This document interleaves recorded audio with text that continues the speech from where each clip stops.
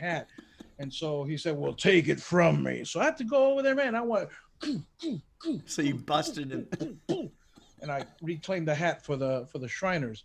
But then I found myself in Miami, and a Shriner came up to me and says, sir, you're not a Shriner. You can't wear that hat. Then I told them of the whole story and how I saved the honor, and they say you're an honorary Shriner. True story. Scout's honor. Scout's honor. Okay. You know, I still know my scout thing.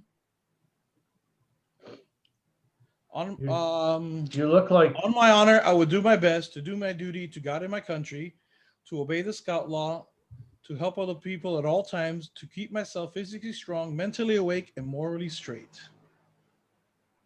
I probably flubbed a couple words in there, but yeah. nobody would ever believe you were reading it off your computer. I am not. And then the other one was a scout is trustworthy, kind, a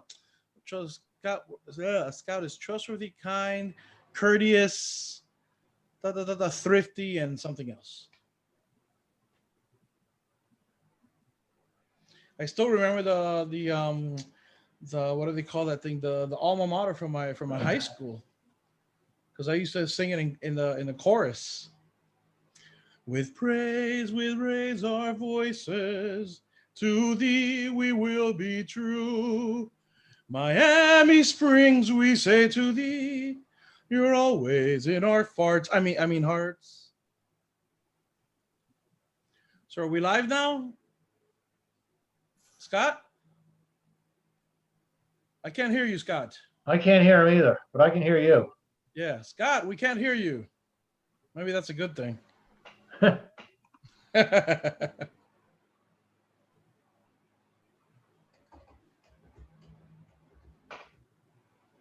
don't know. No? It makes my. Wow, what a nice background. Oh, maybe I can do my beach now because I think it makes my head look funny though. yeah, that's just how life is sometimes. You guys don't hear me, huh? Now we hear Do you. now. Hey, Oh, you do? Okay, that's good. Scotty. Hey, We're cooking with there's gas. David. That's Scotty, right. we missed you. We missed I you. know. Thirsty? All right. There we go. Coming to you from the. I don't have my Shriner hat though. I never got one. I was never a Shriner. I was. Ladies and gentlemen, the great Dave Levy. That's true. That's true. You know what's funny, Dave? I know the owner of the Mai Kai restaurant here in Fort Lauderdale, and his name is David Levy. I don't think he's paying any attention to you, Serge. I don't know if he can hear. Can you hear us, Yeah. David? He's not hearing yet. I don't think he hears us. Hello, David. Hello, Scotty. There he David, is. there we go. Okay. So Sergio said he met your doppelganger at a bar somewhere in The Mai Fort Kai. Lauderdale. Is that right? The legendary Mai Kai. At the Mai Kai. Oh, wow. Yeah, the owner of the Mai Kai. His name is Dave Levy. Oh. Yeah. David has a lot of things, but he does not have a collection of tiki cups. He does not. No, he does not. No, but he's got other stuff. He's got I think other he really needs it. I cool think stuff. So Is that an Astro Oscar back there on the wall? it is. Up there on the upper. It is. Yeah, you can see the Astro Oscar. Wow. It was made by none other than Michael D. Reynolds. Yeah. Nice. hmm So, what did you guys think of the whole experience so far? With you guys have been broadcasting for 3 nights, and this is our final night here. Are you sad? Are you happy? How do you think? Sad. I'm You're happy. sad. Oh. It's like I told you earlier. I have the Sunday morning blues already. Oh. Star party's over, and I got to pack up and go home. You got to pack up and go Oh my home. The God. best part is you don't have to pack up, and you are already home. True. That's not Yeah. a bad name. But You know what? I feel you. I feel you. I had the same feeling, you know. So it was. I was talking to Terry Mann earlier today. You know, today is the International Day of Women and Girls in Science, and so she was on, and we were. But before she came on to talk about all that stuff, we were just talking about Winter Star Party, and we were both close friends with Tippy Dioria and Donald Parker and Mike Reynolds and all these guys, and she was on the show. She was chatting, and she saw somebody mention, like, well, why are they showing all these old guys on her, these old videos and stuff, and they don't realize the legacy of what Winter Star Party is all about. So she was, from her perspective and mine, and I think from a lot of people that have gone to Winter Star Party, to see it like that, to hear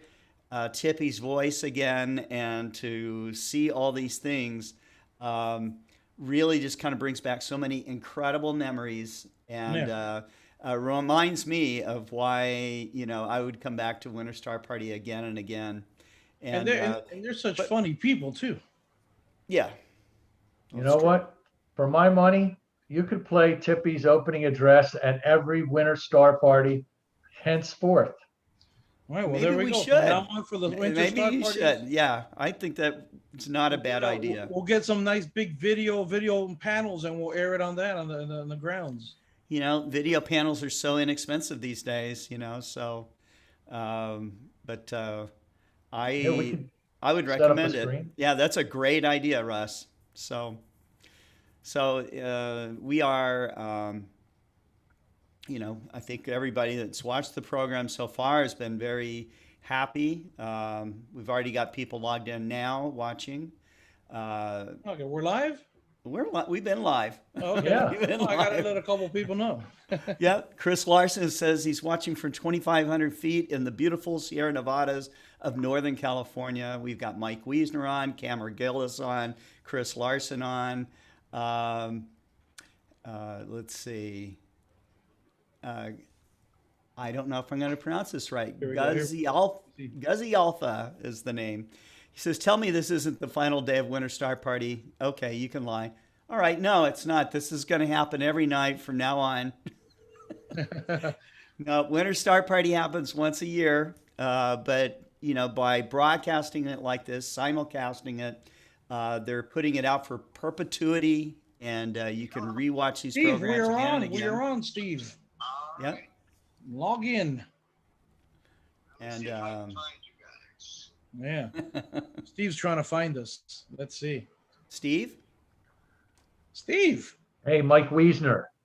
I need to know how to get the bottom off of my ancient LX90 so I can replace the drive board. In touch with me, please. Yeah, there you go. You found us?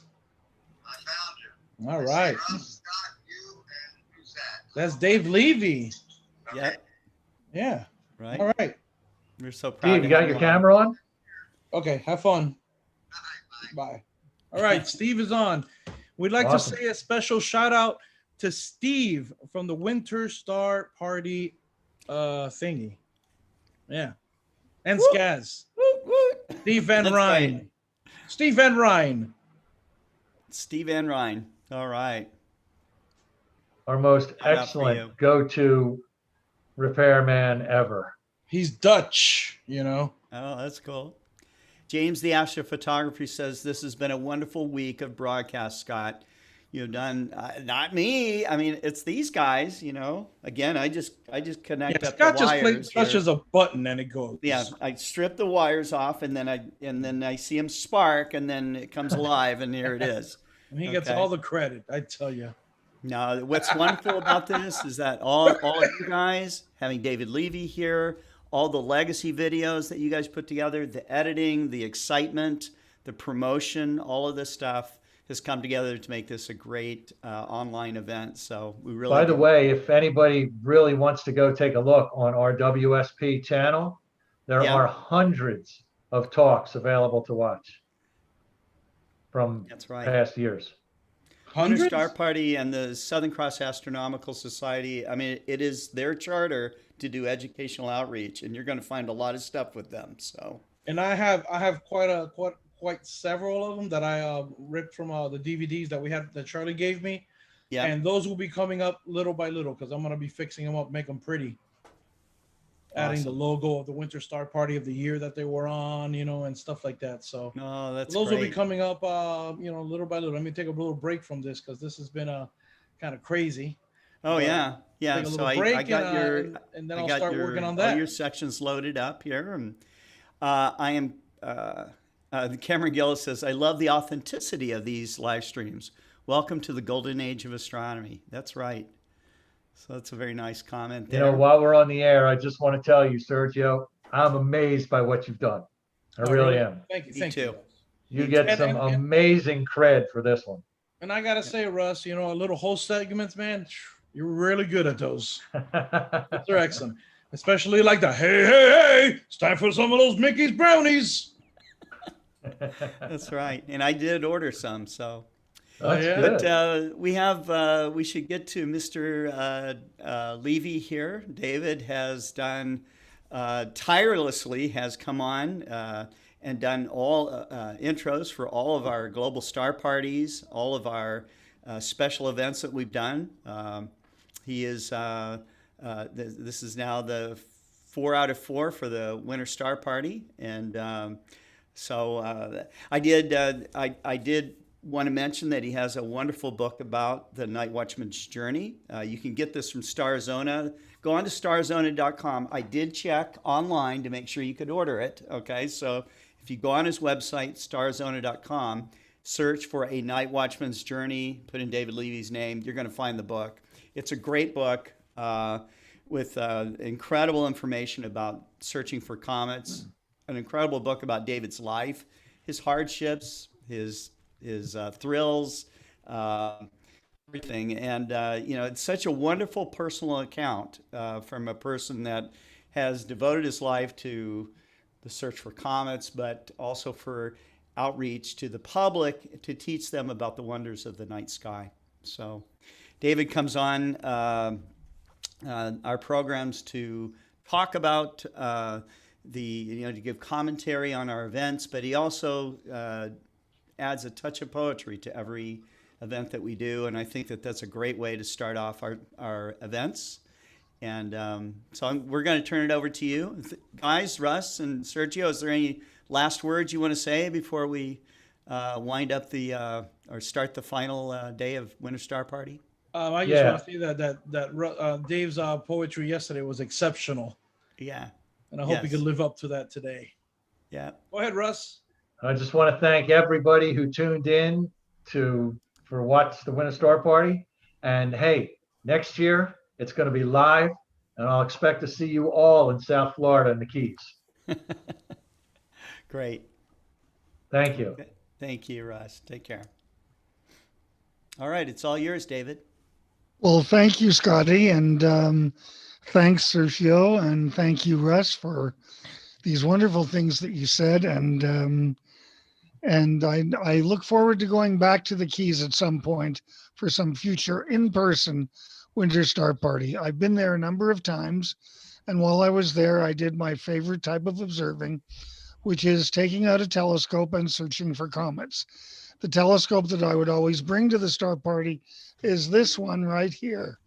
It is there. It is Minerva. It's a telescope that I have had since 1967, and I still use it.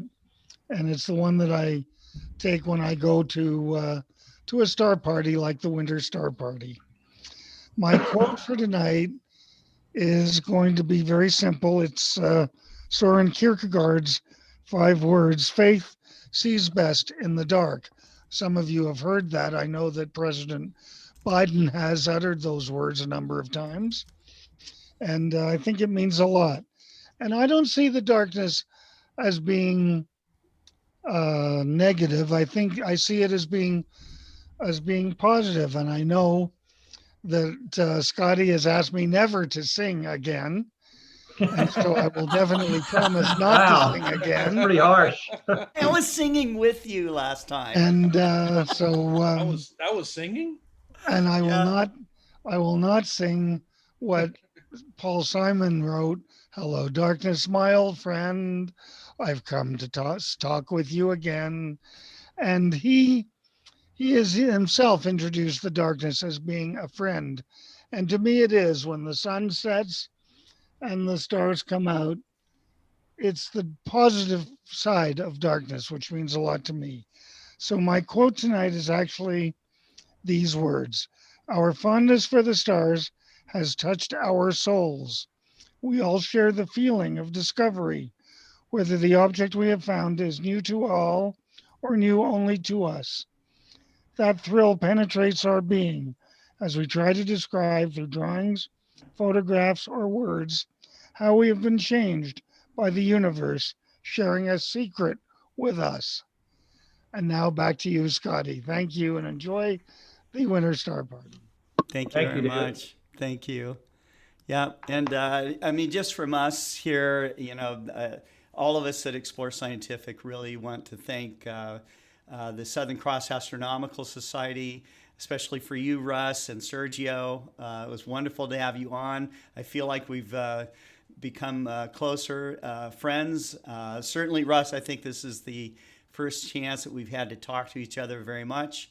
Sergio, I've known for years.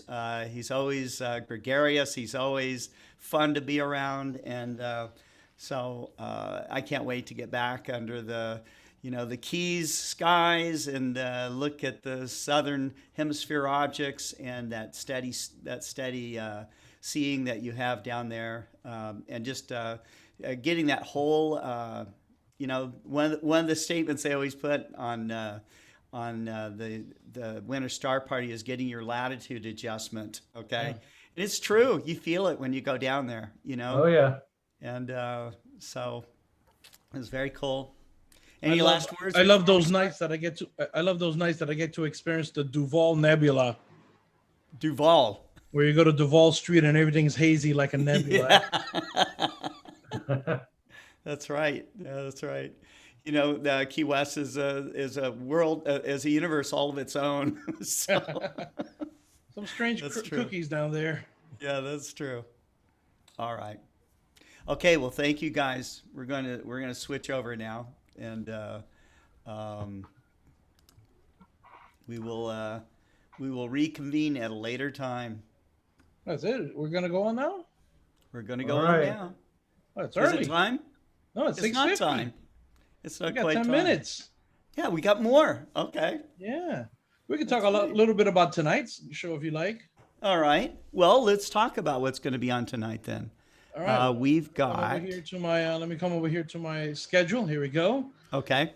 Well, tonight we're gonna have something very important. Tonight is we're gonna have the tribute to Tippy, featuring yourself. Who else? A bunch of folks.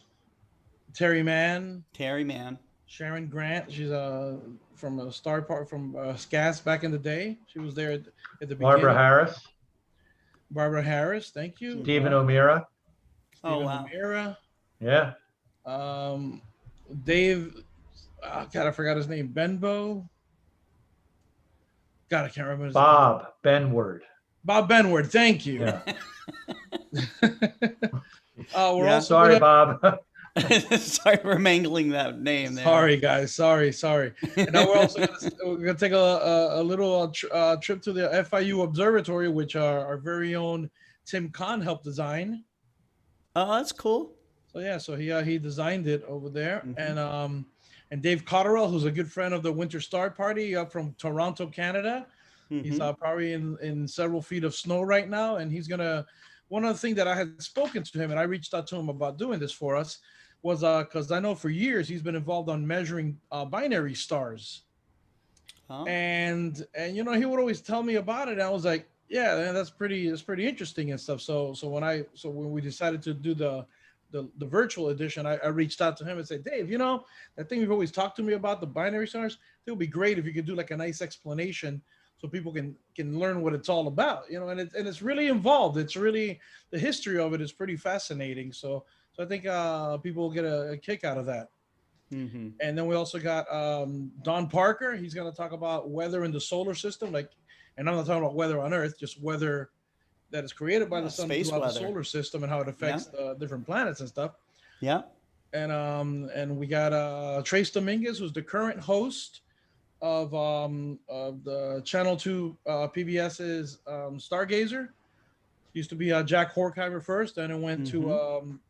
Dean Regas and James Albury, which we've had here on the Star Party.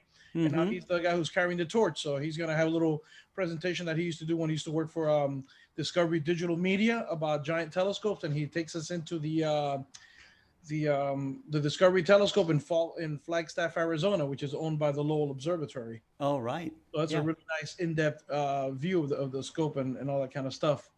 And then we're going to have Andy Campbell again doing a presentation that he did for the Vic South Star Party down in Australia. So we got a lot of goodies tonight. Yeah, that's good. So you got both hemispheres going on. You got a global audience here too. And so that it kind of matches up. It's great. Yeah. Sergio, did I miss the observatory dedication?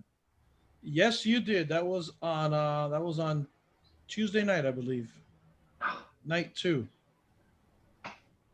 Yeah, you missed it. Must have fell Did you asleep. ever get it? I sent it to you. Yes, I I did. sent you that in Tippy's tribute. Okay. Yeah, that was I great. wasn't able to edit in time. I just didn't have the time to edit the tour of the Oria Observatory, but we will put that on our website or our YouTube page as soon as it's done. Very cool. Just ran out of time, man. Didn't have time. Very cool. Yep. Right. It was too Well, much. you got a lot of cool stuff coming up already, so it's very good. Yeah, I'm looking forward to Don Parker. Yes. Now, Don was big on space weather, and I remember him telling me, we were talking about, the effect of the global warming effect, and he said, well, it's not just happening on Earth, and I said, well, what do you mean? And he says, well, he said, he and I think it was Jeff Bish and I think Tippy was involved with this. Anyways, 3 or 4 guys. And, Don had access to a lot of data, especially about Mars and the sun. And they collected weather data. And we're talking about a 4-century collection of data. And what they did is they plotted it all, okay? And they plotted it all. And what you find is solar activity, okay? And then you see the Martian ice caps getting smaller, okay? And the Earth becoming warmer. And it all agrees. It all follows, okay? So what you have is, although, Don would be the first to admit that we dirty our own fishbowl, and that we should keep it cleaner. But the big source of our weather on Earth is caused by the sun. And,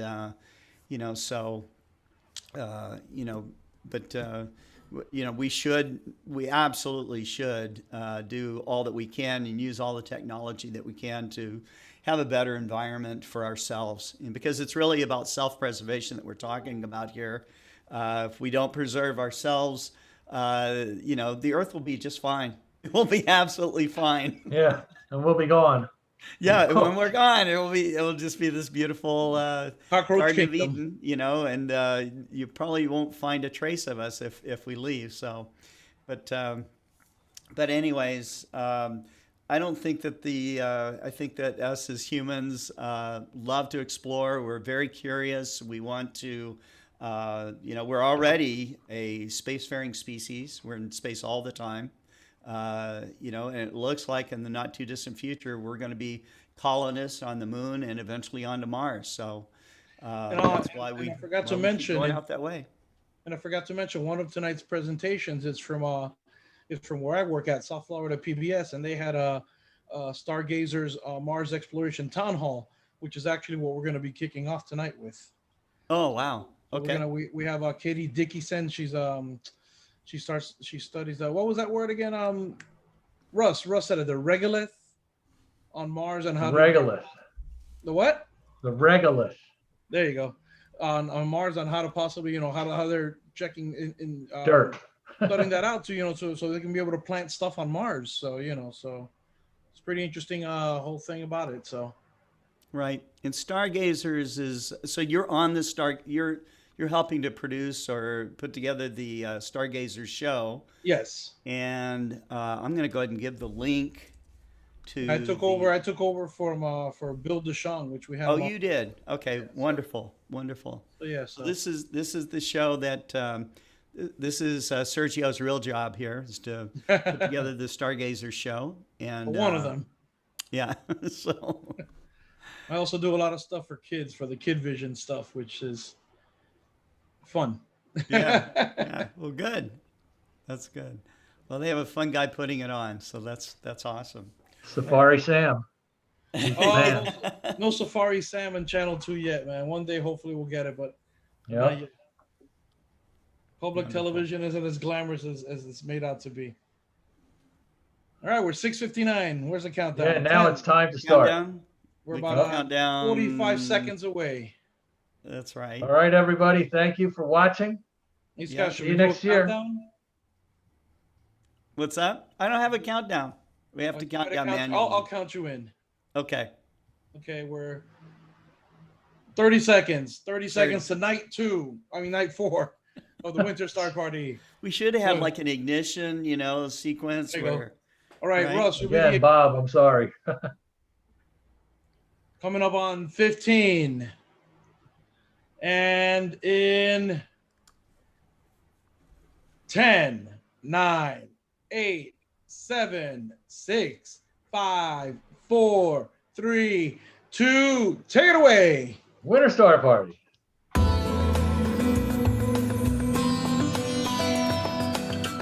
The Southern Cross Astronomical Society welcomes you to the 2021 Winter Star Party Virtual Edition. Welcome to day 4, the last day of the Winter Star Party Virtual Edition. To kick things off tonight, we'd like to present to you South Florida PBS's Town Hall on Mars Exploration. Take it away.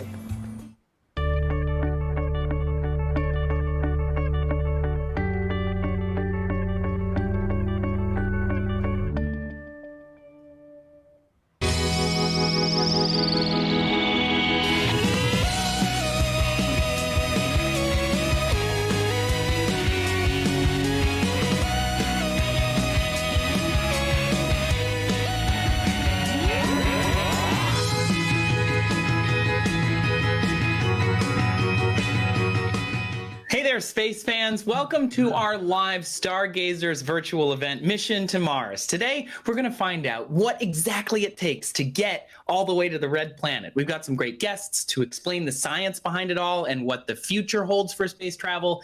I'd like to thank our partner for this program, Florida Atlantic University. This stream was inspired by a class there called Human Mission to Mars, and we're going to learn more about that in a little bit. So first, I want to welcome Stargazers resident space expert, Dr. Atta Sarjadini. He holds the Bjorn Lamborn Endowed Chair in Astrophysics at Florida Atlantic University. Hi, Atta.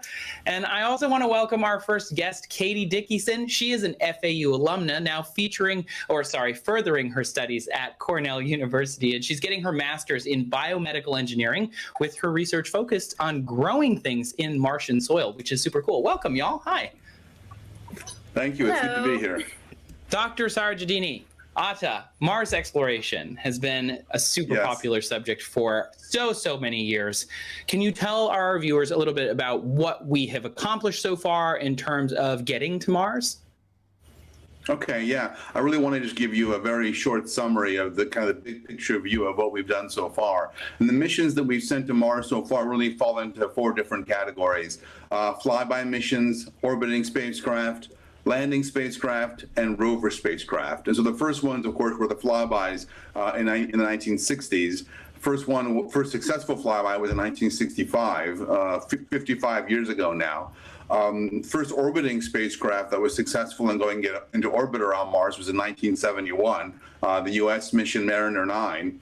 And then the first successful landing spacecraft on the surface of Mars were the Viking 1 and 2, and that was 44 years ago in 1976. And then moving on to the rover spacecraft, those have been, of course, the ones that have that at least recently have gotten the most press attention, were the Sojourner spacecraft in 1997, Spirit and Opportunity in 2004, Curiosity in 2012, and recently the launch of Perseverance, which is going to arrive on the surface of Mars in 2021. Just give you a sense of the size of these things. Sojourner was about the size of a microwave oven. Spirit and Opportunity are about the size of a golf cart. And Curiosity and Perseverance are more the size of a typical car. And so we'll talk more about Perseverance as we go along in this broadcast. But that's kind of the big picture view of what we've done in terms of exploring Mars as a planet. What is it about Mars? I mean, why we've sent, it sounds like robot. Where's the people? When are we going to send humans to Mars? That's my question. That's a very good question. And so, yeah, I mean, depending on who you talk to, it could be the technology, it could be the cost, it could be the resolve. We don't have the resolve to do all those things, but as I'll talk later in the broadcast, in this class we taught here at Florida Atlantic University called Human Mission to Mars, we used this book called The Case for Mars by Dr. Robert Zubrin. And in that book, Dr. Zubrin really makes the case that we can go to Mars today. We have the technology to go today. And the reason we don't or haven't is because of resolve. We can send people to Mars today, and we haven't done so because we don't have the resolve as a society to actually do it and put together the technology that we need and actually go through with it. That's his point of view. So I guess I'll leave it at that. That's really what he believes is the reason why we haven't gone there. Katie, what about you? What do you believe? Do you think that it's because we have resolve? I mean, have you always been interested in Mars and space exploration? Do you think we're going to go there? The short answer is yes. I didn't actually think of pursuing it as a career until the class Human Mission to Mars. It really did change my life. I almost felt like my dreams that I had thought were long gone, were lost to that might have been lost to the world, were completely reignited. And Zubrin had a lot to do with that. And in my mind, I don't understand why we're not already there. Yeah, I totally hear that. Well, but I like that you say that because I would also love for us to go to Mars. I mean, it'd be amazing. But I do want to ask, like, as somebody who took this class and knows a little bit more about Mars than maybe the average person, why do you think we should go? Why is it important to go to Mars if we've already sent all these robots, especially? I think there is a huge impact that would happen in the space and technology fields when you do that. If you look back at the Apollo missions and the spike that happened in people that actually went into scientific fields and technology fields, during that time with that spike is where we got most of the technology that we use today. But when you look back at that, minorities and females weren't really a part of it. So if we were to do that today, if there was a new space race that was created, it would just create such a huge camaraderie. Not only the camaraderie of bringing people together for furthering our future as a whole, but even the aspect of potentially being able to protect the world if, let's say, there was an asteroid that came towards the Earth, or just the mere idea of studying or trying to terraform Mars. If we choose to terraform Mars, then in that aspect, we will be able to possibly figure out how to save our own planet from global warming and climate change.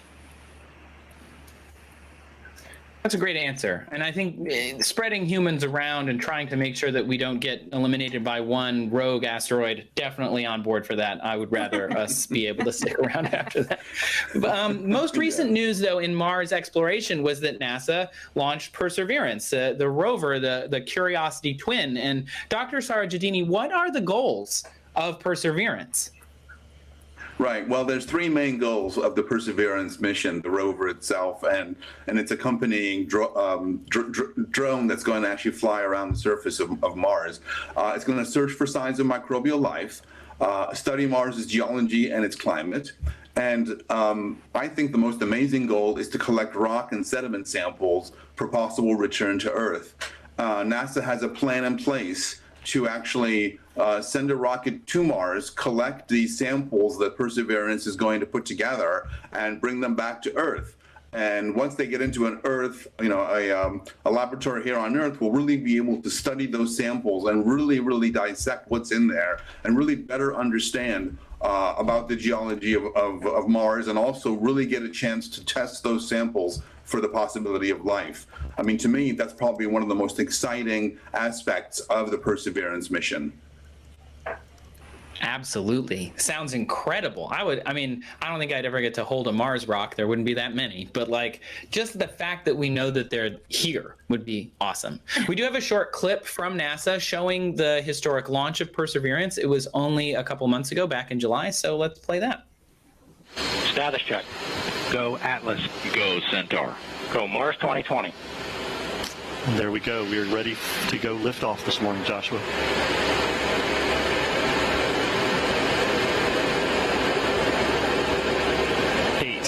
7, 6, 5, 4.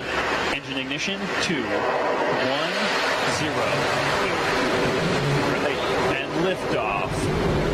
As the countdown to Mars continues, the perseverance of humanity launching the next generation of robotic explorers to the Red Planet.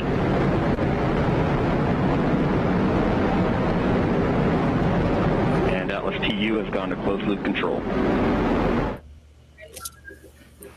That is so cool. I never get over seeing a rocket launch. It's so awesome. We've gotten a couple viewer questions, so I want to get to those real quick. McKay Brown from East Texas and Sam Silverstein both want to know how long it takes to get to Mars. I don't know which one of you is going to jump on this one, but I think that one a pretty good question. Well, I think let me just address that. When Mars and the Earth are optimally positioned relative to each other, as they were this past summer, then Perseverance, for example, will arrive on the surface of Mars on February 18th of 2021. So it's roughly between 6 and 7 months when the two planets are optimally positioned for a rocket to get from the Earth to go to Mars. My piece. Yeah, and so I like that you said it's optimally positioned because both of our planets are orbiting the sun, so they sometimes are far apart and sometimes close together. So how far, Katie, do you know how far away Mars is? Like, we can see it in the night sky, right? So do we know how far away it is? Roughly 37 million miles away. Wow, 36. That's a bit. It'd take a while to drive there.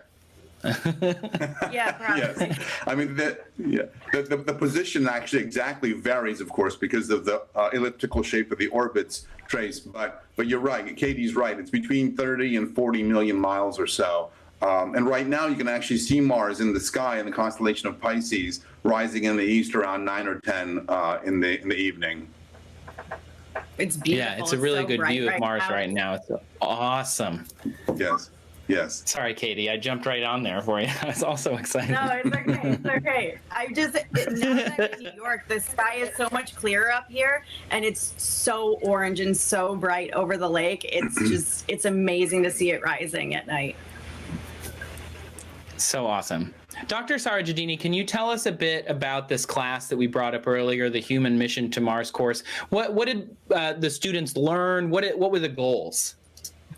Right. So the class was actually designed around what I've heard people refer to as the 4 C's: communication, collaboration, creativity, and critical thinking. The class was designed to foster and encourage those skills in the students. So the students were given material related to a human mission to Mars outside of class. They came to class looking to work together to solve problems. They worked in small groups, were given problems to solve together, and then communicate their solutions to other members of their group and the rest of the class. So in solving these problems, they practiced their communication skills, practiced working together, the collaboration part. They practiced thinking creatively about solving the problems in a different kind of out-of-the-box way. And they practiced their critical thinking skills. How do you actually assess a problem and propose a solution that actually makes sense? And so this is how the class was designed, to really foster and encourage and build these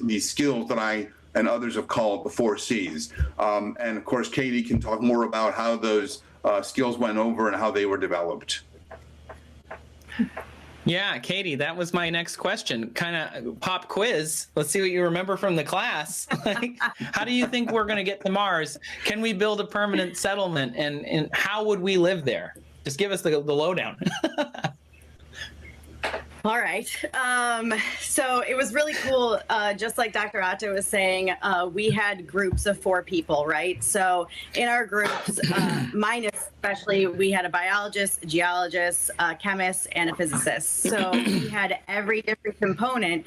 And when we would start class, every week would have a different thing we would have to solve, right? And in aspect to getting to Mars or having a settlement, when it comes to actually living on Mars, when you think about it, if it's going to take you 6 to 7 months to get there, the last thing that you want to do is have to build your house when you get there. Could you imagine you're already losing your muscle mass, part of your muscle mass and your bone mass, and then you get there and you're like, wait, I have nowhere to go. So the best thing that you can possibly do is to send 3D printers to Mars that will actually build your hub on the planet, so that when you get there, you will already have a place to live. Yeah, that makes sense. I mean, just so in case people are unaware, a 6-month journey in space, you're going to lose muscle mass, you're going to lose bone mass because there's no gravity pulling you down, and your body's not fighting that gravity to keep that muscle mass up. So even when you get to Mars, you're weaker than when you left Earth, even with exercise in space. It's kind of a mess. So how do you think we would end up living there, though? I mean, once we get there, we've got this habitat that hopefully is already popped up for us. So then what do we do? So it's funny because I was talking about this with someone the other day, and we realized that it's kind of equivalent to the way quarantine was back in March, where you have to have this mentality of just staying indoors, but at the same time trying to keep your mental and physical aspects intact so that you don't go crazy. So there is a lot of working out. A lot of astronauts say who are on the ISS for a long time that if they go one day without working out, they can almost feel their bones starting to crumble. That's how they've described it. So, I mean, there's a lot of different things besides the working out, besides keeping your nutrition.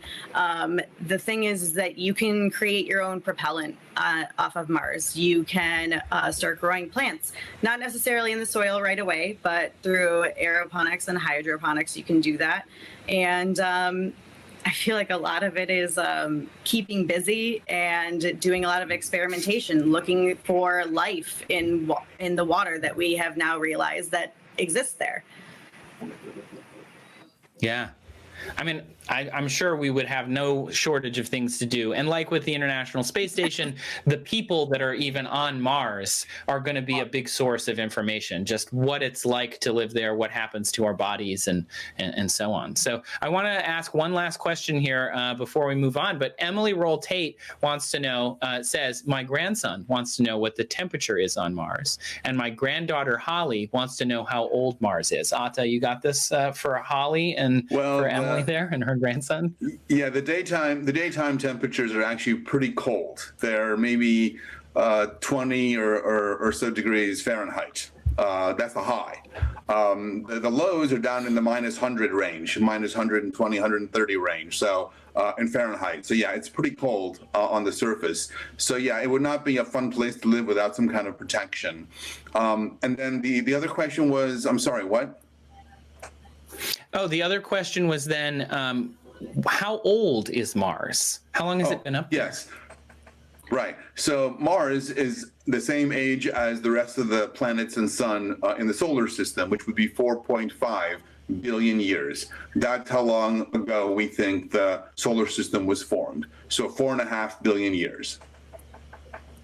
It's a long time. That's an old planet. Yes. It's got a lot of knowledge up there. Hopefully we can learn a lot about it. Katie, did you end up studying more space stuff quickly? And did you go on to do that because of this class? Oh yeah, there's no way I would be where I am right now without that class. The day actually that I met Robert Zubrin pretty much changed my life. He has become one of my mentors. Same with Dr. Atta. Dr. Atta is the one who introduced me to Robert personally that day. And now I am working in Chris Mason's lab, he's actually the one who did the twins, was part of the twin study for the Kelly brothers. And I'm going to be working with simulant that NASA makes based on Martian soil. And we already know that we can plant and grow things on Martian soil. But the one thing is, or there's actually multiple aspects, but one of the things that I'm going to be testing is for toxicity in the soil and how we can use microbes to potentially alter that soil to make sure that when we do end up growing plants on Mars, that we're able to eat the food that we're growing, because there's so much perchlorate and like I said, the toxicity from the metals in there, that if we can use microbes and other plants that can absorb that toxicity, then we will actually be able to eat that food while also hopefully starting to terraform Mars in the process as well. Dang, that's cool. Oh, man. Okay. Well, Katie, thank you so much for joining us. Thanks for telling us about your studies and getting me more excited about Mars than I thought I could get. I was already pretty excited. So thank you so much, Katie. And everyone, thank you for sending in your questions. We've had so many good questions. Stay tuned. In a couple of minutes, we've got 2 NASA experts with us to talk more about traveling to Mars. But first, we have this short video that shows just how scientists are using virtual reality to explore Mars. Super cool. The Curiosity rover landed on Mars on August 5th, 2012. Since then, it's sent over 200,000 images back to Earth. NASA engineers have transformed these photographs into a 3D model that our scientists use to study the surface of Mars. We wanted to share this tool with everyone, so we collaborated with Google to create an immersive web experience called Access Mars. Hi, I'm Katie. Welcome to Mars. Access Mars features some of the most important locations from the mission, key points of interest, and narration from JPL scientist Katie Stack-Morgan. It lives on the web, so you don't need to install anything to check it out. You can view it on a computer, phone, or a VR device. And because Curiosity is still on Mars, we will continue to update the data so you can see where the rover is right now. Our scientists are virtually exploring Mars with this technology, and now you can too.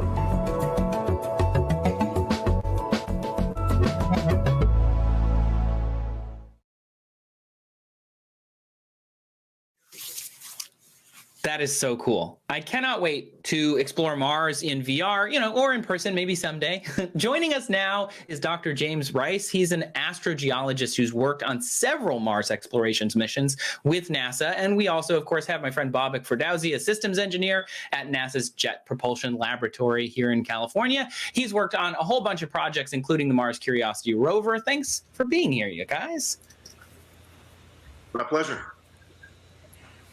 Good to see you guys. So it's the dream job of so many people to work in the field of space exploration. You are both doing that. So I'm sure it was your childhood dream. Maybe it wasn't. I hope it was. What inspired you to get into this, Dr. Rice? It was my childhood ambition. I've been interested in space since I was 6 years old. And that's all I've ever really been interested in. And it just fascinated me. I grew up in the 60s with the Apollo program. And they were talking earlier about the inspiration. The Apollo program is why I do what I do. As a kid, I watched it happen. Over the years, I've got to know a lot of the Apollo astronauts and engineers. And it's an amazing feat this country pulled off. And it's a gift that keeps on giving in terms of science. We're still analyzing moon rocks to this day that the crews brought back. And anyone around my age will tell you that went to the science or engineering fields, 9 times out of 10, the Apollo program inspired them. What about you, Babak? Why did you get into space exploration and space engineering? I'm probably too much of a sci-fi nerd, honestly, and I just grew up on that idea that space would bring us together. And I think it does in many ways. I just love the concept that space was this challenge that humanity could take on, and that we could, participate in, and hopefully, look like Curiosity has, and then other missions back home at Earth, and really recognize how special our place is in the universe. Yeah, absolutely. Dr. Rice, you worked on the Spirit and Opportunity rovers, and Opportunity. I mean, wow, what a machine, that little guy. Can you tell us about your career and your role with these rovers, and all the stuff that they taught us about Mars? Yeah, it involved doing a lot of the alphabet soup within your name, bachelor's degree, master's, PhD over the years. But like I said, at an early age, I knew this is what I wanted to do. And so I had to bite the bullet and do a lot of schoolwork, which wasn't something as a grade school student that anybody thought I'd probably end up doing. My grades weren't that great growing up. But like I said, the space program is in my blood. I'm just still fascinated with it to this day. As I got my PhD, I was doing research with professors on Mars-related topics. I'm a geologist. So when I got selected by NASA to be on the science team for Spirit and Opportunity, that was to me a dream come true, to work on actually 2 rovers on Mars. That's something that's not even in the books to do again. So it was a very unique project to send 2 rovers to Mars in 2003. They landed in January 2004. I was the geology team leader on both those rovers. And we had a great team of scientists and engineers. And it was an amazing journey. I mean, our mission was only supposed to last about 90 days, and Spirit went close to 15 years. Excuse me, Opportunity went close to 15 years. Spirit was about 6.5 years. So I think the U.S. taxpayer should feel good because they really definitely got a return on their investment of these vehicles for lasting so long. We made amazing discoveries. For me personally, my PhD dissertation was on ancient lakes on Mars. And in the 1990s, this was a very controversial subject. When you went to technical conferences, you were ostracized if you were talking about lakes on Mars. So I was fortunate to be involved with the paradigm shift in thinking of Mars. And then to me, the icing on the cake was to work on the Opportunity rover when we found the first lake beds on Mars. And so that was an amazing journey for me personally and professionally. And we discovered so much about Mars. We basically rewrote the science book on Mars and laid the foundation for missions that came later, like Curiosity. We found, like I said, lake beds on Mars, an area where there could have been a hot spring or a geyser on Mars with Spirit, abundant evidence of past water on Mars. And all these environments were potentially could have been habitable if there were any Martians there. Now, we still don't know if there was ever life on Mars, but we discovered environments that would have been conducive for life.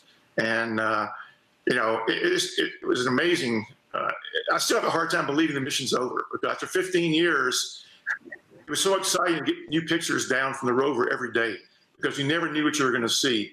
And being a geologist team leader, that was my job, to analyze the images and to help figure out where we're going to drive the rover next. And like I said, we're a great team. I love that you got to see these images, and it seemed, correct me if I'm wrong, but you got to see pictures of Mars that no one had ever seen before first, like right out of the gate. That's crazy. I bet that. Absolutely. And even, late into the mission, 13, 14 years in mission, I would still get up in the middle of the night when the downlink would occur to watch the images when they came down. I was just, to me, this was an opportunity of a lifetime to work on 2 rovers. And early in the mission, when we first landed during the prime mission, we were all out at JPL and living on Mars time, which was very interesting. And I was the only person on the team that worked on both rovers. To me, I figured this would be my chance. And I didn't get much sleep, but I figured I could sleep in the grave. So it was just, like I said, it was a great experience. We're going to come to the Curiosity rover and Bobak in a second, but I want to get to a couple audience questions. Trevor Dickinson asks, what's the easiest way to get around on Mars? I think, Bobak, if you want to tackle that one, that could be really interesting. Sure. I mean, obviously we have rovers for now, and I think the hope with Perseverance is to demonstrate that you can do flights on Mars and hopefully get around a lot more easily than the unpaved terrain of Mars. Certainly some of the more interesting places where it's very rocky and very difficult for rovers, you might be able to fly in. So I think we're hoping to prove that, kind of like Pathfinder proved you could drive on Mars. We like to prove next that, you can fly on Mars. That's cool. I can't believe we sent a helicopter to another planet. I mean, that's nuts. Another question, James Roney wants to know, looking down the road, what are some of the biggest technology challenges that we're going to face to having an ongoing presence on Mars? I mean, Dr. Rice, you had a machine that was there for 15 years. What kind of technology challenges did y'all run into? Well, Mars, as we alluded to earlier, it's a very harsh place. It's a tough place to make a living. But, we had some great engineers that built some great vehicles. And in terms of future challenges, I think robotically, every mission is a challenge. And you never know, it could be a bad day on Mars. I mean, there's no guarantee right now that Perseverance is going to land successfully. We think the team has done a great job to get ready for that as much as possible. And we're very confident. But, Mars can reach out and really slap you upside the head. I worked on Mars Polar Lander, first Mars mission I worked on. And if you know anything about Mars exploration, you know that mission failed. It crashed. And this business, I would say, is not for the faint of heart, because bad things can happen. And when they happen, you kind of lose your job, not because you did anything wrong, just because Mars is a very difficult place. Roughly half the missions that the planet Earth has sent to Mars have failed. So it's a tough place. And future challenges, I would say the biggest future challenges, robotically, we've done a great job. And I think we'll still do a great job in the future with Perseverance and eventually the sample return. But I think the biggest challenge in terms of Mars exploration is going to be getting astronauts there. And that is the thing people always ask about. When are we going to put astronauts on Mars?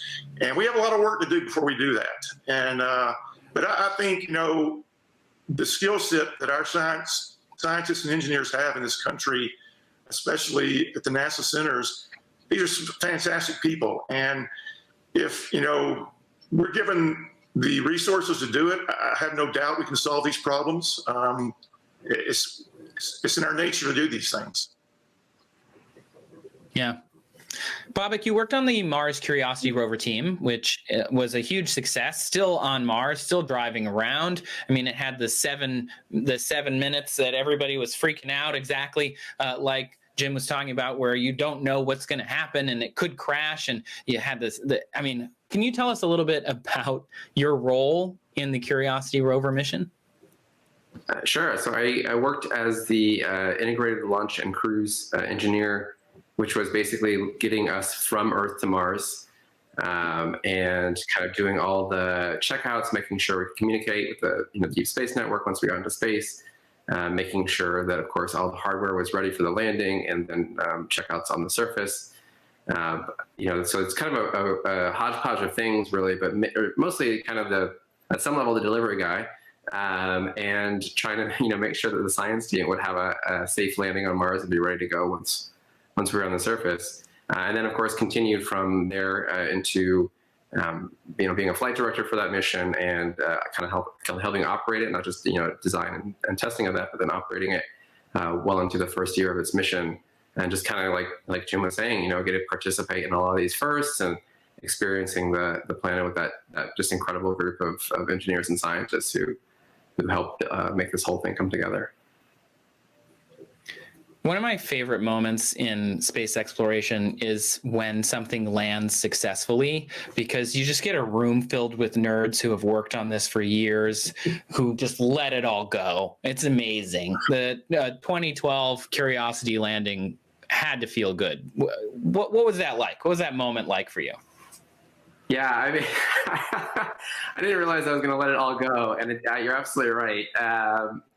We had the dress rehearsals, we obviously test the hardware, but we also have to test the people.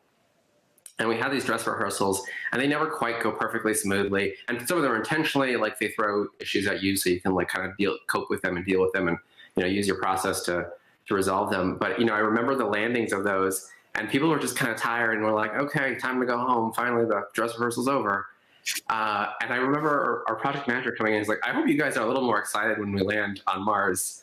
And sure enough, of course, right? Like, I didn't think I was going to cry, but just being there in that room with so many other people and just knowing what all of us had kind of put into that, I don't even think I understood how invested I was in that mission at some level. And really, I think there was the sharing of that, just kind of pure joy of things that we'd all worked on for so long together.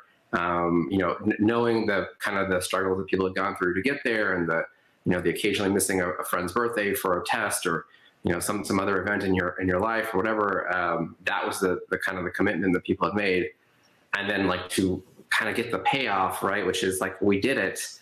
I think that's why to me it's as close as I've certainly experienced to kind of like communally raising, in this case a rover, but a child, and watching it be successful and really being proud of your whole family at that moment. Man, I bet. It seems like I just want to call out how passionate you both are about what you're doing. I mean, no wonder you feel so strongly for these rovers. I mean, they seem to have their own personalities and their own stories. And I mean, Dr. Sarajadini, how does work like what Bobak and Dr. Rice are doing, how does that inspire people back in the classroom? Well, I'll tell you, whenever I talk about NASA and the space program and space exploration to my astronomy and astrophysics students, I always get positive feedback about how inspired they are about NASA's accomplishments in those areas. And they always ask me, how do I work at a NASA research center? How do I become a part of a space flight center? What career direction, do I need to go to be involved with NASA in some way?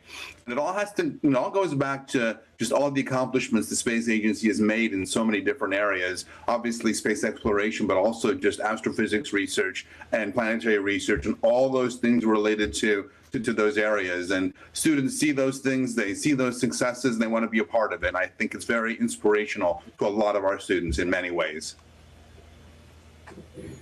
Yeah, I totally hear you there. We did get a question from the audience, I think, that fits right into that. Corey Newcomer asks, and I'm going to throw this to Bobak first, but I want to hear from Jim as well. Any advice or ideas on fostering a child's interest in cosmology? First of all, I would say, why not be an engineer instead? No, I'm kidding. But in all seriousness, I will say from a personal experience, and hearing Jim and everybody here talk as well, it's an incredible experience to be a part of, and that kind of community that you really feel a sense of in here. And I know that there is, of course, disagreements always, like all families, I guess, at some level. But that experience alone has been tremendously rewarding to me, to kind of feel like a part of a thing bigger than myself. And of course, I love the technical challenges associated with it. In terms of getting kids into it, I think obviously it's pretty exciting on its own. I think most kids have that innate curiosity about the planets and how the world is formed and what's the nature of the universe. I think that just kind of comes naturally, and I think a lot of it is encouraging it. Obviously, there's all sorts of education, but I'd also really encourage that one of the really neat things about this field that I didn't recognize when I joined it was how broad and diverse the group of people. You saw the virtual reality folks talking about putting that together, and those not everybody in that group has an aerospace engineering background.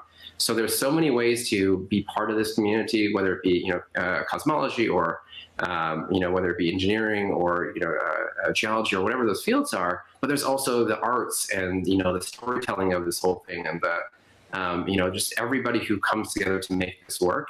And I think that's what's really I think the most exciting part about this. So if you love those things and you're like, I just don't, this is not my friends, fine. There's plenty of other ways to participate. It's kind of finding the sweet spot between what they're really excited about and what things they really enjoy doing as well as a career. What about you, Dr. Rice, when it comes to getting kids excited about, let's say, instead of just cosmology, just exploration and getting involved, going to the next sky? Well, and I grew up in Alabama, and my parents encouraged me.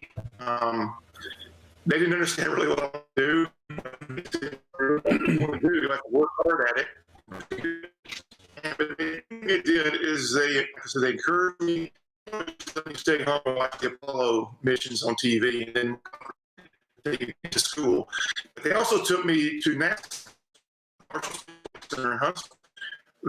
When I was in the Saturn V rocket, the spacesuit, everything on TV or in a book I read. Florida, you have a great place to go, Kennedy Space Center. I would definitely foster that and don't ever discourage. Maybe the next Albert Einstein in your presence. So, I think, unfortunately, Rover's children, we're born. If you ever look at a little child, they're a born scientist. They're curious. They're going everywhere, looking at everything. And it's in our DNA to be curious and to explore. And unfortunately, it seems like as your student goes through the education system, it sort of gets weeded out of you. I know I sort of experienced that with the friends growing up, but I never lost my interest. But so I think there's a lot of ways to do it. And, there's so much now today. You can watch launches virtually on the internet if you can't go see one in person. But I would tell you right now, if you get a shot, go see a launch in person. That will light a fire in you that will never go away. It's an impressive, unbelievable experience. I totally agree. I've seen a couple launches in my time, and wow, has it been awesome. Atta, I want to get your answer on here too. Actually, the three of you, I want to get a short answer from each of you on this next final question.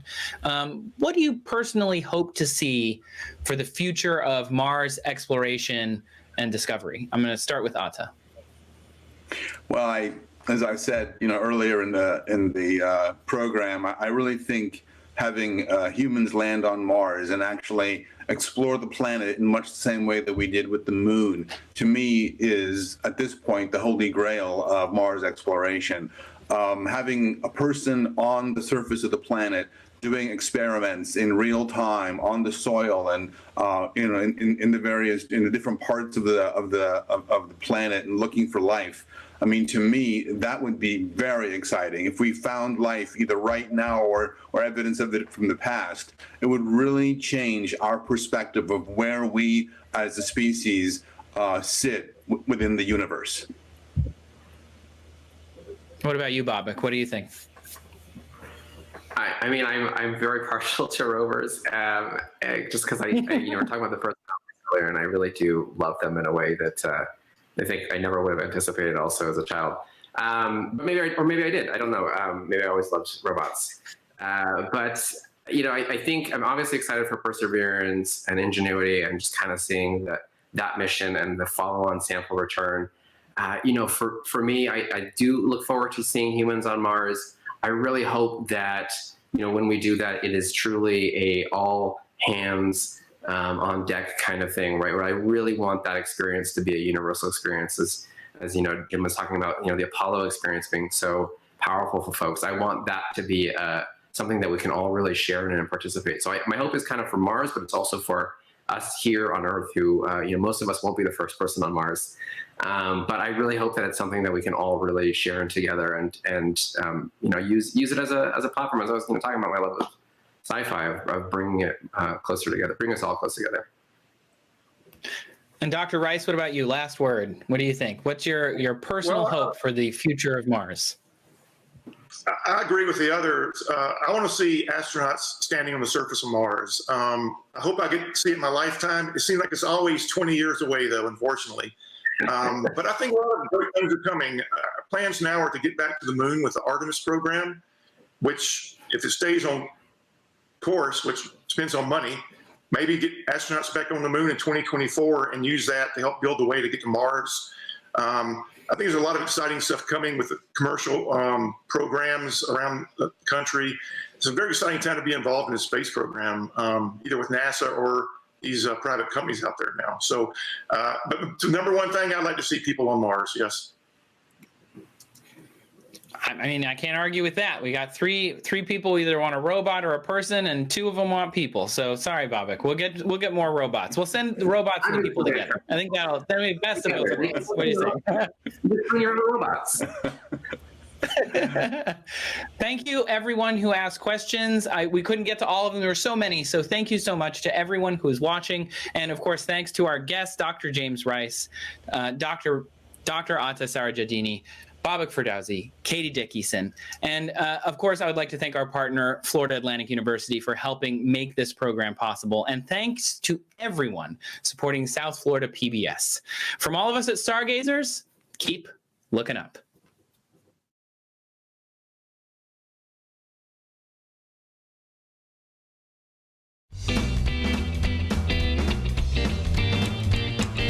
All right, guys, we got another prize for you. Now, this prize, we weren't able to do it in the drawing because this prize came in late in the game, so we had to do the special drawing. It was made by Headquarter, and they sent me the information right here. And the winner is number 280, Roxanne Riley. Roxanne, congratulations. You get yourself an Astronomical League calendar and an embroidered hat. I could use the hat when I'm out in the sun so I don't get burned, right, Pat? Absolutely. Yeah. Anyways, Roxanne, enjoy your prizes, and hopefully we'll see you at the Winter Star Party next year.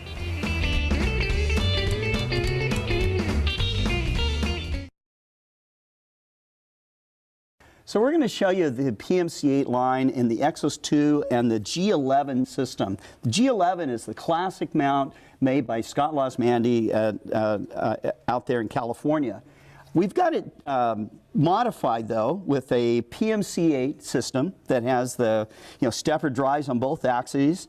This is a wired configuration. I have a NUC computer here running the whole system. It's running all my camera control software. It's running the SkyMap software and everything, also to run the PMC-8.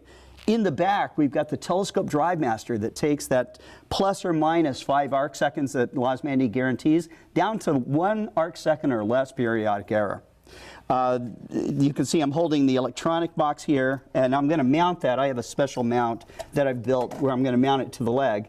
But to show you the other parts of the telescope, we've got an Optec electric focuser that's mounted onto my ED102 carbon fiber.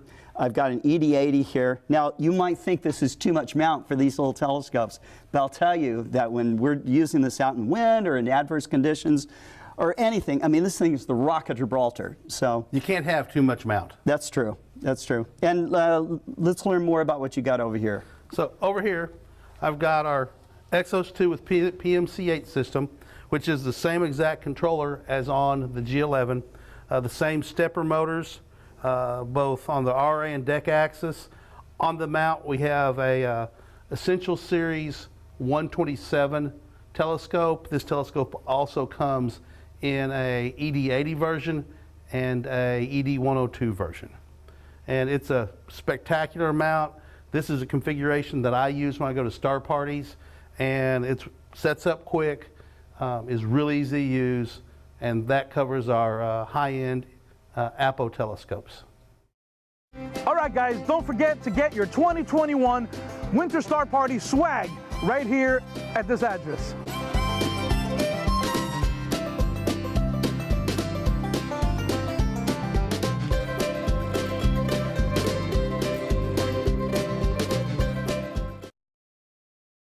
It's going to get a little chilly at the Winter Star Party. We're going to go up to the Great White North. To the frozen tundra of Toronto, where we're going to hang out with David Cottorell, where he's going to tell us about how to measure double stars.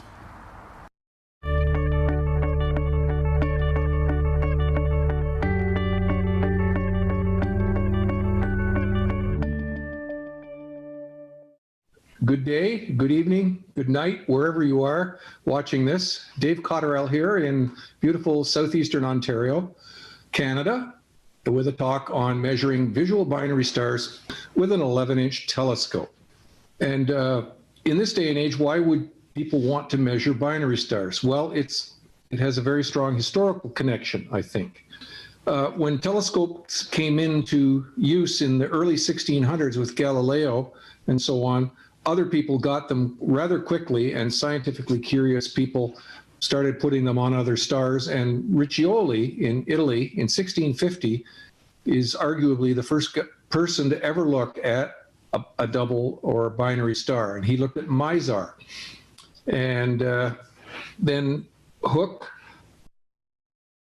Fontenay, and then the floodgates opened and they all started looking at him. By the early 1700s, there were dozens and dozens of science people astronomers looking at these items. In those days, in the 17th century, it was thought that, Copernicus's ideas had only been really accepted for a few years, and the outer sphere, so to speak, of the way they thought the universe worked, they thought that the brighter the stars were, the nearer they were, period.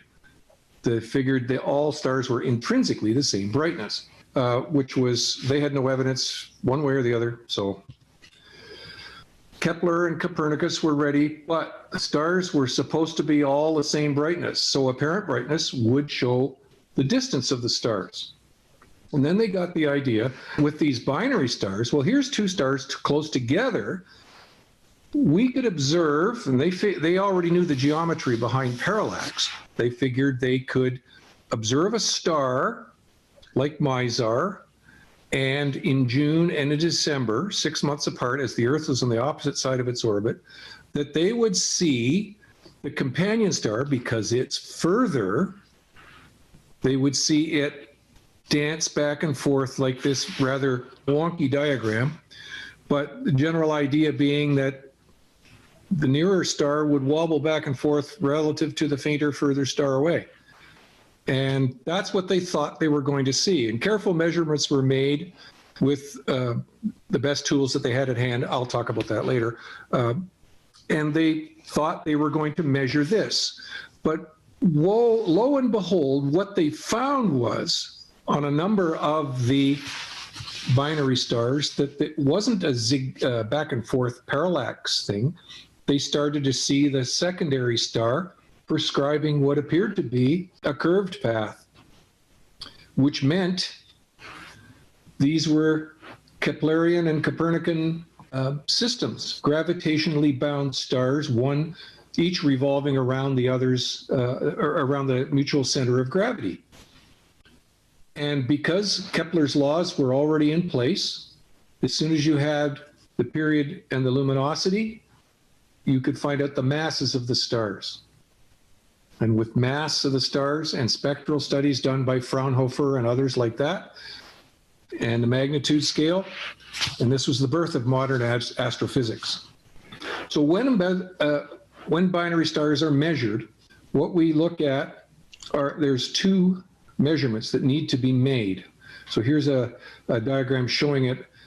First of all is the separation between the primary star and the secondary star. And it's usually given in arc seconds or fractions of an arc second if it's close.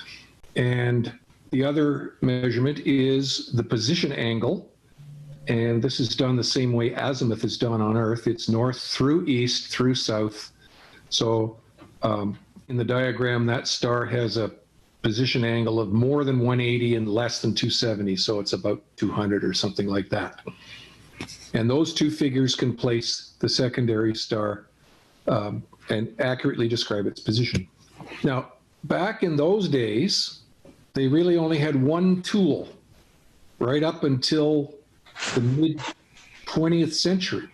There was only something called a filar micrometer.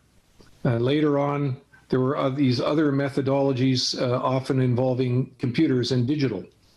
This is a filar micrometer. It was in use from the late 1600s, maybe even the 1700s. And it's an impossibly complex piece of brass machinery.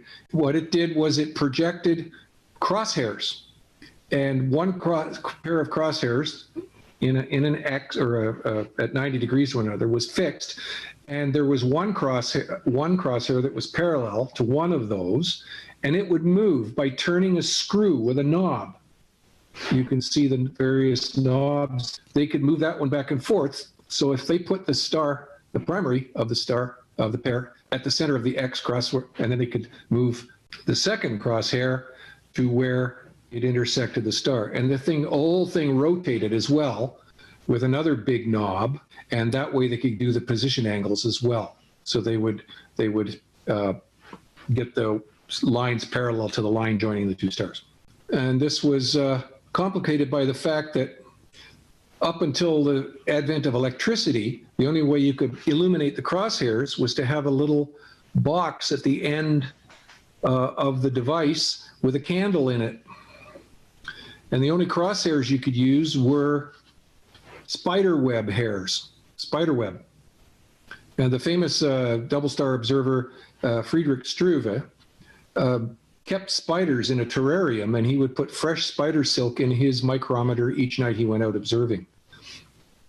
And the conditions under which they worked were more painstaking than anything we can dream up, I think. So, but there were problems. Anyone who's looked at stars at high magnitude, especially us older guys who may have done at one time manual guiding with your thumbs on the north, south, east, west buttons, everyone will know that that star dances because of the seeing. It doesn't stay in one spot. And so and they were doing this, observing at huge focal lengths, 2 meters, 3 meters, 4 meters, in order to get the image scale for accuracy. So it was hard to get the filaments to be right on top of the stars, because the stars was kind of jiggling around a little bit. And then there was the problem with the candles illuminating the spider hairs too brightly, and it would drown out the fate companions. A very, very, very slow, very difficult work, but really good observers with good equipment could do measures to 1/10 of 1 second accuracy. But it would take them a long time. 10 measures an hour would be pretty fast rate of speed. And then you would average those, and that would be considered a measure for that night. And you could publish that. And that's all they had until the 1960s. And here's some names of these early double star people: Friedrich Georg Wilhelm Struve, John Herschel, S.W. Burnham, Van den Bos, Aitken. They were all extremely accurate scientists, but they were using the largest refractors in their day. Struve had a 9-inch, and he had the very first achromat telescope that was made for him by Fraunhofer. It was a 9-inch, but it was about an F12 or something like that. So a huge instrument. And some of these guys, Aitken and these other people, got to use the 40-inch at Yerkes and the 36-inch refractor at Lick Observatory. And a lot of measures were made on that. So and the refractor was the scope to have for double star work. In the late 60s, Celestron and others came up. Well, it says here 1980s, but I'm not sure that's true. If they could etch a reticle onto an eyepiece, and the scale was known, the image scale was known. I'll be talking about image scale later. You could make estimates of the separation of pairs putting the stars, one star in the center and one along that horizontal scale through the middle. And you could also do PA things by letting the position angle by letting the star drift through, turning the thing so it drifted along the line, and you could read the scale. That wasn't very good. It didn't work very well. And along came with computers and everything else, and I think everyone who's owned a telescope maybe 8 inches or larger will know what speckles are. These are on the nights of poor seeing, where you don't get the little center spot with a nice ring around it. You just get a kind of a fuzzy mess of rapidly changing dots and little spots and everything like that. Everybody's seen that in the bad seeing. Scientists figured out that this could actually be used to measure the pairs. It's hard to explain, and I'm not trying to go into huge technical things here, but generally speaking, each one of the little dots, if you look at the upper left-hand picture in the left-hand picture in the top row, you'll see a bunch of little dots. Each one of those is actually an image of the star. And these dance around and move. So if you record it, or if you take images with a computer and then stack the images at the bottom, the images will actually interfere with one another, and you will get the image of a binary star. And it gives you 2 images of the secondary star. And the reason for that has to do with something to do in math, with something called a Fourier series. Don't worry about it. You don't have to worry about it. But in order to figure out which one of those is the real image, you'd have to have somebody else's measures ahead of time and pick one based on their PA measure. Now, I did talk about plate solving or image scale problems. In order to actually do double star measurements, you have to know the focal length of your telescope. It's very difficult to do. I'll be talking about it at length. The setup I use only has a field of view of 2x3, so I can't use plate solving. I know a lot of you imagers out there will send an image into up to the internet, and it'll come back with the names of all the objects in your picture and how wide it is and how tall it is and how many pixels and everything, and it will give you an image scale. Well, that's fine if you've got typical fields of view for imagers, which are in terms of degrees, half a degree, 2 degrees, whatever, 3 degrees. But the setup that I use only has a field of view of 2 arc minutes by 3 arc minutes. So there aren't enough stars to plate solve. So I had to think of something else on how to do this. So I began with, I happened upon by talking to other amateurs, especially a really good friend of mine. I'd like to mention him. He was my mentor, a guy named Ed Wiley from Lawrence, Kansas, now from Georgetown, Texas. And he got me into this business of measuring binary stars, and I'm thankful for it. But he introduced me to something called lucky imaging. Now, can you see it moving around? This is Gamma Leonis. Separation's around 4 arc seconds. And see how much it's moving? That's the atmosphere. That's not my terrible mount and my terrible telescope. That's the atmosphere making it move like that. Your eye is a wonderful thing. If you just look at that through a telescope, your eye cancels all that movement and you see what appears to be a star sitting there pretty steadily with its little companion sitting beside it. But if you make a video recording of it, it records all of what's really happening. And that star's moving around probably plus or minus the better part of an arc second in all directions. It's random. But if you take a video and align it in certain kind of software and then stack the frames, you get these 2 nice little blobs. So those are the same stars as in the previous slide. It's those 2, and then stack the video and you end up with very nice little star images. And this is 200 frames averaged. And I'd like to say that this is the equivalent of measuring each one 200 times with a filar micrometer. This solves your averaging problem right away. It averages out the position, and what you get is a mathematical representation, and the pixels, where it is, X, Y, on your camera frame, can be very accurately noted. And then with some elementary high school trigonometry, you can do the rest of it. So this is the outfit I've been using.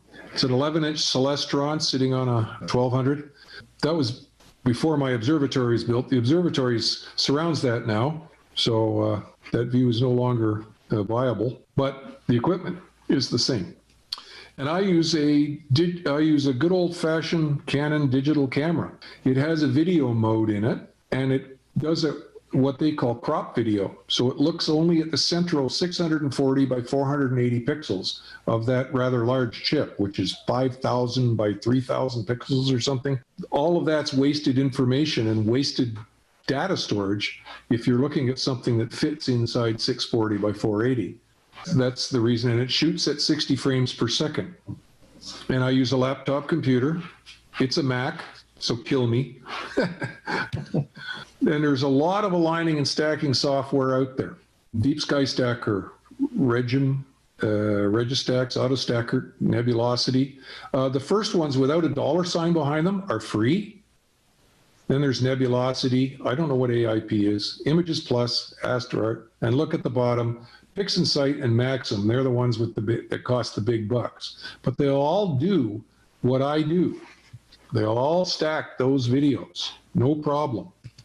And for Mac, there's fewer, of course, there's always fewer scientific options for Mac computers, but there's enough. And I use something called Linkios. the second one on the list.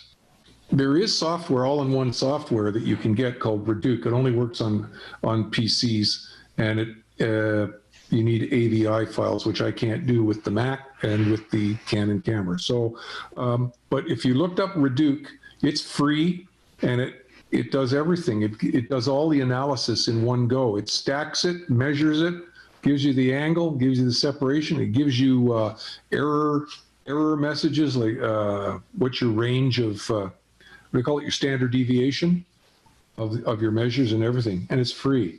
So I recommend, if you're watching this, write down the word Reduc, and you can, that's all you need if you are living in the PC world with a typical, QSY type, QHY type camera, that kind of a camera. But I use a Canon, so converting is not a good idea because you don't know if it's going to be 1-to-1 pixel conversion. So I use something, after I stack it in Linkios, I then move the image, and again, this is the same one. This is the Gamma Leonis picture, and I put it in a software called Astro Image J. And this is a measurement software that measures pixels in X, so you can measure the separation between the two stars. Astro Image J started life as something in the medical field to measure the size of cells and the size of viruses and all kinds of stuff like that. But Astro Image J, and this is the thing you're looking for, it finds the centroid of stellar images to sub-pixel accuracy. It's really astonishing what you get from it. It will do magnitudes. You could use it for variable star work, but I have never, ever done variable star work with it, but apparently it works. And Astro Image J is available for PC and Mac platforms, and glory be, it's free. Now, we get to the real difficult part of the matter, is calibrating. First, there's two things you have to calibrate. You have to know what angle your camera is when you stick it into the telescope, where north, south, east, and west are relative to the frame that you're shooting.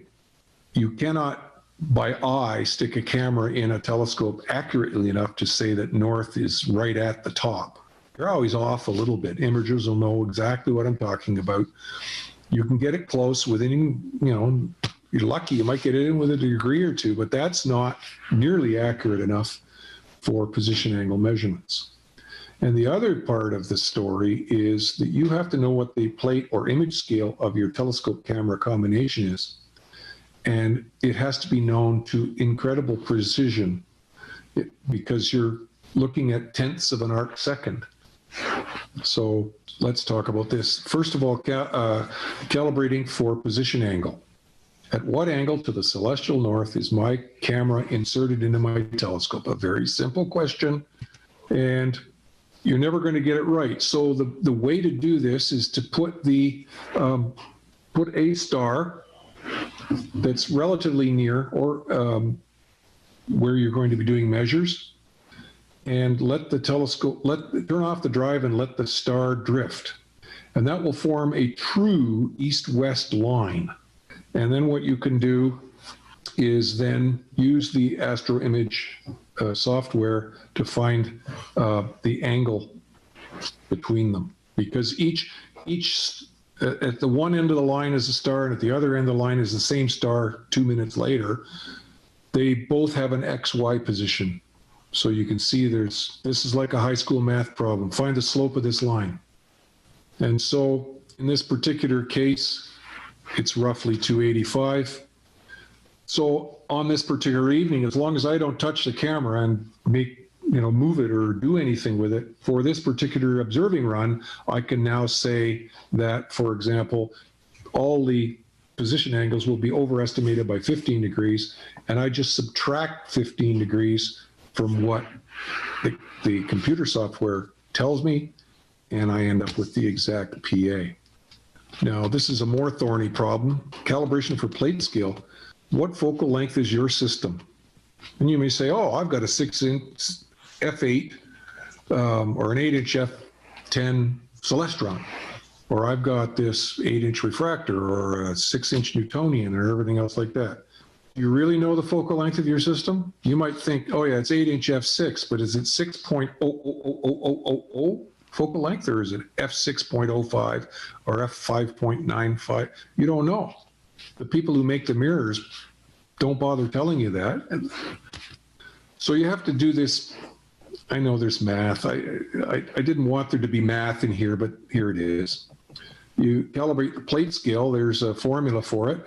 You get the pixel size from your camera manufacturer. You multiply it by 206,265, which is, all you math geeks know, is the number of arc seconds in a radian, in 1 radian, and 1,000, whatever. Now, my telescope is 279.4 aperture, f10 is what they say it is, so the focal length is 2.794 meters.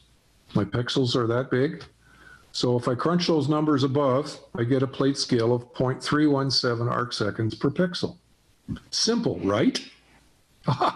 That's what the slide says. Simple, right? Well, not really. You have to know the precise focal length of the telescope.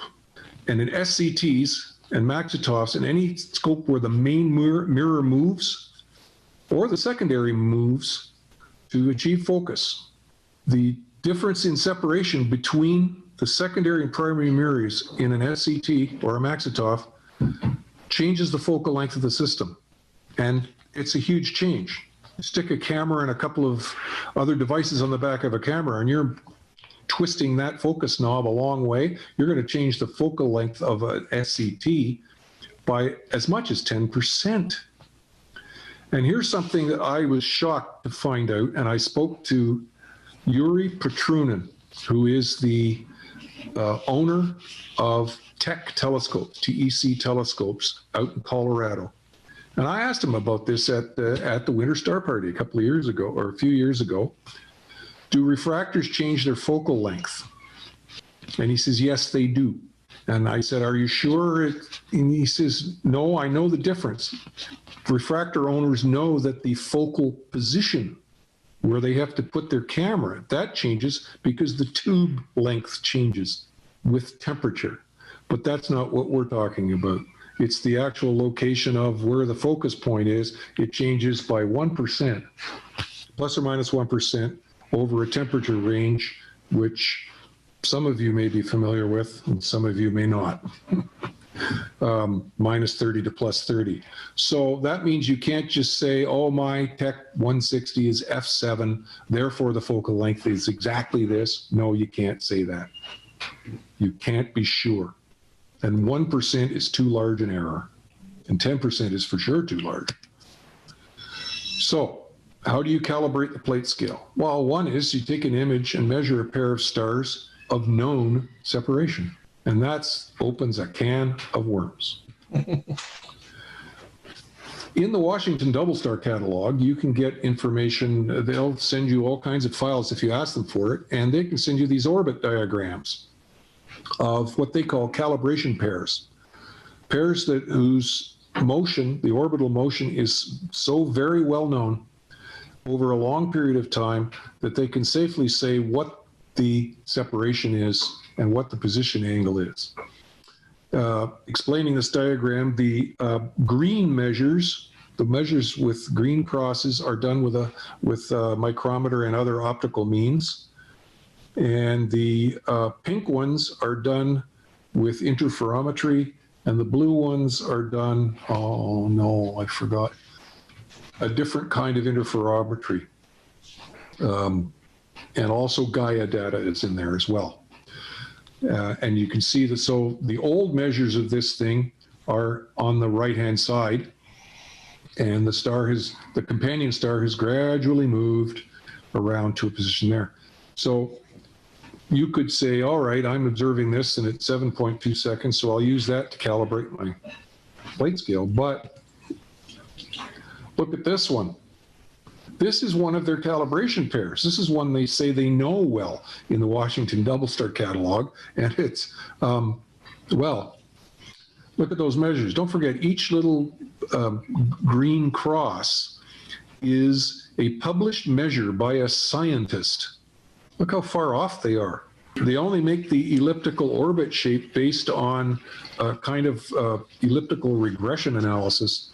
And, you know, they really don't, the accuracy isn't there. Here's the best known and the best measured binary star in the entire sky, because it only has a, I think it's an 80-year orbit or a 60-year orbit, something like that. So it's been observed since the 1700s and has done like 7 or 8 orbits, 6 or 7 anyway. And the measures are still all over the place. So what is the real separation of that? Who knows? And this is, there's human error involved here. And if you use an erroneous measure as the basis for your measures, you've compounded your errors. The Washington double star, a scientific document, but they made a joke.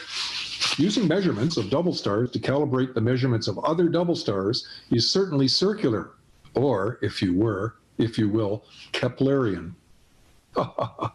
We strongly advocate the use of other absolute calibration techniques. I started doing some reading on this. This is far more towards being my own work, adapting science for amateurs. So this is kind of, I might be one of the first people to have done this 5 or 6 years ago. And it's a diffraction grading. High school physics class, you took a red light or a light and you shone it through a bunch of slits, and you got a diffraction pattern where the light going through the tiny little slits, and the slits do have to be small, gets spread out into discrete little bundles that would show up on the card behind it. The center one being white, and each one moving away from the center being dispersed into a rainbow. But that's because if you send white light through it, you're sending white light of all different wavelengths through. So each wavelength is deflected differently. But I want to know what only one wavelength is doing. So somebody, a solar observer friend of mine says, well, you got to get yourself a hydrogen alpha filter because it has a really, really narrow bandpass, 7 nanometers.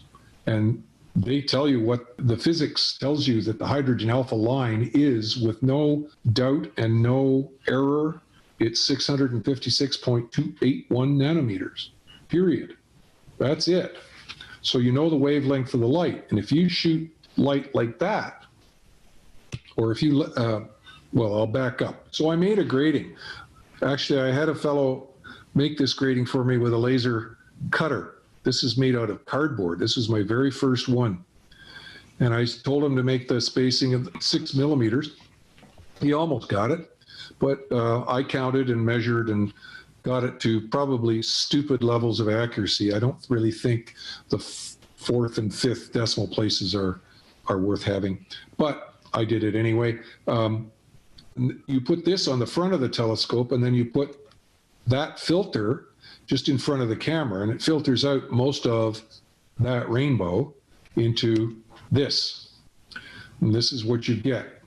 And the more slits you have in your grading, if you only have one slit, you get the top diagram, the top image. Whereas with 7 slits, you get basically dots. And the more slits you have, the more stellar are the points. The angular separation of the central point and the first point on either side. So go here, the center point, look at the bottom one.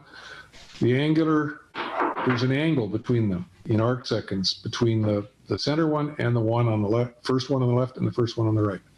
And I've given that the letter Z. Forgive me, I'm from Canada. Z is the angular separation of the 0th and 1st order images. And there's all this math and everything else like that. But for that particular wavelength of light, which you shove into the formula here, the Z distance from the center to the 1st order image is 22.5027 arc seconds. And that's independent of what kind of telescope you're using. It's independent of their focal length. It's independent of everything. All it depends on is you're using red light at 656 nanometers and putting it through a grating of a certain size. So I actually took this is a picture of Vega done with that diffraction mask that you saw a few slides ago. And you see the 0 image in the middle, and it's separated from the first order image by 22.5027 arc seconds. And what I quickly noticed was that the 0 image, the center image, is still a little bit bloated and might be hard to get its centroid, the central point of all that red. So I decided to use the distance between the two first order images, which is simply twice the 22, so it's 45.0054 arc seconds. So when I take a picture with that, I know that when the image comes out, that the two stars are fake stars, artificial stars, are 45 and a bit arc seconds apart. Now, how do I use that? Well, go to your analysis software. This is the software that measures how far apart the two stars are. That's the Astro Image J. So you go back there and you put that image in there, and then you pick those two, and it tells me that the images of the first order image and the other first order image, it tells me that they are 180 pixels apart. Now, this is fake. I just made this up. But let's say it tells you that it's 180 pixels apart. Well, all you need to get the plate scale then is to take the arc seconds that those images are apart, 45.054, divide by 180, and you get 0.25003 arc seconds per pixel. That's your plate scale for the night. For as long as you don't touch your focus or anything like that, as long as the temperature doesn't change if you're using a refractor too much, that's what you can use. A good observing run, you'll do this at the beginning and the end of the run to see if it has changed. But this figure is found without needing to know the exact pixel size of your camera or the focal length. It's independent of those things. So if the camera manufacturer gives you the wrong size of pixels, doesn't matter. Because this is using the pixels that are actually in the camera that the software looks at. So we now know the plate scale for this telescope on this particular night is 0.25003 arc seconds per pixel. Call it 0.25. The other decimal places are a little bit non-scientifically valid. Okay, where do we go from here? Step by step, this is how an evening's observing and measurement run goes. First, I focus on a first magnitude star with a batten-off mask, and then forget to take it off. And do an entire observing run with the batten-off mask on, and all you imagers know exactly what I'm talking about. Anyway, no, you've got to take the batten-off mask off. Then, with the H-alpha filter in place, the red filter, and the diffraction mask now in place, which you leave on, you use for this particular step, you take an image of a first magnitude star. Then you have to remove the mask and the filter. Next is you do your position angle calibration. You drift for 1.5 to 2 minutes, which works for the particular camera and telescope combination I'm using, and do it full frame, and it establishes your east-west line. Lock the focus, lock the camera rotation, don't touch anything after that. Now, go to your target binaries and acquire the video of each one. You can do 6 or 8 or 10 or 15 or 20. I've done as many as about 15 an hour. And don't forget, that's 200 frames of each.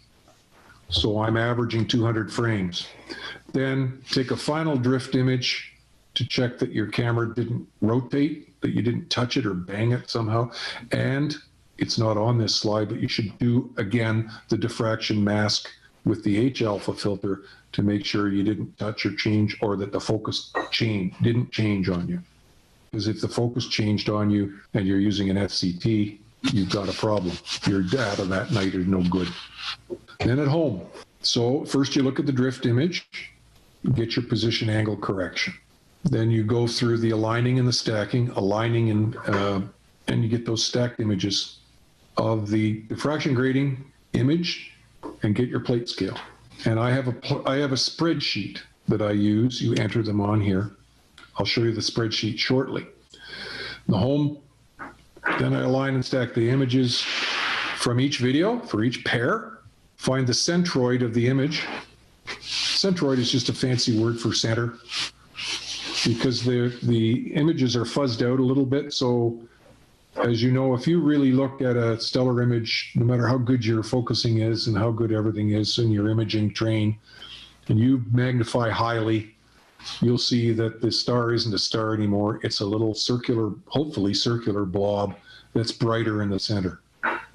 The average of all the different pixels there gives you the center point. That's what a centroid is. And you enter those on the spreadsheet, then you get your results, write a paper, get published, and win the Nobel Prize. We hope. Now here's what my spreadsheet looks like. Look at the top line, STF 576. So that's a pair. Struve 576 was done on February 18th, a few years ago. Then the X1 value. So this is from the software. This gives me the X and Y coordinates of the primary star. And so it's 361 something and 243. So that's, you know how pixels are counted from one corner of the frame of a digital image. That's how many pixels it is from one particular corner. And then the next two columns, X2 and Y2, is the coordinates of the secondary star. And then this software calculates the difference in X and the difference in Y. And again, high school math people remember that you've got, in order to get the slope of the line and the distance between 2 points of the line, you've got to get these delta X and delta Y values. So delta X is simply the difference between X1 value and X2 value. And delta Y is the difference between Y1 value and Y2. And by trigonometry, or Pythagoras if you want, you get the distance in pixels between the centroids of the two stars. In this case, it's 46.698 pixels. The calculated plate scale that night, done with my calibration stuff, was 0.274 arc seconds per pixel. So all I have to do is multiply 46.6 or whatever by 0.274, and I will get rho. And rho is the Greek letter used for separations in binary stars. And so this particular pair on that night, 12.795 arc seconds separation. I would publish that as a 12.8. Theta is the position angle. Now this is that column is raw. In other words, I haven't applied the correction yet. 0.66 of a degree. I always make it a game with myself to see how close I can get that camera to being exactly north. I look at it and look at it. And so I got it to the point where I was only 0.66 of a degree off. That's not bad. So the correction in this case was a positive correction. So I had to add 0.66 degrees to all the measures that night. And so the theta, the position angle of that pair was 172.19. And again, I don't publish the second decimal place, 172.2. And then you go to the next star, and so on, and so on, and so on. And if you look at the fourth item, STF 757AB, and run along to the right and look at rho, I got a measure of 0.887, which is about as close a pair as I could probably get. You've got to have dark sky in between the stars, or the software doesn't work correctly because the two star images overlap and it confuses where the centroid is. As a rule of thumb, I would not publish that because I don't think I can guarantee there's dark sky in between. I found, in my experience, that 3 times your actual Dawes limit is the limit for accurate measures. So with this 11-inch telescope, its Dawes limit is around 0.5 arc seconds. I would not want to publish a separation any tighter than 1.5 arc seconds, because that's the way I can guarantee have black sky all the way around and so on. So those numbers can be assembled. Now, how consistent are my results? There's a good star in Cancer, Iota Cancri, is a Struve double star. And because it's so far away, I think they're both supergiant stars, and they may not even be a real double. It might just be two stars in line. But the point is, since its discovery in 1777, its separation has been 30.1 seconds. It hasn't moved at all, no orbital motion whatsoever. And its position angle has stayed at 308 degrees. So this is about as reliable as a calibration pair as you can find if you wanted to compare it. So I use it as a check just on my own methods. So over time, I have done 7 measures of this pair, and here are my measures for it. 308 degrees is the position angle, and my data, what's the worst one I have? 307.1 low, and 308.4 is high. And my separation, 30, 29, 30, 30, 29, 30, 30. I'm happy with that. These are publishable figures. And I say publishable. Where? I'm not going to get a paper into the Journal of Astrophysics or into Annals of the something or other, all these professional journals. Not going to happen. But there is a professional journal whose articles almost entirely are written by amateur astronomers. It's peer-reviewed. One of the peer reviewers is someone well known to us all, Rod Malise, who is on the faculty at the University of South Alabama. And I think he's in their physics and astronomy department. So he's one of the peer reviewers. In this Journal of Double Star Observations, you write a paper and send it in, and they'll help you if you need editing and so on. They'll send it back with suggestions, but they'll publish it. If your science is good, they'll publish it. So if you're into double star things, write down as you're watching this, the Journal of Double Star Observations, the JDSO. And there's, if you don't want to measure binary stars the way I do it, there's years and years and years and years of articles, probably 20 years of articles in this, and it comes out monthly. So you can imagine how many articles in there. It's fascinating reading. And there's people doing what I do, which is just sending measures in, and there's people doing all kinds of other things are going on, and all to do with double stars.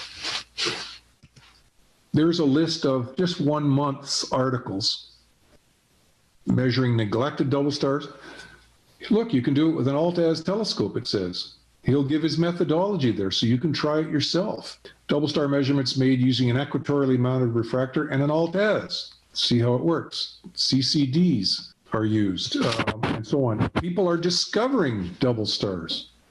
The sky, I'm telling you, there's so much you can do working with double, and it's real, honest to gosh, nuts and bolts science. If you want, I've always wanted to progress from taking pretty pictures or whatever, going through your astronomical league lists, and you've done them all, and you want to do something else, do some science. And it's not just double stars. I throw this also to the variable star people and the nova discoverers and so on. What can amateurs do? If you go to the Washington Double Star Catalog, there are lists of neglected doubles that they need measures of.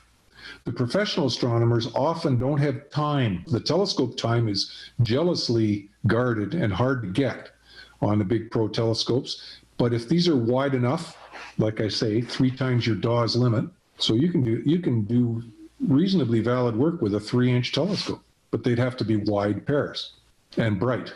So there's neglected pairs. You can discover new pairs, work on a technique. If you teach and have an astronomy club at your school or college, get students out there measuring. You can contribute measures to the WDS, but you can't send them in straight. You have to send them to the JDSO, and then they'll be included in the Washington Double Star Catalog. You can also do photometry of the brightness of the members of a pair. There are other people who don't even have a telescope.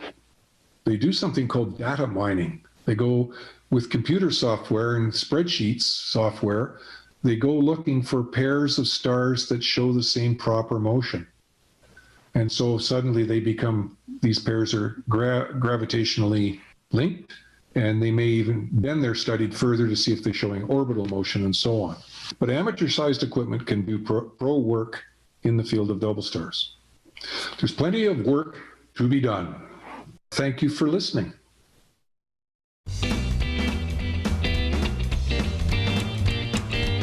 Let's go, Aaliyah. Let's give him another prize. 50. 50? Ah, I wish I was 50 again. Pat, what's the prize for number 50? Okay, number 50, George Fleener. You've won a Celestrank Power Tank Glow, a pair of 2022 Winter Star Party tickets, which we plan on having, and also 2022 Winter Star Party merchandise pack. Hope we see you next year.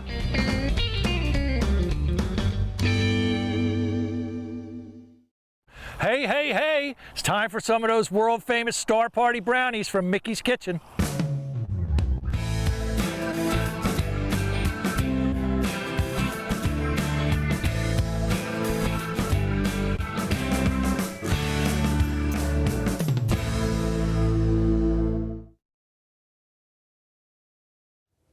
Hi, I'm Kent Martz with Explore Scientific. This is the Explore Scientific Sun Catcher Large Aperture Solar Filter. It's made with Thousand Oaks film that meets all governmental requirements for safe solar viewing. It's also highly tear and puncture resistant. It's good for optical viewing with your own eyes with the sun or on a telescope.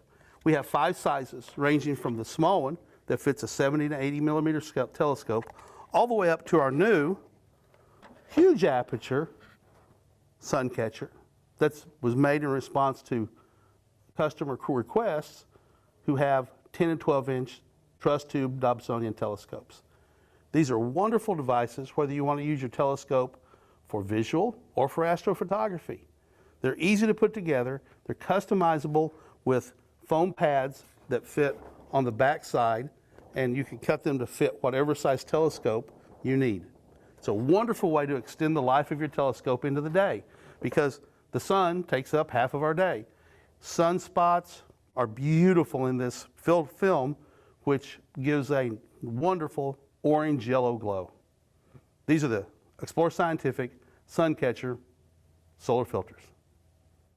Southern Cross Astronomical Society is not only a visual observation club. We have some very passionate astrophotographers. Next, we would like to present some of their finest images.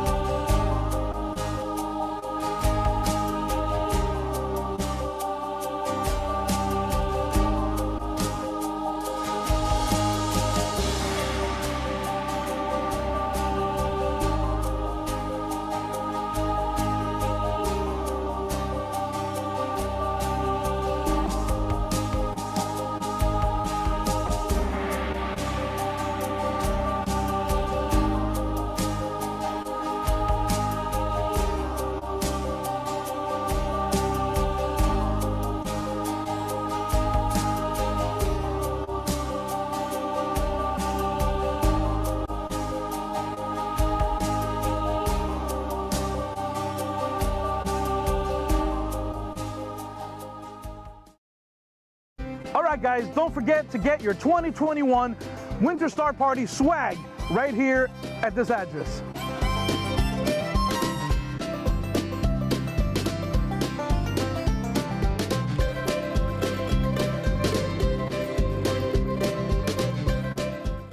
Over the years, I got to meet Tippy several times at the Winter Star Party.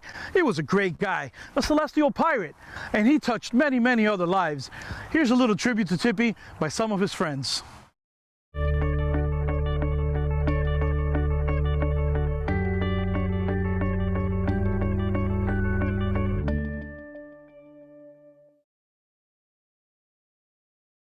Tippy was a more than a friend to me. I would call him Uncle Tippy. He would call me his son. We had a very close relationship through the years, over the decades that I knew Tippy. You know, I was always inspired by not only his knowledge of astronomy, but his zest for life, for whether it was looking up at the stars or trying to catch some amazing feature on Mars, you know, or teaching people astronomy, or his zest for conducting arguably one of the very best star parties in the world, the Winter Star Party, which he helped found so many years ago. He was you know, passionate, concerned, not afraid to speak up for what he thought was right. And you know, it was that kind of drive, that kind of person that it takes to create an amazing event like Winter Star Party is. So I think that we all feel his influence even today. I can still hear his laughter, his jokes, his comments. You know, even when Tippy was in his last days, he was still hilarious. I met not very many people that had his level of humor, so I miss it. And he was a great friend, you know, with many of you, I think, that may be watching this video. But I miss the guy, you know. He told me before he passed on that he really felt that I was a son to him, and you know, that's something that really touches me. So, Tippy, if you're listening somehow, I hope you're having a great time and seeing the heavens like you never did before. Back in the 1980s, we used to gather for star parties as often as we could. Usually this was every weekend for at least one night, except near full moons. Anyway, we didn't have smartphones and weather apps, so we could go out, whether it was cloudy or not, convincing ourselves that the clouds would clear off. One of our favorite places to go was Chiquita State Park. So it was natural that for Tippy's 50th birthday party, we all gathered at Chiquita for a big shindig. After partying all afternoon, it was of course cloudy that night, so we all kept eating, drinking, and talking away well into the night. Well, I think it was Don Parker who first opened the topic of how the military tested their aircraft engines. Naturally, they tested for bird strikes by firing chickens into them. Not live ones, that would be inhumane, but dead ones, roadkill. Publix frozen chickens? I don't know, it was never specified.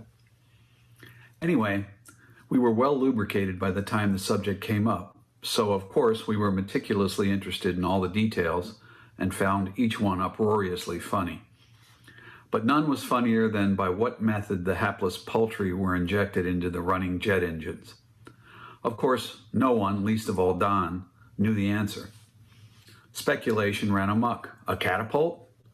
A low-grade airman second class sprinting for his life obliquely across the jet wash and tossing it in? And so forth. It was ultimately decided that there must exist a military-grade chicken cannon used as the delivery device. And this became the recurring theme for the rest of the evening. There are a few times in my life that I remember laughing so hard I couldn't breathe, but this was one of them, and it was for Tippy too. There was also another time, but that story comes later. Hi, I'm Barbara Harris. I've been friends with Tippy and Patty DeOria since the late 1980s when I joined the Southern Cross Astronomical Society. Tippy and Patty were my first astronomical friends. We all know how special Tippy and Patty are to the astronomical community because of them founding the Winter Star Party. I'd like to share a personal story about Tippy to let you know what kind of person he was. Tippy, Patty, and I were having dinner one night at a restaurant bar, and a man at the bar was trying to pick me up. We tried to dissuade him, but he was pretty persistent and wouldn't leave us alone. Tippy was ready to fight this man, despite this man being a lot bigger than Tippy. He finally left us alone, but Tippy did not back down, and I was so impressed of what he was willing to do for me. A few days later, I bought Tippy a mug that said, "What a guy." And I think he really appreciated that mug. And I really appreciated him for his heroism that night. It just goes to show you what type of person he was, and that he will do anything for you. And I will never forget him for it. And he will always be in my memories. And that story will always be special to me. The first time I met Tippy was at the Winter Star Party in 2003. He had such a way of making you feel welcome to be there. And I was really glad to be there. Florida in February was so much nicer than Ohio in February. I remember thinking how much he reminded me of one of my college professors. And later on, I learned there was a good reason for that. He was a teacher. Tippy was always willing to help anybody with anything. He was so good at outreach and working with telescopes and photography. There would be times groups of us would be sitting around just talking, and Tippy would get you laughing so hard you felt like you just couldn't breathe. And then there was other times we'd be discussing equipment or what was new in the cosmos. And that's where his knowledge would really shine. He would help you look at things in a different way, to think about it from another angle. And I really enjoyed listening to him talk about the volcanoes. That was amazing. If I remember right, he had led an expedition to Costa Rica, I think for National Geographic, to do a film. And the pictures and the stories he told were amazing. I really think Tippy had the heart of an adventurer. And I can't think about the Winter Star Party without thinking about Tippy.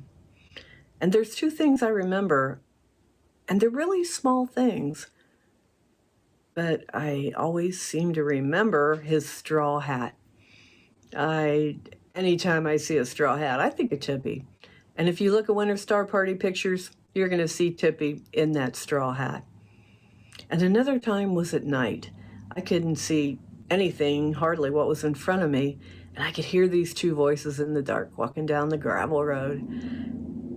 And they were laughing and talking, and I knew it was Tippy and Don Parker. When you got Tippy and Don together, good times were going to roll. Tippy and Don are missed by so many, but they left us with so many great memories. Bobby Reefer was, at that time, the Southern Cross Star Party director, or at least he was the guy who called everybody to get them to come out. Bobby drove an old, broken-down Volkswagen bus. He always brought elaborate cooked food with him to star parties, and more than once, we all had a good laugh as raccoons would get into the bus and steal his food. I particularly remember 2 raccoons in the parking lot fighting over beef bourguignon. Anyway, he was always fiddling with that bus, trying to keep it going. One night at Chiquita, after asking us if anyone had piano wire to assist his repair efforts, he ultimately gave up and set up his Dobsonian to do some observing. We were all quietly observing when we hear Bobby, "Oh my God, come look, come look." Well, we all go running to take a look. I remember Tippy and Patty were there, but I don't recall who all else. In Bobby's eyepiece was this huge, bright, elliptical or edge-on spiral galaxy. I mean, it looked as big and bright as Andromeda. We were all like, which one is this? And we're frantically scrambling through our star charts. Of course, it wasn't on any chart. My God, how could astronomers have missed this for all these centuries? That Charles Messier, what an idiot for not finding this one. This stupidity went on for at least half an hour, maybe more. In fairness, it was late and we probably all had a toddy or two. Bobby was all ready to run to a phone and announce his discovery to Brian Marsden at the Smithsonian Astrophysical Observatory, when someone, and I'm pretty sure it was Tippy, pulled off Bobby's eyepiece and gave the inside optic a good look. Sure enough, there was a very faint grease smear on the inside of the eyepiece, undoubtedly deposited after Bobby's work on the VW. But what a beautiful galaxy it made. And so was discovered the great dumbbell galaxy, jointly discovered by a bunch of dumbbells, including Bobby, me, Tippy, and Patty Diaria. Hi, I'm Steve O'Mara. I'm one of Tippy's friends. I'm sure one of his many friends. And one thing I really remember about Tippy was his fantastic lecture, Stellar Heliocentric Illustration Tissue. If you'd have to think about the acronym for Stellar Heliocentric Illustration Tissue. And he would use toilet paper rolls to meter out the solar system, and in the end he'd have the audience covered with toilet paper, and everyone had a great time. And he's given that lecture from Canada to Guatemala City to El Salvador. He was always a joy to be with, and I miss him dearly. As many of you know, he probably he did first meet at the Winter Star Party. He just opened his arms to me, made me feel welcome. I came from the north, he was from the south, and there was no divide. He just took me on board with his wife Patty, and they just made me feel at home. Let me use this 18-inch and showed me things that I had never seen before. But the most memories I have of him are really with the volcanoes and the tours that we went to. And I chose Tippy because when you go to a volcano, you need to be able to trust someone. You need someone who's going to be dedicated and aware. He was all those things. He was more than trustworthy, always kept the best records. And what a dedicated individual.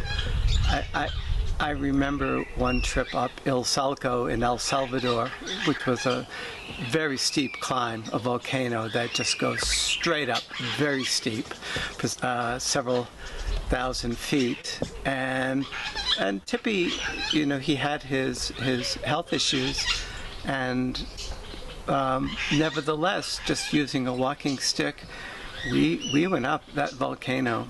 And I remember getting to about the halfway point, several thousand feet high, and he wasn't sure if he was going to make it, but Bob and I stayed with him, and we just said one foot in front of the other, and we took our time. It took it doesn't matter how long it took. It's just that we just kept talking. We kept him motivated.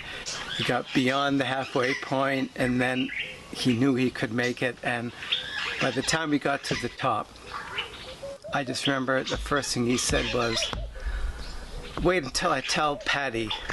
And and that's the thing I remember most about Tippy, is his devotion and love for Patty. Boy, was he just in love with Patty, and all our discussions we'd have, he'd just say how lucky he was to have someone like Patty in his life, and they just broke the mold with Tippy. What a man, what a true gentleman, honest, sincere, trusting, a true friend. I miss him dearly. Thank you for your time. Hi, my name is Bob Benward. I'm here today to tell you the story of how Tippy and I met and show you some pictures and hopefully show you a side of Tippy that maybe you haven't seen before. So my first trip to the Winter Star Party was probably back in 1989, but I didn't meet Tippy till probably 1991. But I really didn't get to know him at the Winter Star Party. I got to know him someplace else. So I had been traveling with Steve O'Meara on some volcano trips, and just as Steve had done with me a few years prior, he invited Tippy to come down to see some volcanoes with us. The first trip was a dual trip to the Congreso Iberoamericano de Astronomía, essentially Latin American Astronomy Conference. And with that, let me go to some pictures for you. This is a group shot of the attendees of the astronomy conference. These were a very enthusiastic group of people. They were very much interested in meeting other amateur astronomers from around the world to find out what they were doing in the field of amateur astronomy. And they were great hosts. They treated us like kings. And that evening, they took us up to a hotel. It was a beautiful hotel on top of a mountain. The entire hotel was made from lava block veneer. All the sidewalks and all the walls and the buildings were all lava veneer. They took us to our room. We walked over to the balcony, opened up the curtains, and this is what we saw. This is the Izalco volcano. The hotel was built on an adjacent mountain, so tourists could sit on their balcony and watch the volcano erupt at night. Only one problem: the day the hotel was completed was the day the volcano stopped erupting. This is sunset from the hotel. We're at the reception area. There's Tippy in the front, and some of you may recognize Anna Reyes in the background there. So it was a beautiful evening overlooking the volcano, and this is in preparation for the next day where we would climb the volcano. To get to the volcano, we had to take a wild Jeep ride crashing through the jungle, and there you see Tippy and Steve smiling ear to ear, relieved that we made it out alive. And there you see Tippy wearing his Winter Star Party sweatshirt. Here we are at the top of the volcano enjoying the view. There's Tippy, Steve, and Anna, and myself behind the camera. And there you see a shot of the three of us, Tippy, Steve, myself, and a young lady named Tammy. Tippy was very popular with the younger crowd over there. They were very eager to pick his brains, and they nicknamed him the El Viejo Gallo, the old wise rooster. And there at the bottom you can see Mrs. Biscuits sitting on his lap. Here's a shot of Tippy, Anna, and myself. Often Tippy and I would travel out of Miami together down to Costa Rica.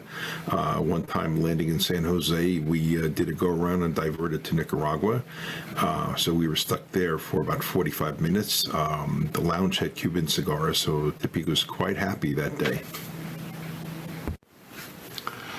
Here we are at the Poas volcano. This is a aqua blue water-filled caldera volcano just north of San Jose. It's a first stop for most visitors visiting volcanoes in Costa Rica. There's often condensation clouds, so if you ever get to see the bottom of the lake, you're quite fortunate. On the way to the Arenal volcano, there's a little town just about 5 miles east called La Fortuna. Over the years, this town has changed quite a bit due to volcano tourism, but it still holds a little charm and some wonderful memories for us. And this is why we keep coming back to Costa Rica. This is the Arenal volcano, which erupted continuously from 1968 through 2010. We spent a lot of time here watching the volcano, photographing, talking, drinking, laughing, visiting other places in Costa Rica, and this is where I really got to know Tippy, and he became like a big brother to me, and we talked a lot. He talked a lot about Patty, and you could tell Patty was the brightest star in his sky, and he loved her very much. And this was the beginning of a long friendship.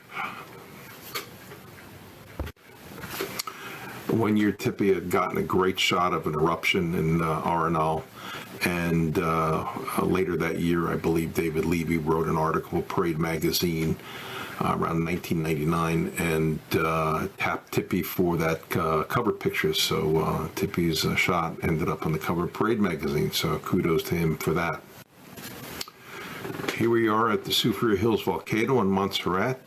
This first erupted in July 1995, and again, last time I think in 2012. The three of us have been to Montserrat quite a few times, and often trading back and forth year after year between Costa Rica, Arenal, and Montserrat. We've been there so many times, we almost called the place home. And this is why we keep coming back to Montserrat. This is a moonlit shot late in the evening. So that was a small sampling of some of our trips, and being from New York, those trips were really the way I got to know Tippy over the years. And after he stopped working the Winter Star Party and stepped back a bit, my wife and Julie and I were able to get to know Tippy and Patty much better on the outside of the Winter Star Party. So led to a long 25-year friendship, and Tippy was like a big brother to me, and we miss him dearly, and what can I say, we just miss him a lot. And Tippy, hope you're doing good, and someday we'll see you again. Hello, my name is Sharon Grant. I am past president with Southern Cross Astronomical Society. I first met Tippy D'Auria at his 40th birthday party. It was held at Chiquita State Park. During the daytime we had a barbecue, and at nighttime we had a star party. But it wasn't until a meeting at Southern Cross Astronomical Society that I realized what Tippy's dream was. It was to have the biggest and the best star party of them all. And he did accomplish that. He started the star party because he wanted Southern Cross Astronomical Society to have an observatory in Miami, Florida for both the club members and the public. And we do have one now. The Winter Star Party started at Mahogany Hammock in the Everglades National Park in 1984. However, I didn't start going to the Winter Star Party for 3 years after. A few years later, the Star Party was already growing so fast, Tippy had to find another place. So he contacted the Boy Scouts on West Summerlin Key, which is now called Scout Key. And we started going there. And just a few years later, it was too big. We had too many people. Tippy contacted the Girl Scouts.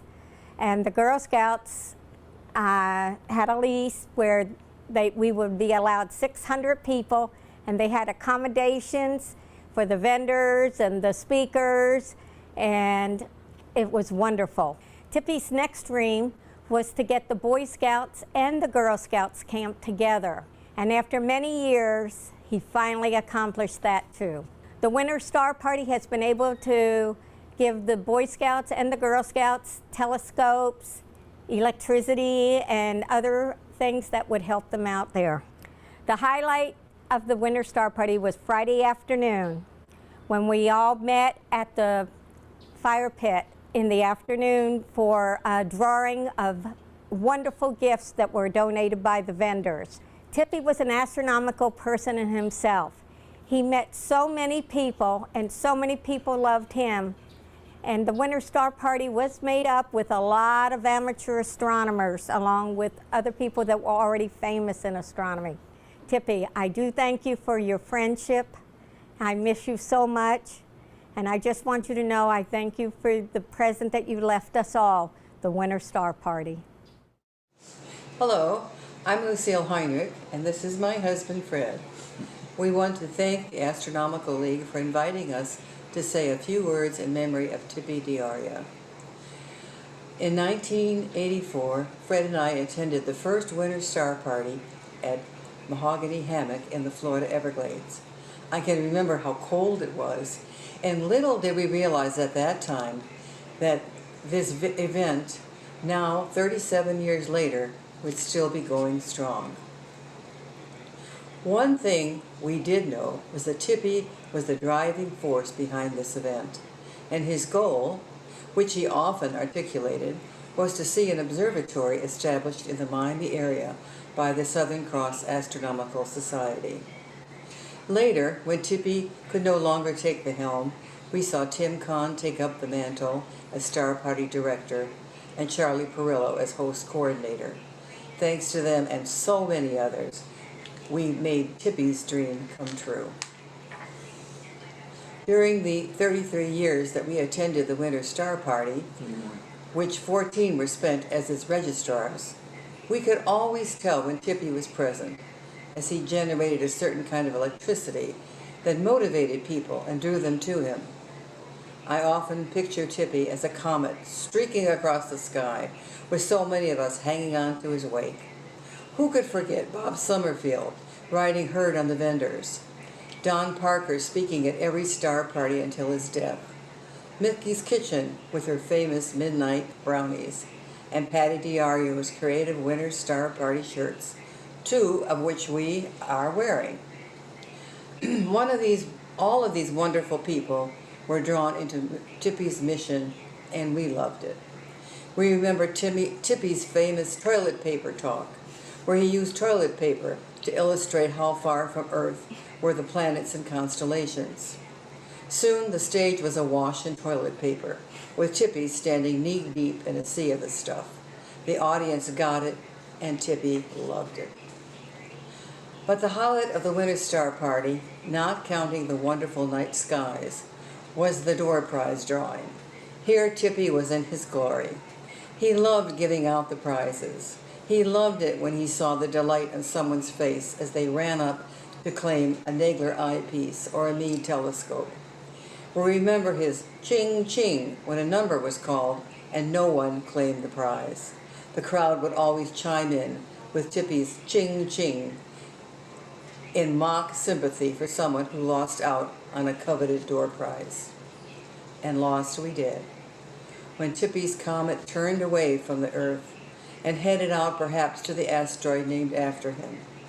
But one thing we know for sure, his spirit is still blazing in our hearts, and we remember him with deep affection and with the joyful memories he gave us. Thank you, Tippy. Your life was certainly a life well lived. I think it was our second year together serving on the Southern Cross board, and Tippy brought up his plan to hold a Winter Star Party. And you would have to be there to see the reaction on our dear President Bill Douglas. He looked like he had been T-boned by an asteroid.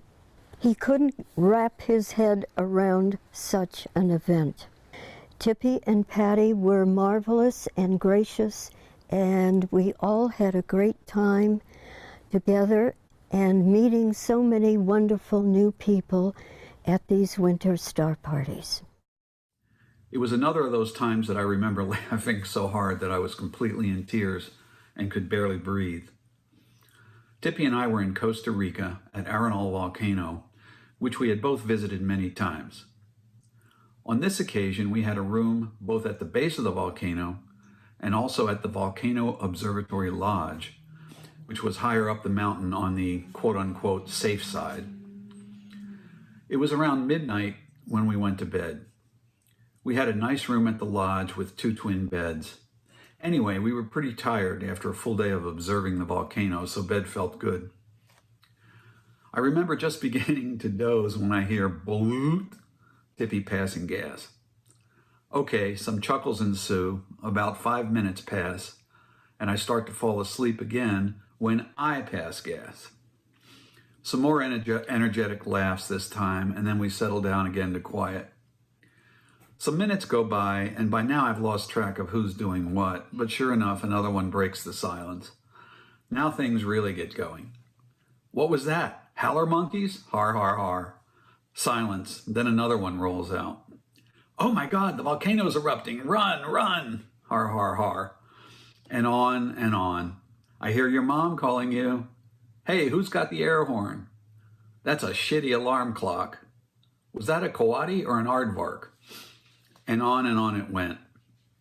God knows what we had for dinner, I don't remember, but this went on for hours. We were in tears and laughing so hard at this point that sleep was out of the question. We were both too busy waiting for the next eruption and thinking about the next wisecrack.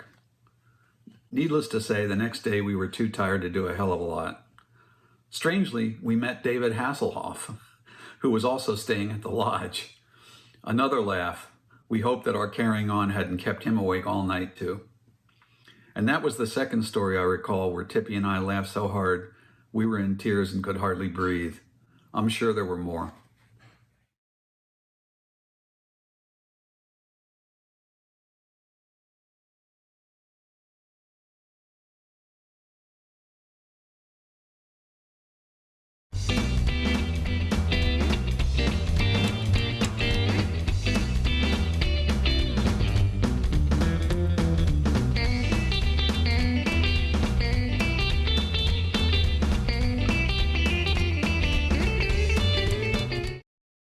I'd like to introduce to you my friend Dr. James Webb, and he's going to give a presentation on the Stalker Observatory, which I personally helped design.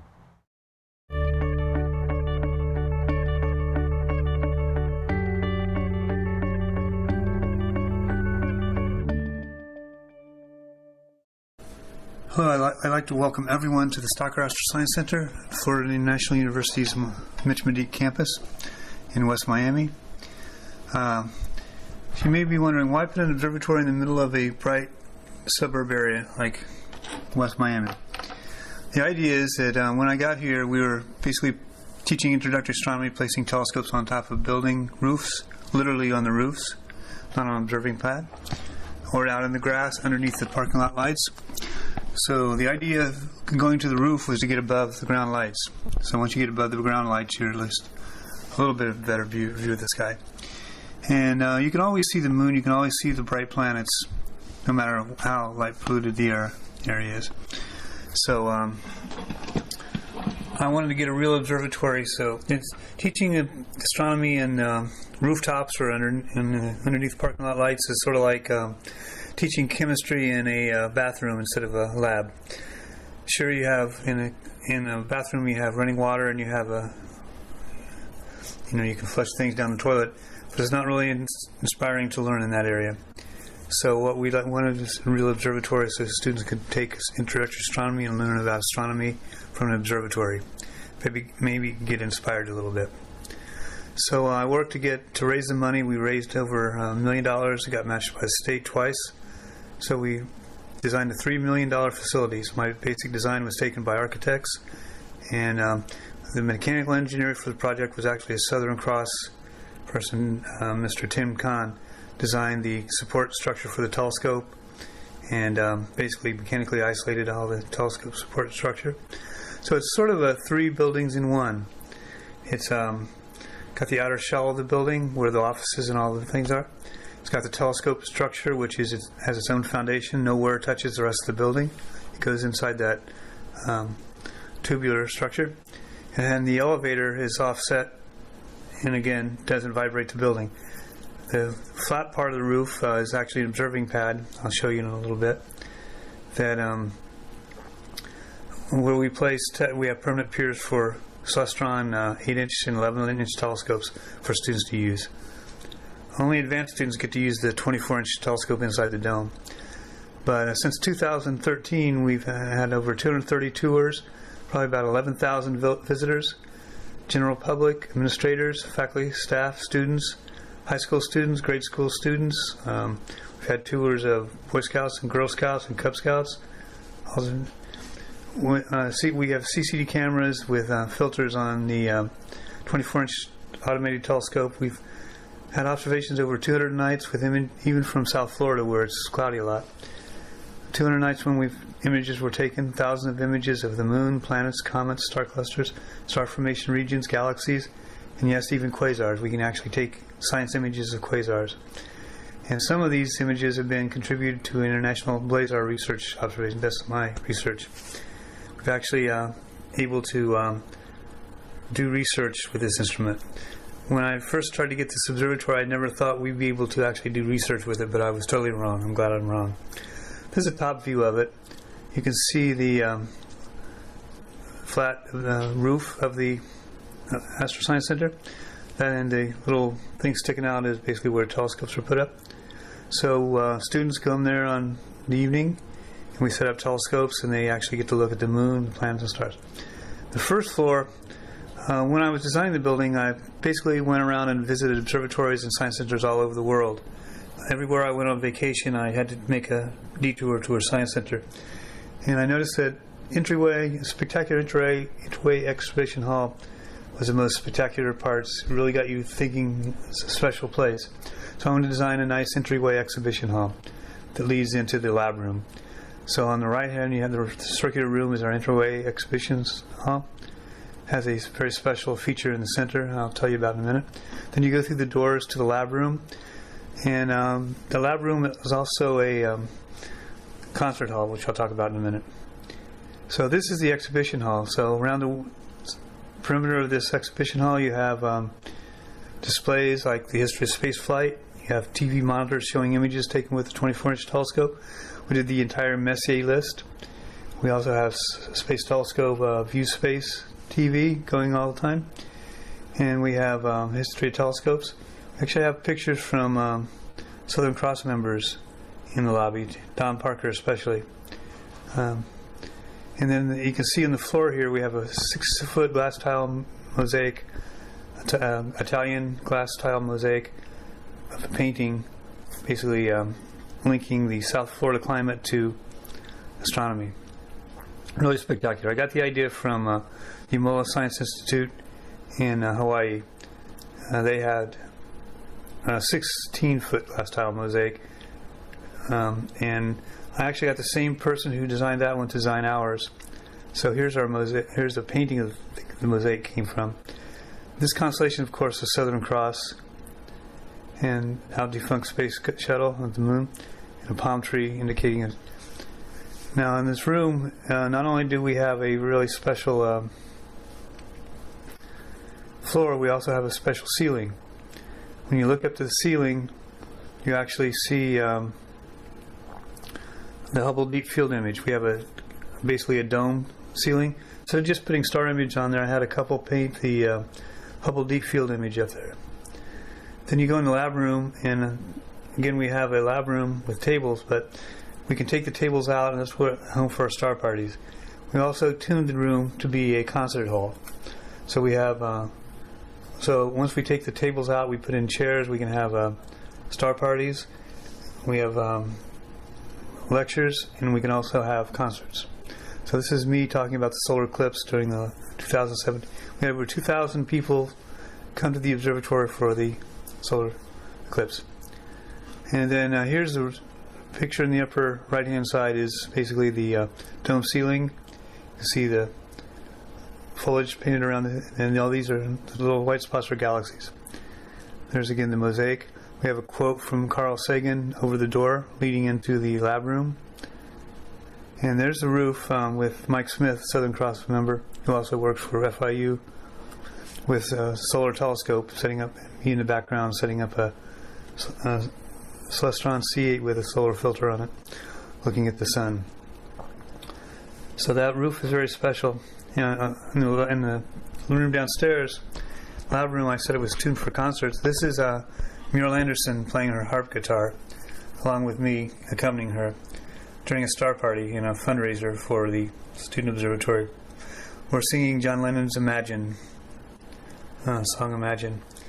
And I was terrified because she's really spectacular. She's a world-renowned classical guitarist and fingerstyle guitarist. She studied under John Williams, classical guitar, and Chet Atkins. So let's move to the second floor.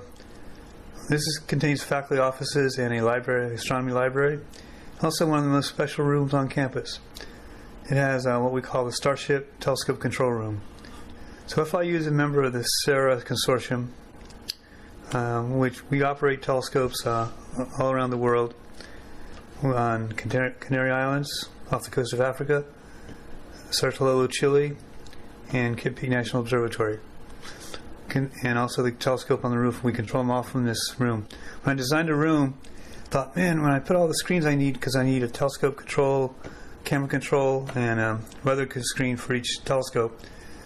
Three telescopes, then you need 9 screens. It looks like a Starship control room. I wonder if I can actually make it look like a Starship control room. So I asked the powers that be at the university, and they said yes. There's where our observatories are that we control from the room. Kitt Peak National Observatory, 6,800 feet. We have a 1 meter telescope there. Sertololo, Chile. We have a 28-inch telescope there. And Canary Islands off the coast of Africa.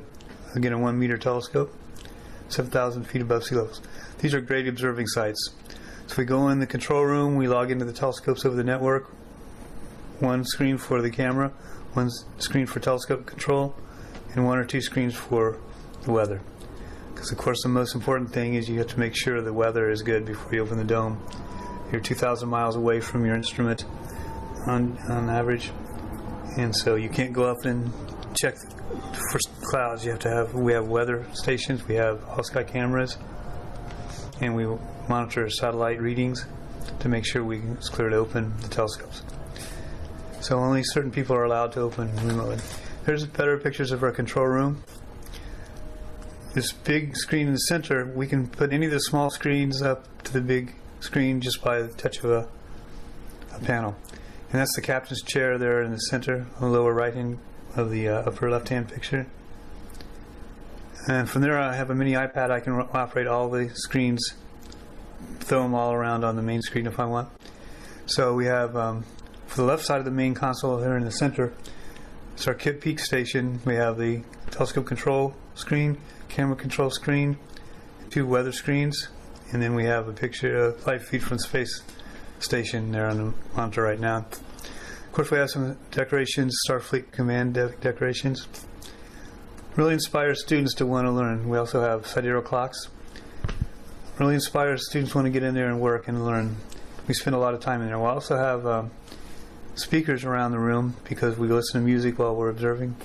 It's another view of the control room. Students hard at work, taking images.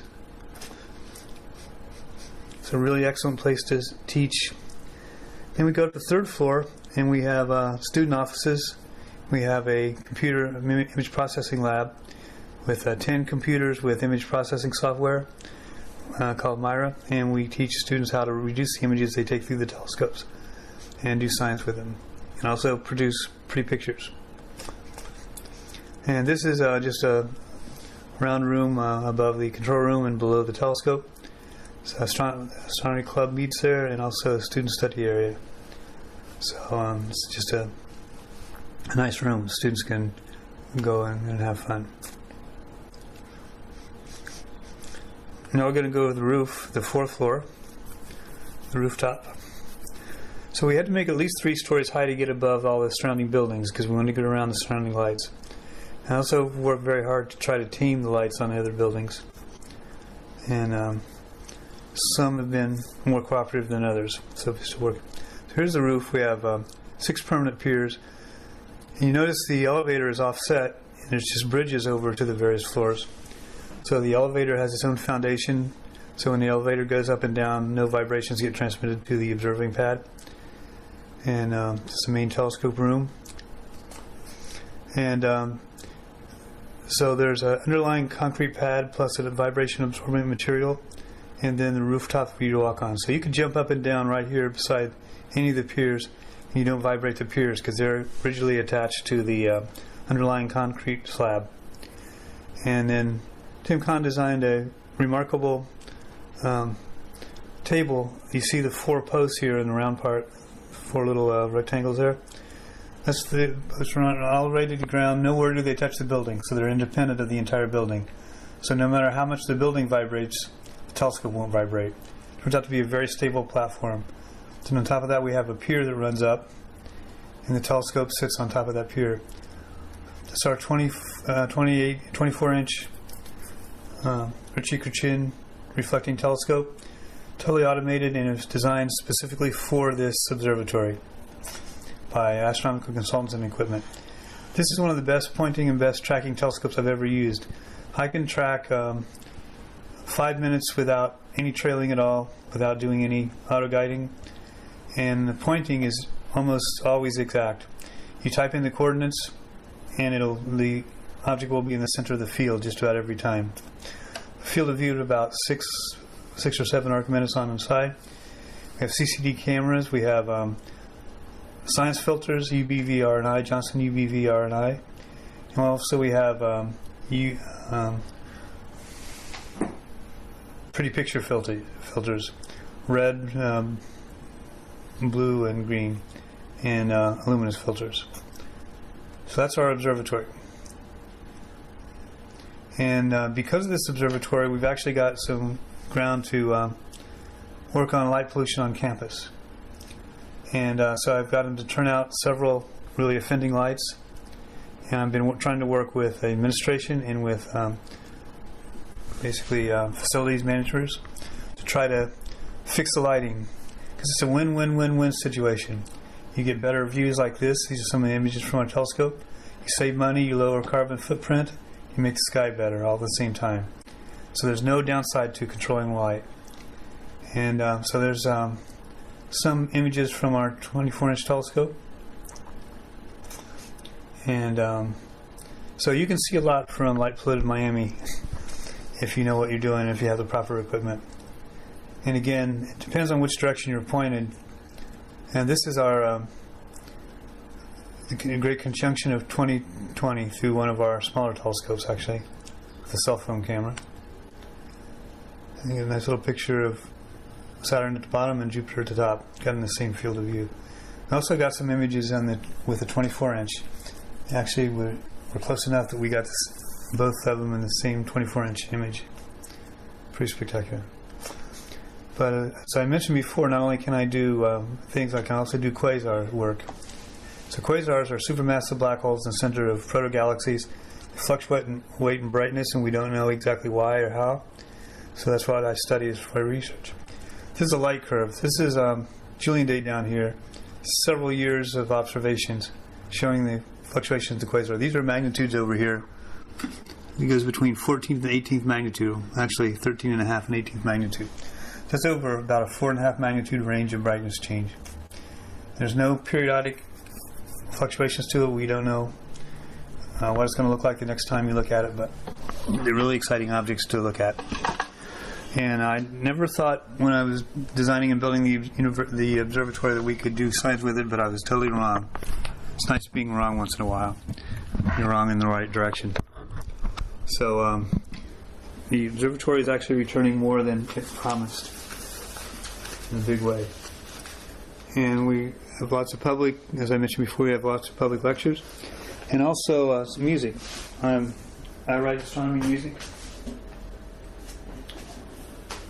Play guitar, and I actually, since there's not much astronomy music out there, I actually decided to write my own songs and play my own songs. And there's a picture of my CD called Reaching for the Stars. It's available on lots of different formats. But there's a picture of me. I go around playing planetariums. So I've done concerts at the Miami Space Transfer Planetarium, planetarium in Melbourne, Florida, University of Florida, and also Ball State University and Butler University in Indiana. Played a couple of venues in North Carolina. Tried to make my debut at the Bluebird Cafe in Nashville, Tennessee, but they wouldn't let me in, so I had to play my songs on the front porch before they opened. But if you're interested in the CD of space music, it's one of the only 2 CDs that are certified Space Imagination products. The other one was by Mannheim Steamroller, which isn't too bad. Yeah, it was actually, this CD is actually sold at the Kennedy gift shop, FIU gift shop, CD Baby, and Amazon.com. So just search for James Webb Reaching for the Stars CD, and that should come up. And Kate Stein of WLRN compared me to Bob Dylan. Reminds me a little bit of Bob Dylan. Actually, feels like your astronomer's answer to Blowing in the Wind. And science fiction writer Spider Robinson commented, Dr. Webb is a gifted, intelligent songwriting, music with something to say, more than just let's do it. Like James Taylor, he makes music that suggests just think about it a little first. And so, not too bad. So I'll leave you with a little song. Should be reaching for the stars instead of blowing up buildings and cars. Should be watching rockets rise up to the sky. instead of watching innocent people die.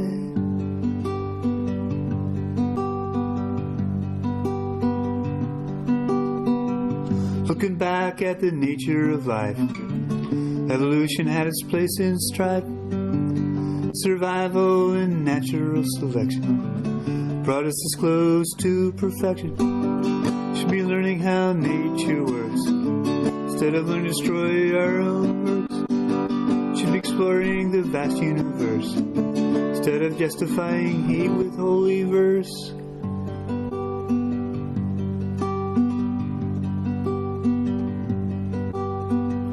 Looking out into space and time, universe a dangerous place we find. Why do humans think it's so much worse? We're all citizens of the same universe. Should be learning how nature works instead of learning to destroy our own works. Should be exploring the vast universe instead of justifying hate with holy verse. Should be reaching for the stars instead of blowing up buildings and cars. Should be watching rockets rise up to the sky instead of watching innocent people die. Brains and logic, we can go past this place. It's fundamental right, just in race. Join each other to look up in the sky. Weave a plan so no one has to die.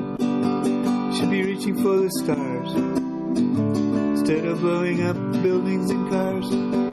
Should be watching rockets rise up to the sky instead of watching innocent people die.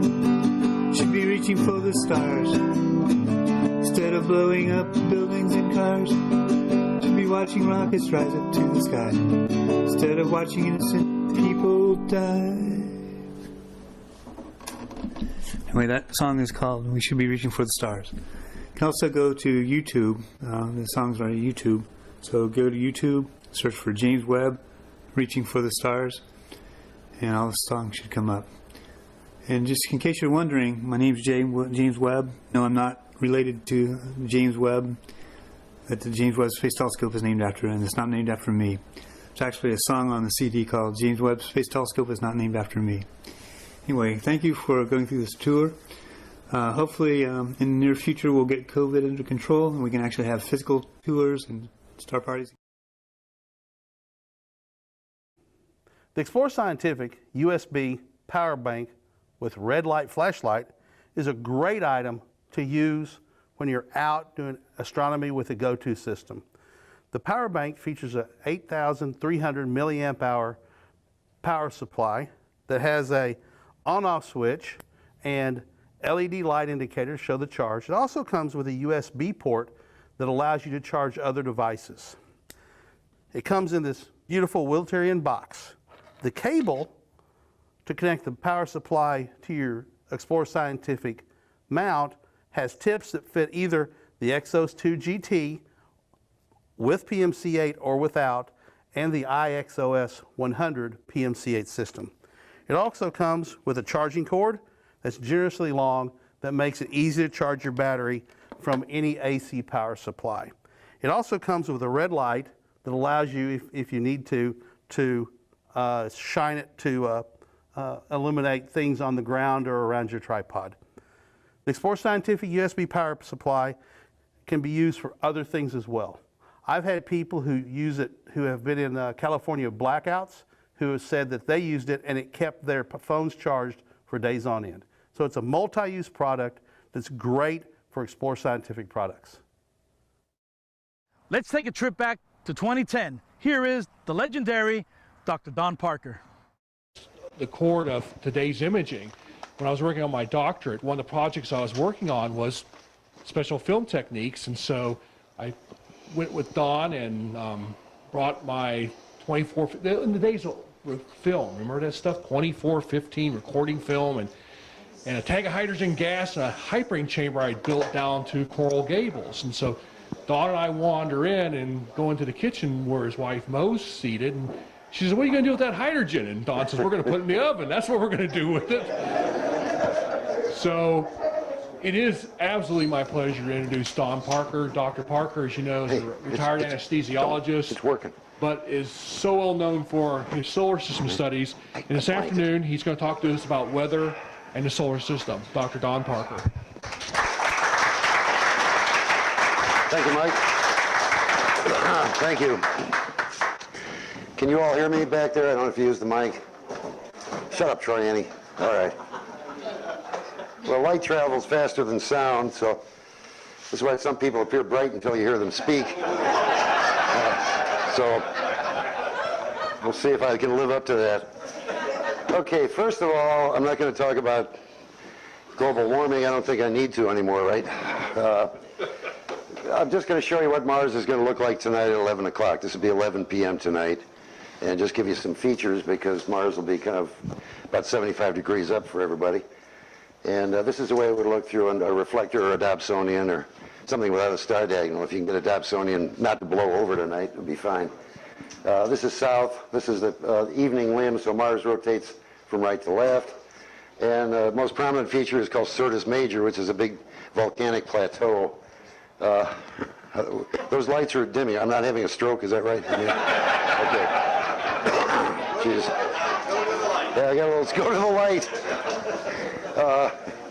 Okay, anyway, that's a very prominent feature, and each night it'll appear about 10 degrees farther toward the AM limb.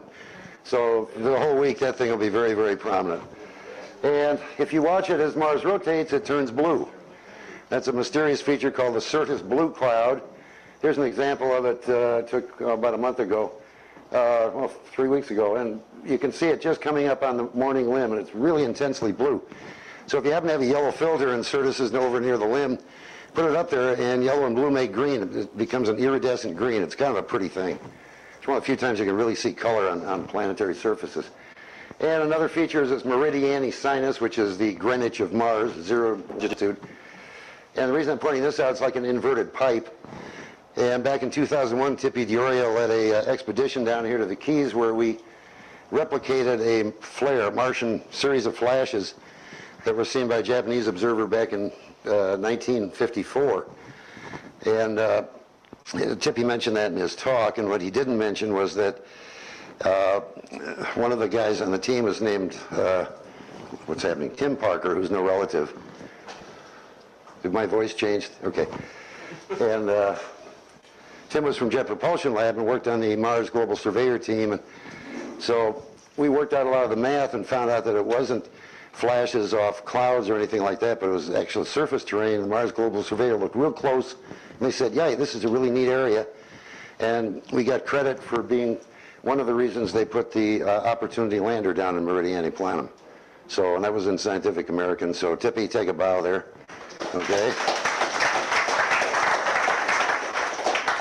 Okay, and then over here we'll have Chryse, the plain of gold, where the Viking lander is, a thing called Acidalium Mare here, and the North Polar Cap, which may or may not be there tonight, because there's been a big dust storm now in the north. This is Damien Peach back in January 29th. You see that yellow glop on the polar cap? You see how it's progressing? And this is why we like people in different longitudes. This is a guy from the UK, and this is a guy from Puerto Rico. Here we have a fellow from Georgia, seeing different aspects of Mars, and you can really follow that dust storm progressing. Very unusual this time of year on Mars to have a dust storm like that. And I don't know what to make of it, but it seems, again, part of the climate change we're seeing on Mars. This is a 1 meter scope at the Pic du Midi in the French Pyrenees. Ain't bad. But this was taken February 2nd. That just shows that dust. And there's another feature of just, you know, I'm mentioning this for both people who are interested, but there's a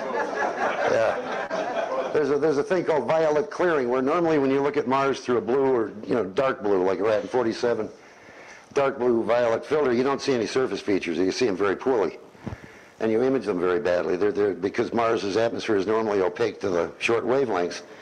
And the last few days we've had a thing called violet clearing, where we're seeing the surface features almost as well as we see them in red. And the professionals, however, deny that this happens because their computer models refuse to show it. I was at a meeting a few years ago, Fourth International Symposium on Mars, and I presented some of my polar cap junk, and one of the astronomers raises his hand. The old guys know about this. The young guys don't. And he said, Don, what about violet clearing? And that just erupted, a big fight in the room. So he and I went to the bar And I'm serious. You know, he had a big smile on his face. He said, come on, let's go. And they said, oh, it's impossible. Well, it is possible. It does happen, but they still deny it, I guess. So we'll talk a little bit about weather in the solar system. And we're going to talk about the gas giants first. This is Jupiter, which is, of course, the biggest planet. You can see Jupiter compared to Earth here to scale. And lots of stuff is going on Jupiter. I'm going to digress a couple of times in this talk, and this is about impacts. I think Tippy mentioned this too, that he was one of the first ones to see this Shoemaker-Levy 9 impact. And this is a whole series of, I think, the 21 impacts that hit Jupiter back in July of 1994. This was a really big deal. It's the first time anyone had ever seen two solar system objects collide. And this was 1 to 2 kilometer fragments. You know, we all thought it was like a mosquito biting an elephant, until you forget that those fragments are going at 100,000 miles an hour. And a little bit of kinetic energy, and of course these eruption fallout areas are bigger than the Earth. So, and it lasted for months and months. So this was really neat. We thought, well, it's a pretty rare event. It got everybody, you know, making movies like Armageddon and talking about impacts. And lo and behold, this fellow, Anthony Wesley, down in Australia back in July, was just doing his routine observations, and he saw this little dark speck up there, and he was smart enough not just to image it, but to realize what it was. It was another impact of a asteroid or something, probably, you know, less than half a mile across, whacking into Jupiter.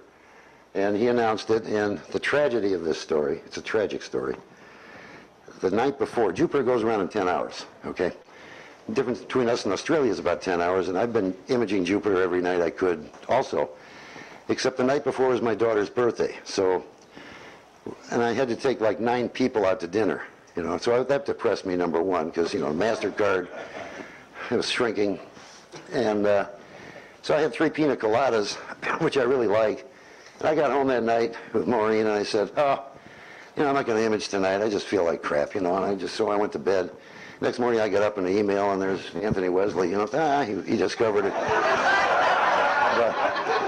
But my darling wife was a big help. She said, it's your own damn fault, you know. So that takes care of that. Anyway, that's the impact.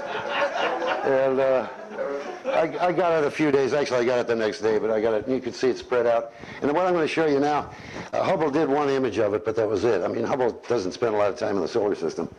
What I'm showing you now, they put a composite together, and I'm trying to remember the guy who lives up in Georgia who did this, of all the amateur images of this thing over a period of about 2 months. And there's the impact. Watch, it starts. See it? Isn't that cool? So the same longitude. And you can also see the differential rotation of the various cloud bands on Jupiter and everything. It's really neat. The guy's name is Theo Remekers. He's up in Atlanta. And Hans-Georg Mettig is the astronomer in Germany who really puts all this, you know, these things together. So, okay, so Jupiter rotates very fast, 10 hours. And for something that big, you know, you think we go around 24 hours, and Jupiter's, you know, just causes a tremendous amount of winds and clouds. What is the windiest planet on the solar system? Is it Jupiter? Neptune, that's right. 1,000-mile-an-hour winds there. Jupiter is a mere 400 or 500, you know. But anyway, and it causes various vortexes to form, like this one, which is the Great Red Spot, which has been there for 300 years that we know of, and maybe 30,000 years, we don't know. But since I've been looking at Jupiter, this thing has been there. It's not a hurricane. It's an anti-cyclone. It's a counterclockwise rotation, like hurricanes, but it's in the southern hemisphere. So that makes it a high-pressure area. And it's still one big storm. And then in 2006, Chris Goh in the Philippines discovered that one of these ovals had turned red, and he termed it the Little Red Spot. And it was showing that amateurs can really contribute. The pros went berserk over this, and Chris is now on the Hubble imaging team. I mean, he's, you know, an amateur. I mean, he's really working with these guys. And they determined that this had the same characteristics as the Great Red Spot. It was just smaller. And then along in 2008, this guy, Anthony Wesley, my nemesis, discovered the Baby Red Spot, which also was an anticyclone. And, you know, extreme winds and that sort of thing. And unfortunately, the Baby Red Spot was swallowed up by its parents. And you can kind of see it getting swallowed up by the Great Red Spot. So there's only 2 of them there. But these are very, very unusual weather phenomena.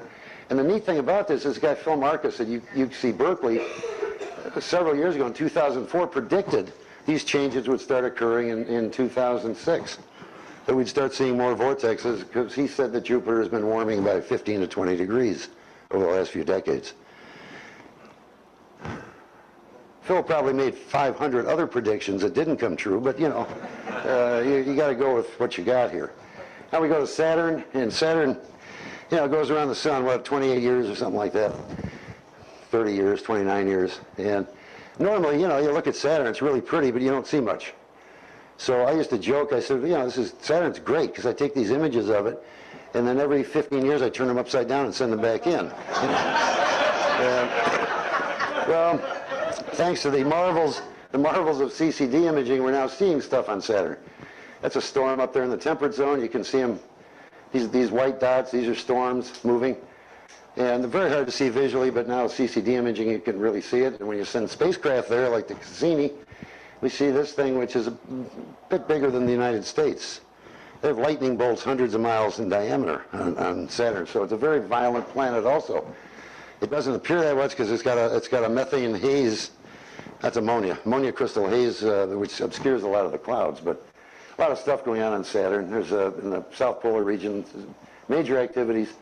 And now they say the temperature on Saturn in the South Pole at least has increased by 3 to 5 degrees Kelvin, which is significant. Uranus, again, you look at it with a telescope, it's kind of blah. But there have now been some increased activity on Uranus, again, in the form of these storms, which, you know, was quite a surprise to the professionals. An observing alert went out in 2005 for amateurs to try to image this stuff, which no one has yet. It's a tough object. Neptune is changing phase. Again, Neptune, it seems to be having more activity. Neptune is a bit more reliable because you don't have the seasons that you do on Uranus. The axial tilt has been pretty constant over the last many years. So this just kind of gives you an idea. Oh, this is Neptune. It's brightened also over the last half century or so. And one of our guys in APO has been doing cold disk photometry of Uranus and Neptune and Pluto, and found that for some reason Neptune has brightened. Also, this kind of correlates with the change in temperature on the Earth, the solar irradiance, and the solar UV flux. Also, it correlates with the price of women's shoes in Czechoslovakia. So what I'm saying is Pluto is warmed from occultation data, Triton is warmed. But except for Jupiter, we don't have a whole lot of historical data to back all these, you know, temperature changes up. I mean, it's interesting and something to keep our eye on, but, you know, the spacecraft have been there for anywhere from a few months to maybe a decade or two. And very often these observations are based on 2 observations, which gives you degrees of freedom of 1, which any statistician would kind of look suspiciously at. So again, you take this with a grain of salt. And most of these announcements come when it's funding time for NASA. So I'm serious. This is not a joke. Okay, but anyway, Jupiter does seem to be having increased activity, in Saturn also, so there may be some warming in the outer solar system. But now we'll get to something really interesting, which is my planet, Mars. And I would like to point out, I'm very proud of the fact I've been observing Mars for 56 years, and both I and my telescope have doubled in size over 56 years. Okay. All right, Mars, very Earth-like. Other than Mercury, who's really seen Mercury through a telescope? Well, you guys probably have, but, you know, sort of. It's the only planet whose surface we can see. And it does have clouds. These are water ice crystal clouds. Remember, clouds, vapor doesn't make clouds. Right, Mike? It's water droplets, which don't exist on Mars because of the pressure. It's water droplets or water ice crystals. So that's just one thing. We'll get to that a little bit later. But anyway, you can see these are some of the clouds over the big volcanoes on Mars toward the afternoon. This I took back in January. See these big clouds along the evening limb, like, you know, it's like you get in the Rocky Mountains in the summer when you get those big orographic clouds. These are the same thing. That's Olympus Mons. And, okay, and there's that dust storm, which I didn't notice on January 23rd, or I could have been the discoverer again, but, you know, you get old and, geez, whatever. Okay, and there's a fellow named Emil Krijnkamp, I think. Are any of our friends from Holland here that can pronounce this correctly? But Yes, is that correct pronunciation? Almost. Okay. What is it, Rob? What is his name? Oh, okay, Cricum. Yeah, I said not really. That was close. I got the K right, but other than that, it was, you know. Okay, but here he just does beautiful work with just nice amateur instruments, and he's showing these clouds as they develop in the afternoons of Mars and brighten toward the evening. These big clouds over the volcanoes. It's really cool. Okay, anyway, Mars also has polar caps, and that's usually the first thing you notice on Mars. This is back in 2005, and the south is up on all these. South polar cap was kind of shrinking, regressing, and has a lot of little cracks in it. And here's another one of these Dutchmen. I don't know what to do with these guys. Richard Bosman. Correct, Bosman, right? Yes, thank you. This is back in 2005. This is the first day of spring on Mars, and as spring progresses, the cap gets smaller and smaller until you get to midsummer. You can barely see it at all. So just like the Earth, Mars's polar caps wax and wane with the seasons. And it had been written in stone for many, many years that it was always the same, that every Mars year, which is 2 of Earth years about, the caps always retreat in exactly the same fashion, exactly the same size, and that sort of thing. Now, whenever you see the word always or never in science, never believe it, because my friends in Holland won't understand this, but the only absolute in nature is there will never be a Richard Simmons Jr.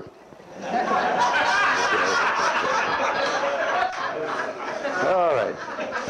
So, do they retreat the same way each year?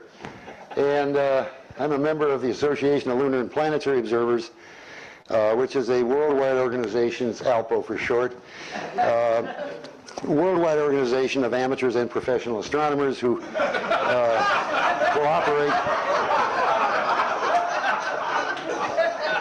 And we have professional mentors. And many years ago, this was my mentor, Charles F. Capon, Chick Capon, who was at Lowell Observatory. And he said, you know, he was one of the world's experts on Mars. And he said, you know, I'm not really sure that cap retreats the same way each year. He knew damn well it didn't, but nobody else did, and there was a lot of controversy. So, and Chick also was hard up for money.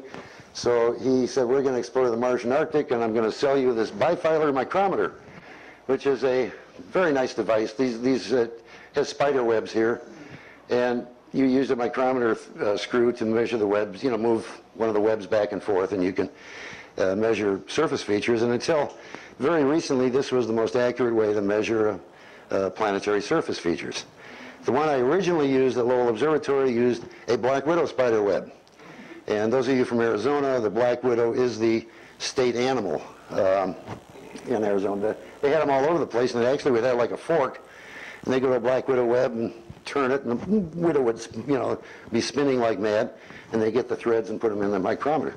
Thank God for monofilament, because 6 legs, you know, in Florida, things with 6 legs you're used to, but not 8. Eight's not good. So anyway, Jeff Bish and I did lots of measurements starting back in the 1970s of the Mars's polar caps. You go back and forth. It's kind of like using an analytical balance. Any of you remember quantitative analysis? Up and down like that. We do a series of 8 of these measurements at least per evening. And this was very exacting work, as you could imagine. Extremely delicate. And over the years, we did about 10,000 of these micrometer measurements. And now, thank goodness, we did a statistical analysis, and we can use red light CCD images instead, which is a lot easier, instead of standing on a ladder doing these things. But that's over about a 40-year period, and we found that Mars always has surprises. And it says, that's not chicken, okay? Sort of like eating in a Chinese restaurant. And this, I think, is a self-explanatory slide. This, you know, we can move on now. This is just an example of what we found. This is the North Polar Cap. In this case, the horizontal axis is the season. We go from northern spring to northern summer. The vertical axis is the latitude of the edge of the cap. So at 60 degrees would be somewhere between the Canadian border and Hudson Bay up there in Canada. 90 degrees would be the North Pole. And, you know, no big surprise, the cap retreats with as summer approaches. The thing we found very interesting is that the cap was much larger in the 1960s than it was in the 80s and again in the 90s. So we found this kind of neat. And remember, in those days, global warming was not a term. They didn't ship the SUVs up there yet, right? No, that's right. I'll get to that in a minute, though. That's very good. That's right. The other one up there. So anyway, global warming wasn't, this was not something we thought of. And but we just presented the data, and I presented it at some meetings and gave the statistics, and I got to dig up those raw statistics again for Mike here. And it was gradually accepted that that the cap is different every year. This is some of the I got to co-author and first author some papers in Icarus, and these guys, Kiyosuke Iwasaki, who taught me how to drink sake, Steve Larson and Akabane, these were the deniers. You've heard that term now about global warming. We're deniers. But they were the polar cap deniers. They said it's always the same, and as good scientists do, which apparently doesn't happen much anymore, these guys reversed. And they said, yeah, we got good data, and they've been now doing the studies and showing that indeed it was the same. So that was kind of a neat little coup. And we said, well, Mars may be undergoing some global warming. And again, the Mars Global Surveyor, which looked at Tippy's findings there on the Meridiani sinus, they investigated, and the same year, same Mars date for 4 Mars years, they took a picture of the South Polar Cap, the exact same area, and they found that it retreated from the late 90s into the early 2000s. The cap had lost hundreds of square kilometers of ice over that 4-year period, each Martian year. So they came out and said, yeah, that's very interesting. The Viking lander showed that Mars was cooler than it was with a Pathfinder back in the early 2000s. And Laurie Fenton, who's a astronomer at Jet Propulsion Lab, published this in Nature. Mars' surface temperatures increased by 0.65 degrees centigrade from 1975 to 2000. And that 0.65, that's what the Earth is alleged to have increased. But Laurie, being a professional NASA type, said, well, that's because dust storms have increased on Mars. Now, Dan Troiani, head of our Mars section at ALPO, what causes dust storms on Mars, Dan? Right, it's a thing sitting up there in the sky.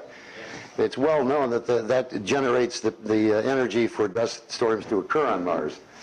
This is an example of just some dust devils. That was taken from the Opportunity lander. It's kind of neat, that's all. The reason I showed it. But they're all over the place, and the number of Mars dust storms, the big ones, the global ones, there have been 10 of them since 1877, and 8 of the 10 have occurred since 1956. So they do seem to be increasing in frequency, but again, it's not the dust that is causing this warming, it's probably the sun. And Michael Malin, the head of the Mars Global Surveyor, 2 years ago at a meeting said Mars is experiencing global warming and we don't know why.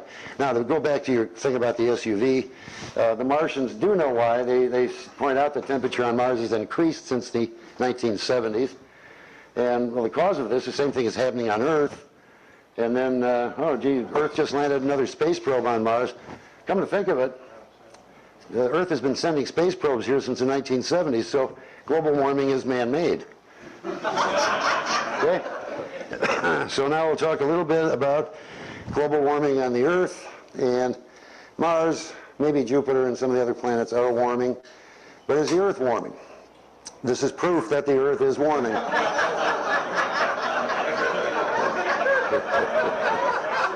So thank you very much. That's okay. It's probably gone up 0.6 degrees in the last century. And this just shows here from 1860 going up, dramatic temperature increase. But the good news is that this is the worldwide temperature increase, and this is the United States. We're much better. Our temperature doesn't go up as much, right? Okay, these two graphs are identical. Same data. But if you look closely, this is, the scale. This is 1 degree and that's 3 degrees. So what you have to do when you leave here, you go on Google, you spend about $6 and get this book, How to Lie with Statistics. It's a terrific book because it was published in the 50s. I had an algebra teacher who made us get it. And it's kind of archaic because they talk about, streetcars and things that don't exist anymore. But basically, it gives you really good ideas. It's not complicated at all. But it allows you to look at advertisements, political ads, all this kind of stuff where they're showing graphs and charts and realize the amount of BS that has gone into it. So the climate is always changing both here on Earth and in the solar system. I think that's one thing that I get out of all this, that things are changing constantly. And we're talking about Earth's temperature. This goes back 3,000 years. And back here in the late Holocene, you can see it was very much warmer than it is today. Now this is the year 0, or there wasn't a year 0, but this is BC. So from 1,000 years BC, what happened during that 1,000 years BC? Was it good stuff or bad stuff? It was hot. We're all going to die. The species are being eradicated. No. We had agriculture taking off. We had the Babylonians, the Egyptians, the Greeks, the Romans, the great civilizations. They're kind of mean guys, but you know, this is when civilization flourished. And then after a while, it got cold. And it's a period we call the Dark Ages, where bad things were happening. This is not totally due to weather, but a lot of it was because, remember, we're an agricultural society, even today. I mean, aside from Mickey D, of course, you know, McDonald's was, but that's another thing. And then we went to a period about from 900 to 1350 AD called the medieval climate optimum. And people are trying to get rid of that. They don't like that because it was quite a bit warmer than it is today. Here's 2006. This is the average temperature over the last 3,000 years. And after the medieval climate optimum, where the Vikings went to Greenland because it was green, and the English were growing wine. They made wine that was rivaling the French, and the French were really upset about this. I mean, there's all kinds of you know, snotty remarks in the literature about this. Then they went into a thing called Little Ice Age, which part of which was this Maunder minimum, I'm sure you've all heard about, 1600 to 1715. And there was a period of really prolonged cold, you know, interspersed with some warm areas, warm times. The climate changes all the time. But basically, in the last 1,1500 years, we've had a medieval climate optimum, the Little Ice Age, and now we're back warming up again from the Little Ice Age. Now, there's a group called the IPCC, the Intergovernmental Panel on Climate Change, who these are the ones who are driving the idea that man is causing global warming on Earth. And what they have done, they've taken studies from like 1,500 different scientists, published studies, and they have taken data from them and made policy statements. So a lot of times, and this has happened more and more recently, what these 1,500 scientists said, they said, you know, they read the policy statement, they say, I didn't say that. And what the heck is this? And a number of them have sued to be taken off of this IPCC list. The IPCC itself is mostly policy wonks, not scientists. They have what they call scientists or plastic surgeons, urologists. Oh, I'm sorry, Manny. Manny's here. They have architects and, you know, people like that, but they're not exactly climate scientists. So mostly they make policies designed to screw the United States. Okay, I'll just point that out. I don't want to be bitter. I'm not bitter, no. Okay, here we go back. Medieval warm period, Little Ice Age. And there are 650 different authors over the last 25 years, thousands of pages, who have really, you know, shown this stuff really happened. And there's historical records. This was worldwide climate events. But now you see it. In 1990, the IPCC published this. And then all of a sudden in 2001, you don't see it anymore. This is the hockey stick curve by a guy named Michael Mann at Penn State University, who analyzed tree rings in Siberia, and he said, no, the medieval climate optimum didn't happen. We used 3 trees. You know, we went overboard, cut down 3 trees. And the IPCC in 1990 said tree rings were not reliable for this because temperature is not the only thing that affects tree ring growth. But anyway, he became very famous for this hockey stick curve. And it was very difficult to get his data. It took 3 years for a couple of any Canadians here? Okay. Well, listen, I have to admit that some of the best work on this stuff has been done by Canadians and Danes. And and of course Dutch, you know. Yes, you're welcome. 2 Canadians named McKittrick and McIntosh came along, and they said, you know, this data's not right. They finally got his man's data. And they said, this guy's attempting to disguise the medieval warm period. You know, we've heard about ClimateGate back around Thanksgiving last year where they discovered these hacked emails, and this is all part of the deal. And they said, well, here's this famous hockey stick, and they found that the program he was using with his data, you could put, again, the price of women's shoes in the Czech Republic into it, and you would get a hockey stick. In fact, almost anything will give you a hockey stick. I think the reason the Canadian statisticians got onto this is because hockey. Yeah, okay. I just thought of that, you know. Hey, good match, eh? Okay. So they have pretty well gotten rid of this, and the IPCC has now deleted this from its 2007 report, although they didn't advertise the fact. And Jones at East Anglia University, you've heard of him, and Michael Mann kind of come out looking like Inspector Clouseau and Dreyfus. But they still say, even recently, we must get rid of the medieval climate optimum. That was in their emails. Okay, why is the Earth warming? Carbon dioxide is blamed. And this is the IPCC report. The recent one, most of the observed increase in globally average temperatures is very likely due to the observed increase in anthropogenic greenhouse gas concentrations. That means we're causing it. And they had to make a big word, didn't they? A big word, yeah. Well, I call it AGW, anthropogenic greenhouse, you know, well, whatever. Okay, how does this greenhouse effect work? The greenhouse gases don't act like a window pane. They're not bouncing light back. But what happens is the sun's radiation hits the Earth, it turns into infrared radiation or heat, and it's radiated either back into space or gets absorbed by the molecules in the atmosphere and re-radiated back to the Earth. And the three molecules, very prominent, are methane, which I'm very familiar with, methane, carbon dioxide, and water, vapor. Well, just ask my wife there. Okay, anyway. And, you know, these absorb the infrared radiation coming up, and they re-radiate it back down to the Earth. And when we emit more carbon dioxide, we are increasing the greenhouse gas concentration of CO2, and therefore makes the Earth warmer. So there's a factory doing just that. So this is bad. So it absorbs infrared radiation from the ground, but of course carbon dioxide is not the main component of greenhouse gases. Water vapor is. Again, not water ice crystals or water droplets, water vapor. And that accounts for very 95% of the greenhouse effect on the Earth. So it gives you an example. If you take all the greenhouse gases, water vapor is by far the most, and you have carbon dioxide and methane and all the others, the human contribution to greenhouse gases is about 0.3%. And if you just use CO2 in that, it's 0.1, it's 1/10 of 1%. Now let's put that in a different term. Being a football fan, I'm here in the Rose Bowl, and my team I really hate, which is USC. Anybody here from Southern California? I don't want to upset them, but USC is about to get scored on. Yay! And the Rose Bowl, if any of you have been there, it's a great stadium. It's really 100,000 people. So let's say each person represents a molecule of gas in the air. Oxygen, nitrogen, arid, extra dry, whatever, you know, it's up there. Okay, and how many of these people here would be the amount of man-made carbon dioxide that we put in the atmosphere? Yeah, it's that guy there in the red hat, okay? So I just want to point this out that, you know, we're talking about very, very, very tiny contributions that we're making. And the other thing which is very important is that all of greenhouse gas things you see, you know, movies and whatever about how this works, they think that these molecules are really smart and they only radiate it back down toward the Earth.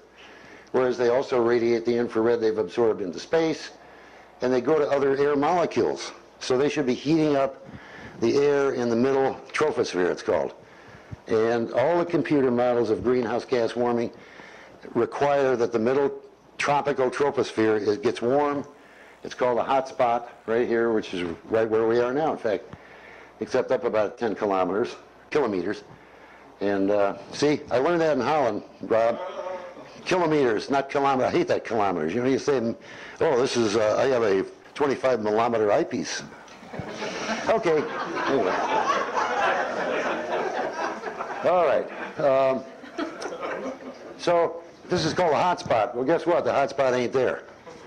And for 50 years they've been looking for it. They've been sending up balloons and satellites, and it's not there.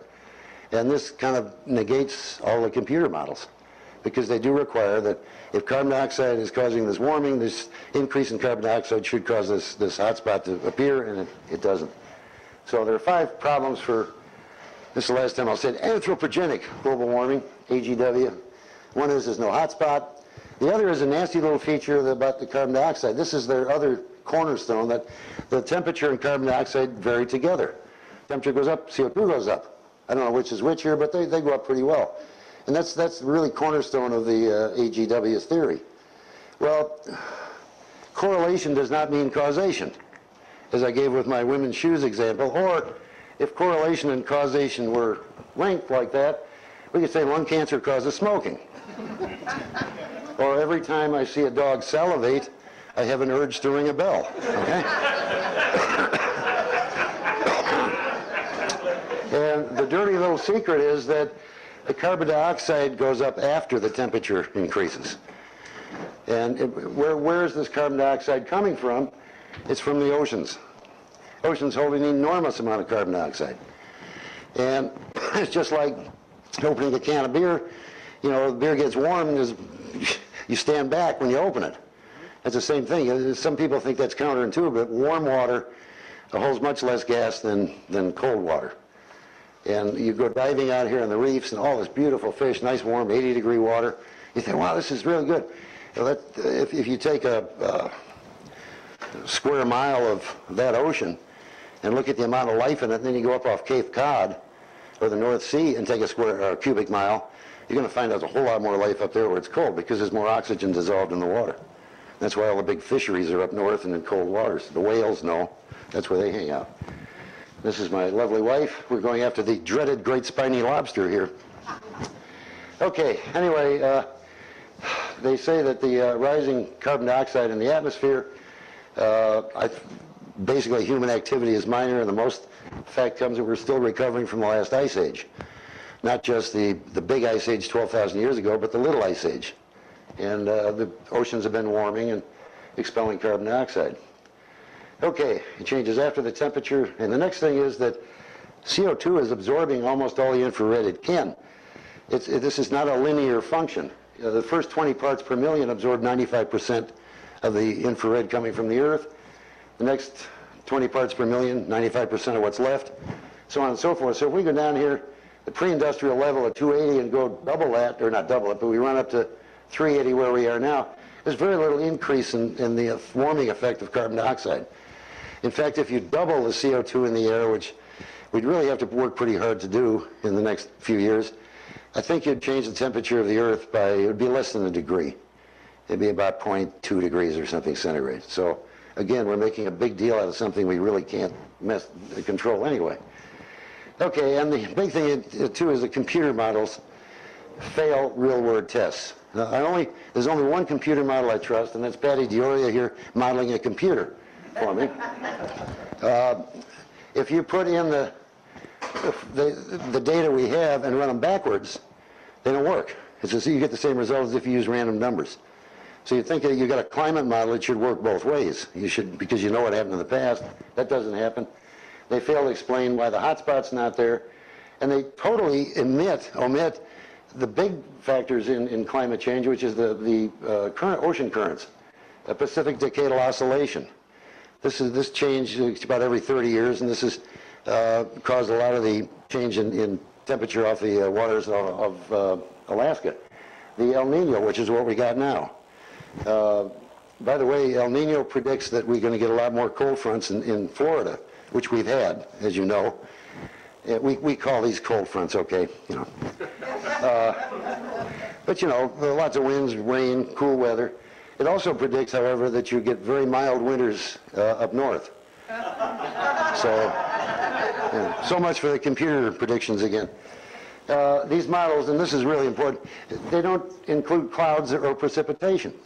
They say, oh, carbon dioxide warms the water vapor, or warms the surface. More water is evaporated. Water vapor is a greenhouse gas, and it causes Earth to warm. But they don't include the latent heat of evaporation. They don't include the precipitation, the clouds that are formed. For some reason, these come from some mysterious place. And the other thing they don't really touch on in these models is this thing up in the sky that's putting out 5 times 10 to the 26 kilowatts. Most of the IPCC in these reports, they say, oh, the sun, they acknowledge it's a variable star, but it's just not enough to really bother with. But there is a much better correlation. This is carbon dioxide in the red line, and that's Earth temperature in the other lines here. There's a better correlation with the solar activity than there is with carbon dioxide. It's kind of neat. Solar activity, the theory now, there's a guy in Copenhagen named Svensmark who is he's a nuclear physicist, or a nuclear physicist. And he has done this, first of all started with the theory, and then he did a lot of experiments. And then he got a co-authorship with a guy from Berkeley, I think it was Berkeley. And when the government discovered, or Berkeley discovered what they were working on, they canceled the grant. So Svensmark is now working in his basement in Copenhagen, and which shows, I'm serious. But anyway, it shows his theory is increased solar activity, you get an increased magnetic field, increased solar wind essentially, and that causes a decrease in cosmic rays, high energy cosmic rays striking the Earth. And so you get more activity, less cosmic rays, and what do cosmic rays do? They cause clouds. So if you have more cosmic rays or less cosmic rays striking the Earth, you get a decrease in the low-level clouds, not the high cirrus clouds, because those warm the Earth. But I'm talking about your average, everyday, low-level clouds. And the reason being is that the muon, which is a particle that's split off when a cosmic ray hits the upper atmosphere, is the culprit. It goes down and forms a nidus for these water droplets to form clouds. And we can get into that a little later, but the muon's half-life, it's about a millionth of a second. So they say, well, it couldn't possibly go more than a few hundred yards. And that was a big argument for the deniers. They said, well, muons don't work. And then this guy, Einstein, pointed out that, well, from the muon's point of view, it wasn't a millionth of a second. Muon had more than enough time because of Einstein, relativistic time dilation, so whatever. And I really hate that stuff, so I just will move on here. So one more little detail here, which is, again, they're trying to hide. This is this area between 1940 and 1975 or 80.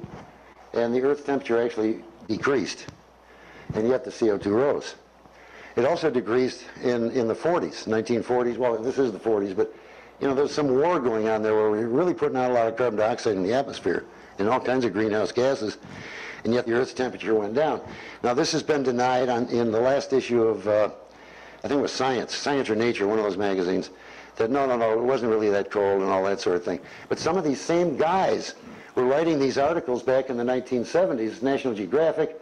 The same guys who were screaming about warming now are writing these articles that, we're all going to die from an ice age. And I'm old enough to remember these vividly. Oh no, we're all going to die. They want to put carbon black on the polar caps to melt them. So again, CO2 was going up then, but the temperature was going down. They don't really explain that. And the final thing, the Earth isn't warming anymore anyway. The last 8 or 9 years now, temperature's actually gone down almost 0.6 of a degree, which is what it warmed up during the previous century. Again, this doesn't set well with the warmists, I call them. And this is where we, again, saw in the emails about ClimateGate, the manipulation of, this is called the nature trick, and hide the decline. Hide the decline is their latest rallying call. And so they read the book, How to Lie with Statistics, and the Goddard Institute for Space Studies, which we got friends there. Fred Espinak's up there as part of NASA. And they read this book, and they said, well, here's this. In the IPCC, one of their things is Santa Rosa, California, and the temperatures from 1900 till pretty much the present have gone down in Santa Rosa. Well, we can't have that. We have to hide the decline. So anyway, they just made falling temperatures into rising temperatures. And this is what was published, this graph in the IPCC 2007 report. The way they did it, they had a fancy word for it. It's homogenization of the data. And what they mean is that, that they make these temperatures colder and these temperatures warmer to fix the slope. When I was in school, I used to call that dry labbing. If you were in the lab and you wanted a result, you just... And finally, I just want to show you this because this is part of that book, How to Lie with Statistics. The IPCC, this was their latest graph, and they showed these squares are ice core data of carbon dioxide. And then since 1950, we've been measuring atmospheric carbon dioxide directly from Mauna Loa in Hawaii. It's out in the ocean, there's not a lot of industry or anything, and it's pretty accurate measurements. And they said, well, look how well this carbon dioxide has just been going up and up and up, especially since the Industrial Revolution. This is one of their proofs. Well, I forgot their names, but there's a couple of Canadian scientists, again, got this data by Seipel. And they looked at it and they said, yikes, this was what Seipel found, that this is about 1960 or so, or what is that? Oh, 1900. And gee, it was, the CO2 concentration was almost as high as it is today, back in 1900. And something's wrong here. Well, what the IPCC did, they looked at this and they said, oh, we just take this graph and we just shove that over 83 years, and you're all set. That's really what happened. And that's part of that ClimateGate thing again. What they did is they said, according to them and NASA, because NASA was involved, CO2 was trapped 83 years after the ice formed, which is a good trick. So it's a new physics we're dealing, it's like the new math, you know, okay. And they also, there have been 90,000 direct chemical measurements of CO2 in the atmosphere since 1812. And back in the early 1800s, it was even higher than it is today. But these were, you know, old guys like Van Slyke and JBS Haldane who didn't know what they were doing. All they did was invent the technique. So anyway, I'm not bitter, but we're getting into ClimateGate 2 now because Goddard and NASA and NOAA are now involved, and only warm stations are being counted. In the United States, the temperature monitoring stations have been reduced from 6,000 to 1,000. California, I think, has 4 now, 1 in the San Francisco airport, and 3 on the beaches down in LA and San Diego, where it's warm. There's no Sierras in there. Russia found out about this about 2 months ago, that they've been sending this these temperature data to IPCC for many, many years, and only 25% of it was used. And the Russians said, you know, we have a place called Siberia, you're not using this. And they're you know, just raising hell with the United Nations about this. Studies in China denied the urban heat island effect, and it's well known that, you know, the closer you get to a big city or urban sprawl, you got more concrete, more the temperature is increased. But they've been trying to deny this for years, and now they found that a study done in 1991 in China showed that it wasn't by the Chinese, it was by an American, showed that the urban heat island effect didn't exist. And that's because they kept moving the stations. As the urban sprawl increased, they just move out in the suburbs again.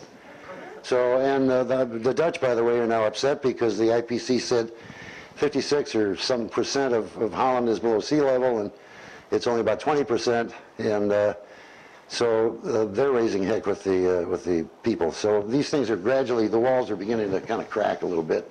And basically they're cherry picking their data is what the problem is. Okay. Final thing here, the temperature stations are inaccurate. This is a NOAA temperature station in Norland, California. Really nice. Nice field out here. There's nothing around civilization to disturb it. The guy started this as a science project for his daughter, sending her, you know, a GPS. You get all these coordinates and send her around California and Oregon to look at these stations. And they found that it is now kind of ugly because they have built these, you know, asphalt parking lots, concrete patios. California, right, you barbecue. So the people who work here come out for lunch, they barbecue, and you got air conditioners nearby. So Marysville, California, the temperature's been going up. That's a big surprise. And one of the scientists wrote that the major cause of global warming is air conditioning. And it's not air conditioning, putting stuff in the atmosphere, it's air conditioning units next to the temperature stations. This is a map of the United States. Now it's turned into a full-fledged study. About 80 to 85% of the temperature stations in the United States, the surface stations, are 1 to 3 degrees too high in their readings. They're inaccurate. Again, because of, you know, they don't move them or don't change them when things get built around them. And to make matters worse, they've replaced whitewash with latex paint, which increases the temperature at 0.5 degree centigrade.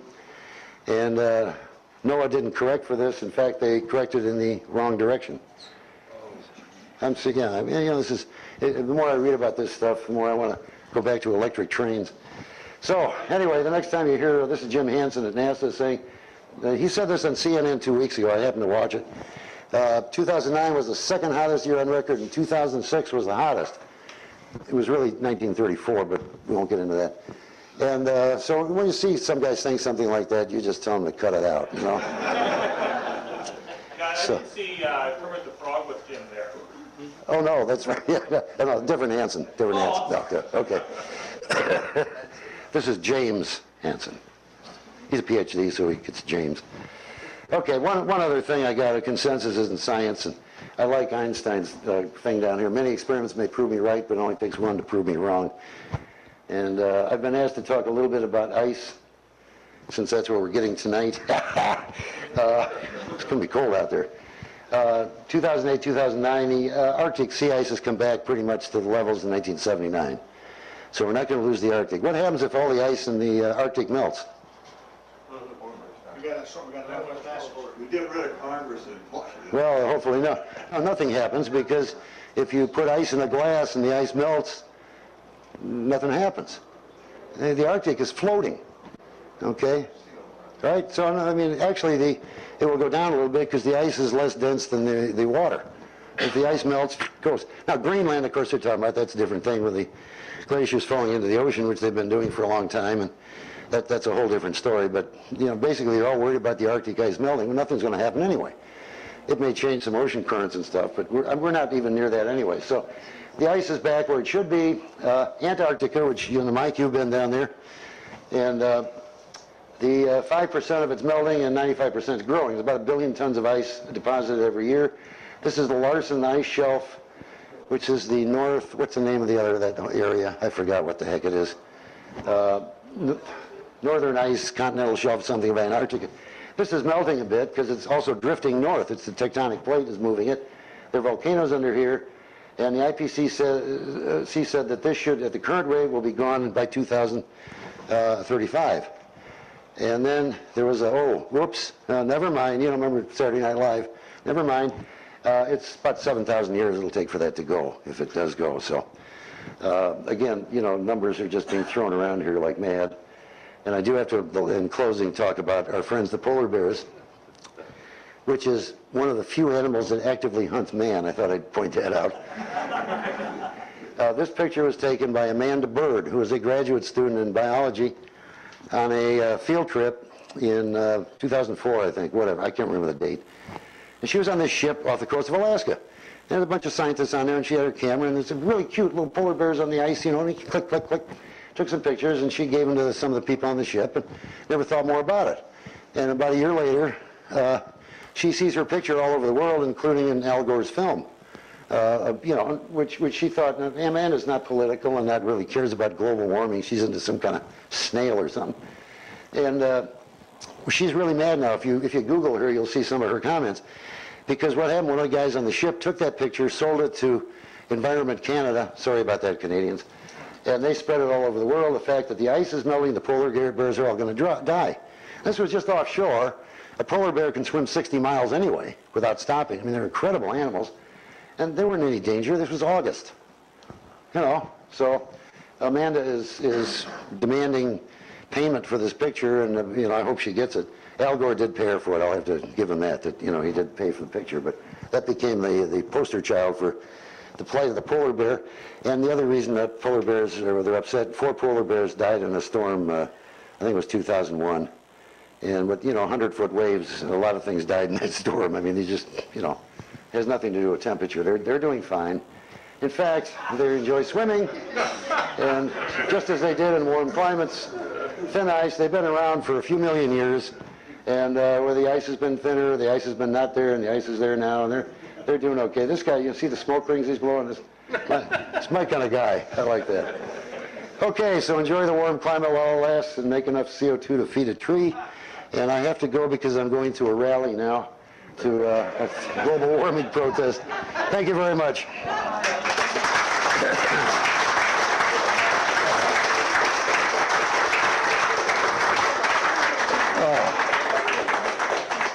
Any questions? Okay, yes. You brought up about the Arctic ice increasing. I saw an article several weeks ago, I think actually George Will wrote it, quoting one of the climate groups out of Colorado. Yeah. That said that the sea ice since 2007 has increased by 25% in the Arctic. Yeah. I saw that. That's right. Yeah, it's just coming right back. And I gave this talk, not this talk, but I talked to Fort Lauderdale Yacht Club about 6 weeks ago, and they sponsored this Around the Americas sailboat. It's really neat. You know, this big monster steel boat. And they've gone up through the Northwest Passage. people don't realize the Northwest Passage was navigated by Amundsen in 1903, and it was navigated in the 1940s. You know, and so, but they were through there, and one of the guys was back from that. They anchored the boat in Fort Lauderdale, and he said, yeah, he said they got ice a lot faster than they thought, and they barely got out of there in time, or they would have been, you know, that would have been the end of the Around the Americas trip. So, any other? Yes, sir. Hello. Yes. Why are these... If you're going to ask a question, you have to stay awake. I'm sorry. Okay. Why are they all falsifying the data? What's their role to that? Right here. Money. Huge amounts of money. It's enormous. Carbon exchange, climate exchange, all this stuff. I mean, we're not talking scientists anymore. We're not talking politicians anymore. We're talking big industry and business. There's a $200 billion a year, it's probably more now, that was as of last year, because, you know, it's a way to make money. It's a Ponzi scheme, basically. And you get grants.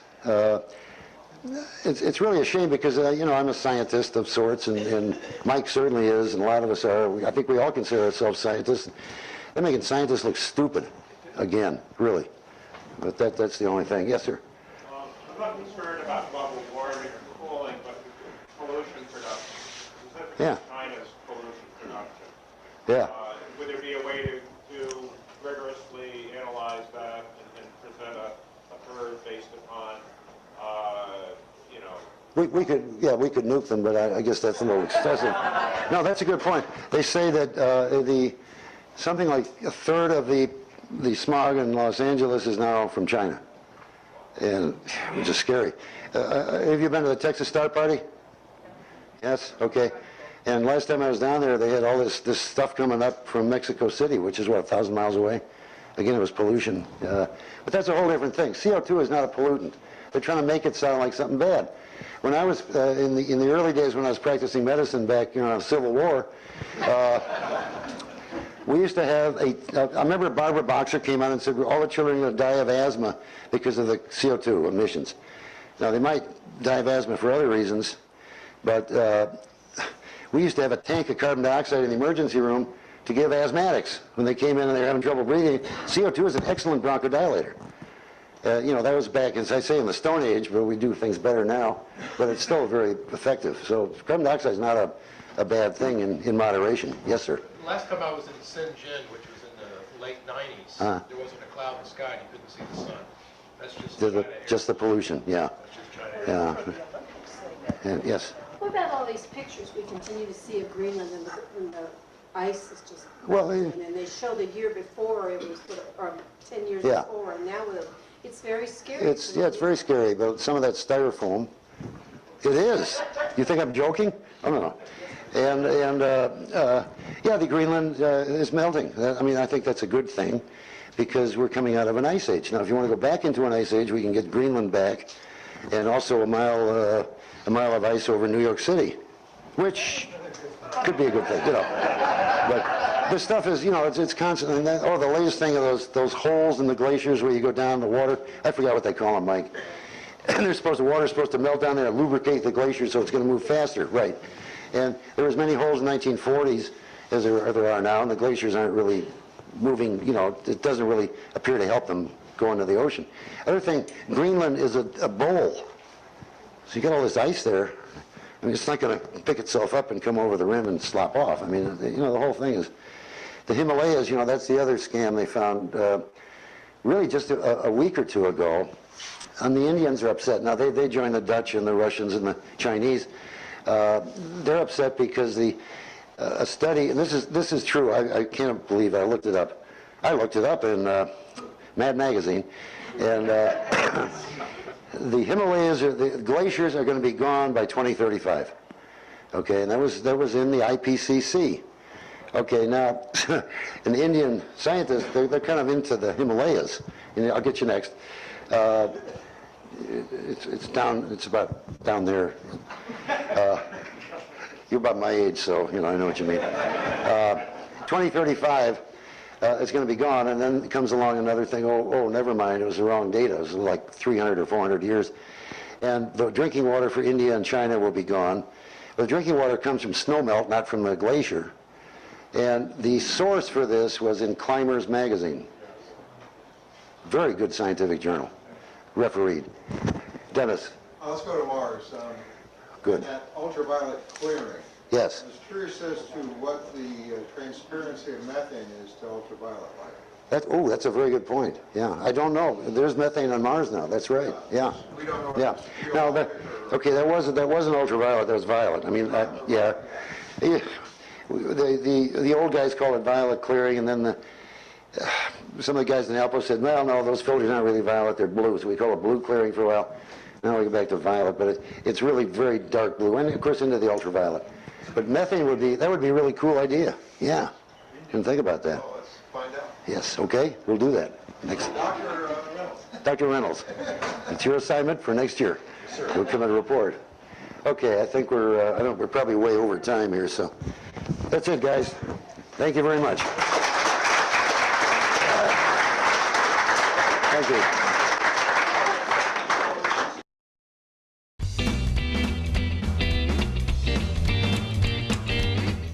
It's time for another one. You ready? Yep. Olivia? 307. 307. Who has number 307? Pat, I'll bet you know. Okay, number 307. Rochelle Broder Singer. You've won a disc mount dovetail plate and a t-shirt and a WSP merchandise pack. Enjoy. All right, guys, don't forget to get your 2021 Winter Star Party swag right here at this address.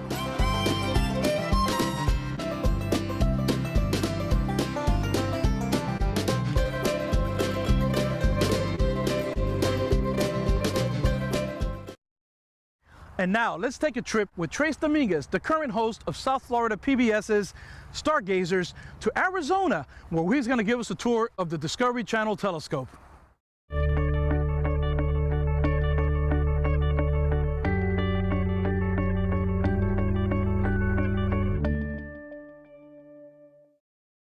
The James Webb Space Telescope will be the largest telescope ever sent into orbit.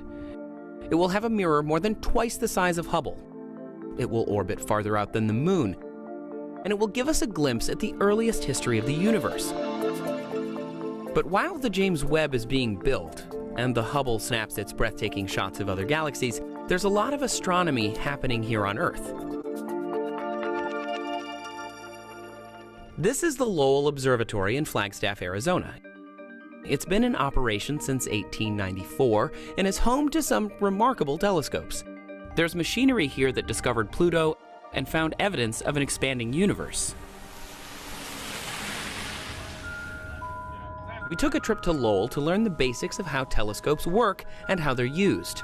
And we got someone wildly overqualified to explain it to us. So my name is Michael West. I'm the Deputy Director for Science here at Lowell Observatory. The way astronomers often think of telescopes is we call them light buckets. And so if you think of the light from the planets and stars and galaxies as little luminous droplets raining down on us, the bigger the bucket, or in this case the bigger the mirror or lens that you have, the more light you collect, and the fainter objects you can see, the more detail you can see. That's how we think of telescopes, as light buckets. Telescopes haven't changed all that much since 1894, though they have gotten bigger. This is the Discovery Channel telescope, the biggest and newest piece of hardware at Lowell. Completed in 2012, the DCT boasts a primary mirror, or light bucket, that's 4.3 meters across, making it the 5th largest telescope in the continental US. It's actually located about an hour south of Lowell in a national forest with minimal light pollution. All in all, it's a very, very impressive telescope. But if you ask an astronomer, they'll tell you the telescope isn't really the point. It doesn't matter what size telescope you give us. We don't care unless it's got good instruments on it. That's the astronomer we did ask, Dr. Lisa Prato. Her team uses the DCT to study very young binary stars. Those are two stars orbiting each other. The instrument they want to use is called an infrared spectrograph, which will measure a wide range of infrared light collected by the DCT.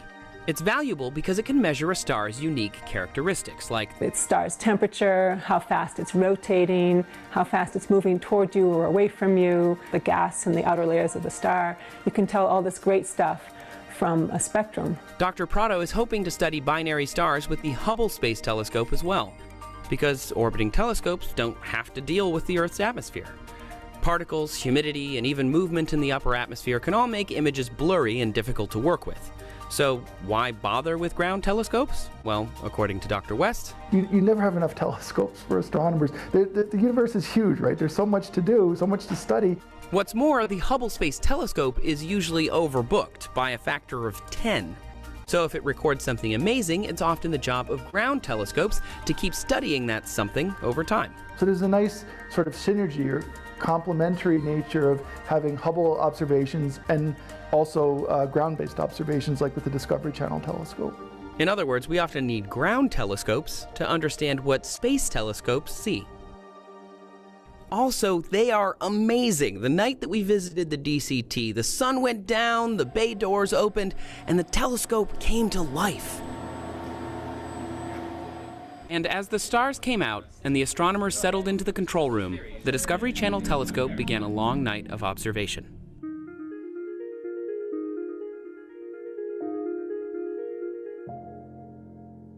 After a night like that, we wanted to know, what comes next?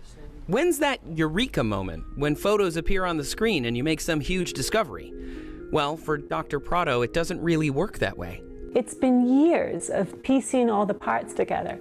And then we sit here in a group meeting and we're like, oh my goodness, look at this, look at this, look at this paper. We missed this before, this paper from 2003. Look, look. And you combine that with something from the Hubble Space Telescope, and you combine it with our observations at DCT, and then you'll find like amazing things. And at the end of it, you're like, holy cow, we've got this great story.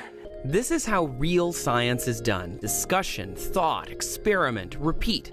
From there, what you've learned begins to emerge, and for Dr. Prado, what emerges could be huge. It's a great opportunity to do completely unique science that will sort of change the whole field of star and planet formation. The point is, astronomy is a long collaboration between space telescopes and ground telescopes, between scientists and their teams. But the result of all that, the result of building these huge telescopes and spending all night in the middle of nowhere and crunching the data for weeks on end, there is a payoff there. It's a slow burn. You're telling a story, and when you get deep into that story, you're like, oh, this is so much better than science fiction. This is so much better because it is real. It's out there. It's happening.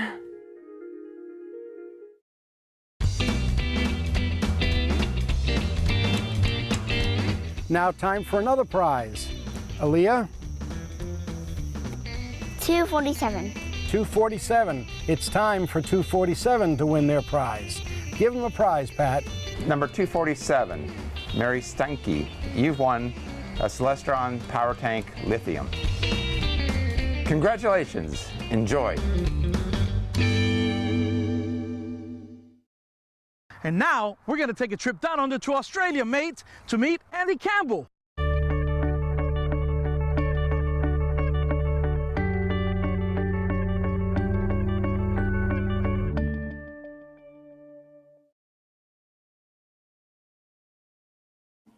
Good afternoon, everybody. We're going to do an astrophotography session today with Andy Campbell from the ASV, and he's going to run through how to create dynamic images. Now let's welcome Andy into the room and get his presentation going. Good afternoon, hey, thanks, Andy. Mark. How are you guys? Thanks very much for inviting us along this afternoon, and it's a pleasure to talk to my colleagues here at the Astronomical Society of Victoria, but also to speak to all the lovely people from the Astronomical Society of South Australia, who I would love to be seeing live and having a chat with you, and maybe drinking an ale or two at Nil. Next year. We go there every year, and it's a fantastic event. I love going to that show, but sadly, COVID's kept us away from all of that. It has. The good news is that whilst I was invited to go and do a couple of presentations in New York this year in March, unfortunately, COVID put an end to that as well. So I get to present these virtually to you lovely people today. So thank you for that chance. And hopefully we can stimulate and inspire you with one or two thoughts on creating dynamic images today. Wonderful. So when you're ready, if you'd like to share your screen, and we can get stuck into it. Excellent. Alrighty. So let's do that.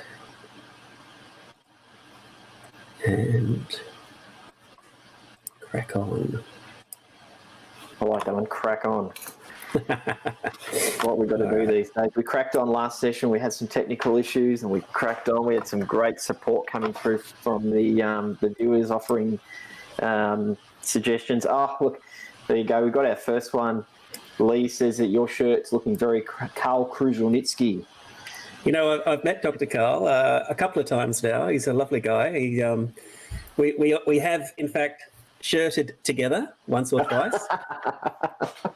I love it. But he's, you know, the thing about Dr. Karl is that what you see is what you get, and it doesn't stop. Even when, after a couple of presentations that he and I both did for the World Science Festival in Queensland, I met him at the bar afterwards, and honestly, it was just like he kept going with the presentation. Dr. Karl is this amazing individual who, like, it just doesn't turn off, and he's an extraordinary man. So that's cool. Glad you like the shirt, guys. All right. So alrighty, so now to get stuck into it.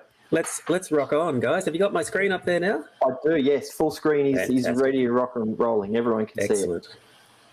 So, guys, what I want to talk about is creating dynamic images today, and obviously with a focus on astro. And just a little bit of background information on me, so you know who this guy is who's talking to you in a loud shirt. I'm based in Melbourne, Australia. I have a family with a beautiful wife and 3 boys, who are the youngest one's turned 12 today. He's glad to be back at school and out of lockdown, as you can imagine. Yeah, it would be. Happy birthday to him as well. Yeah. And thank you for giving your time on his birthday. We're heading off to the park after this, so it'll all be good. Enjoy.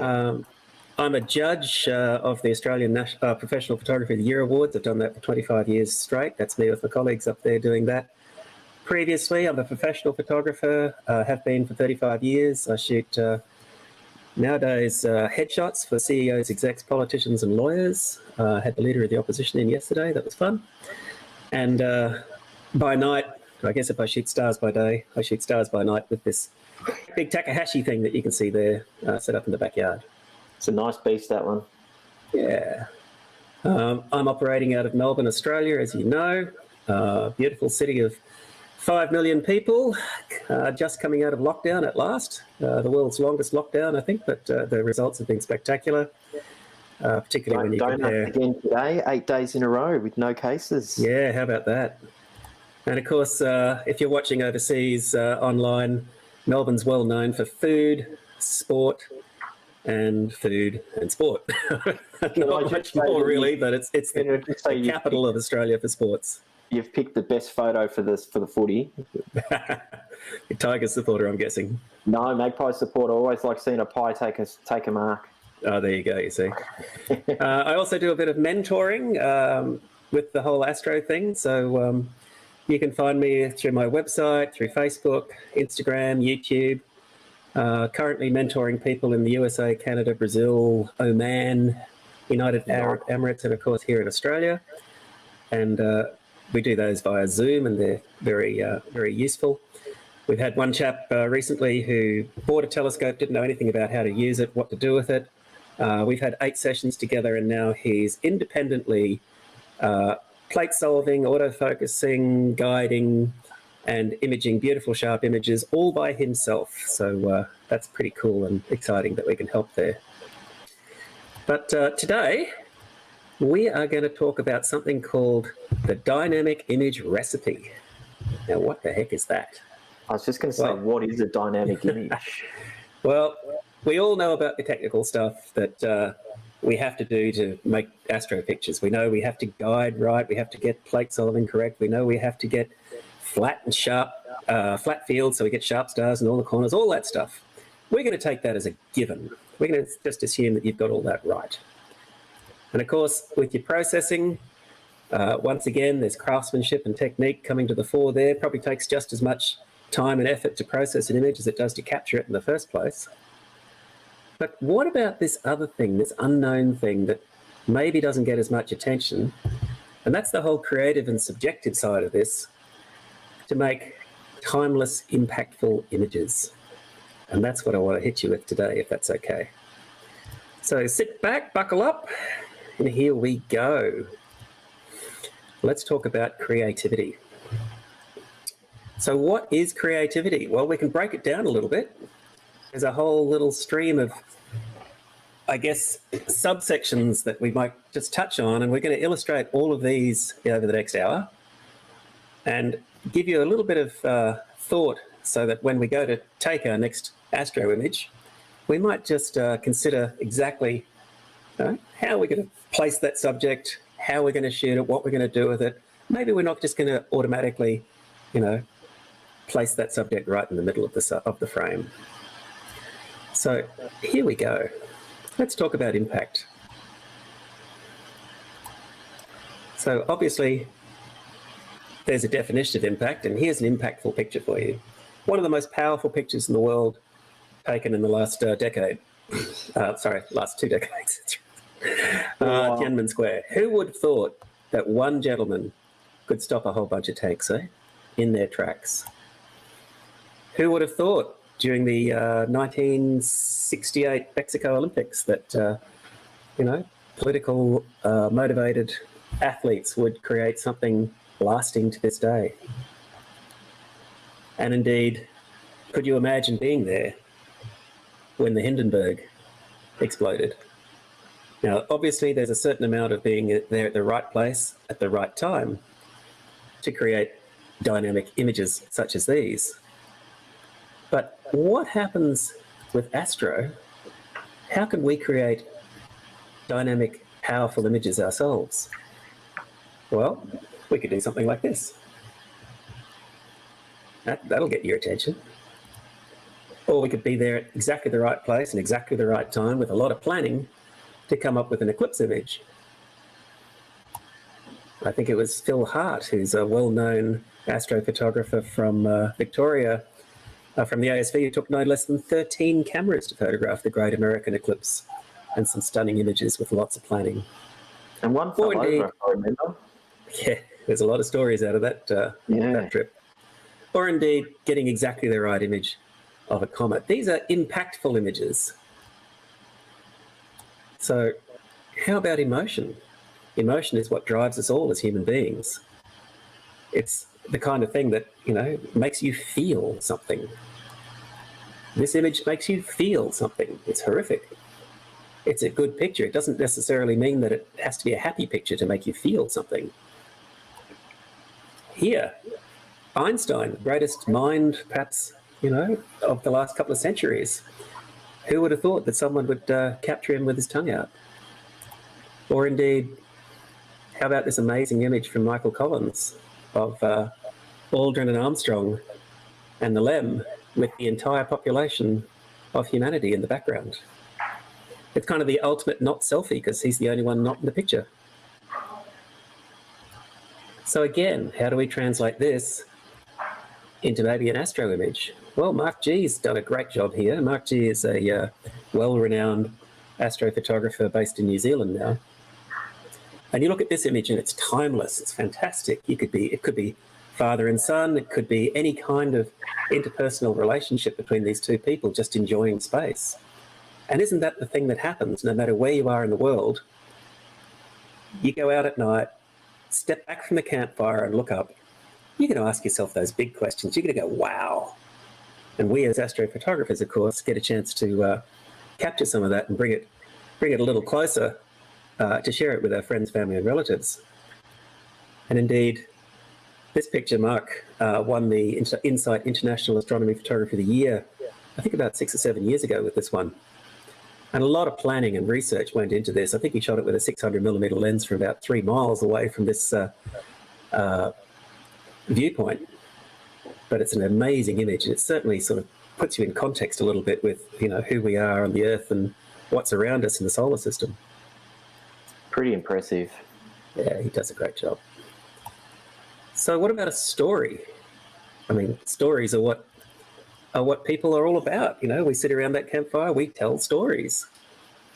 Well, our images tell stories.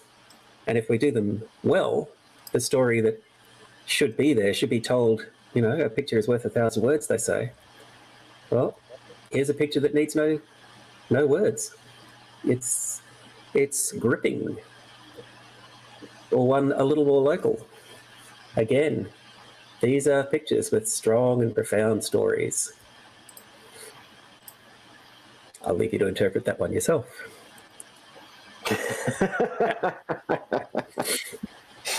Well, how about this in an astro world?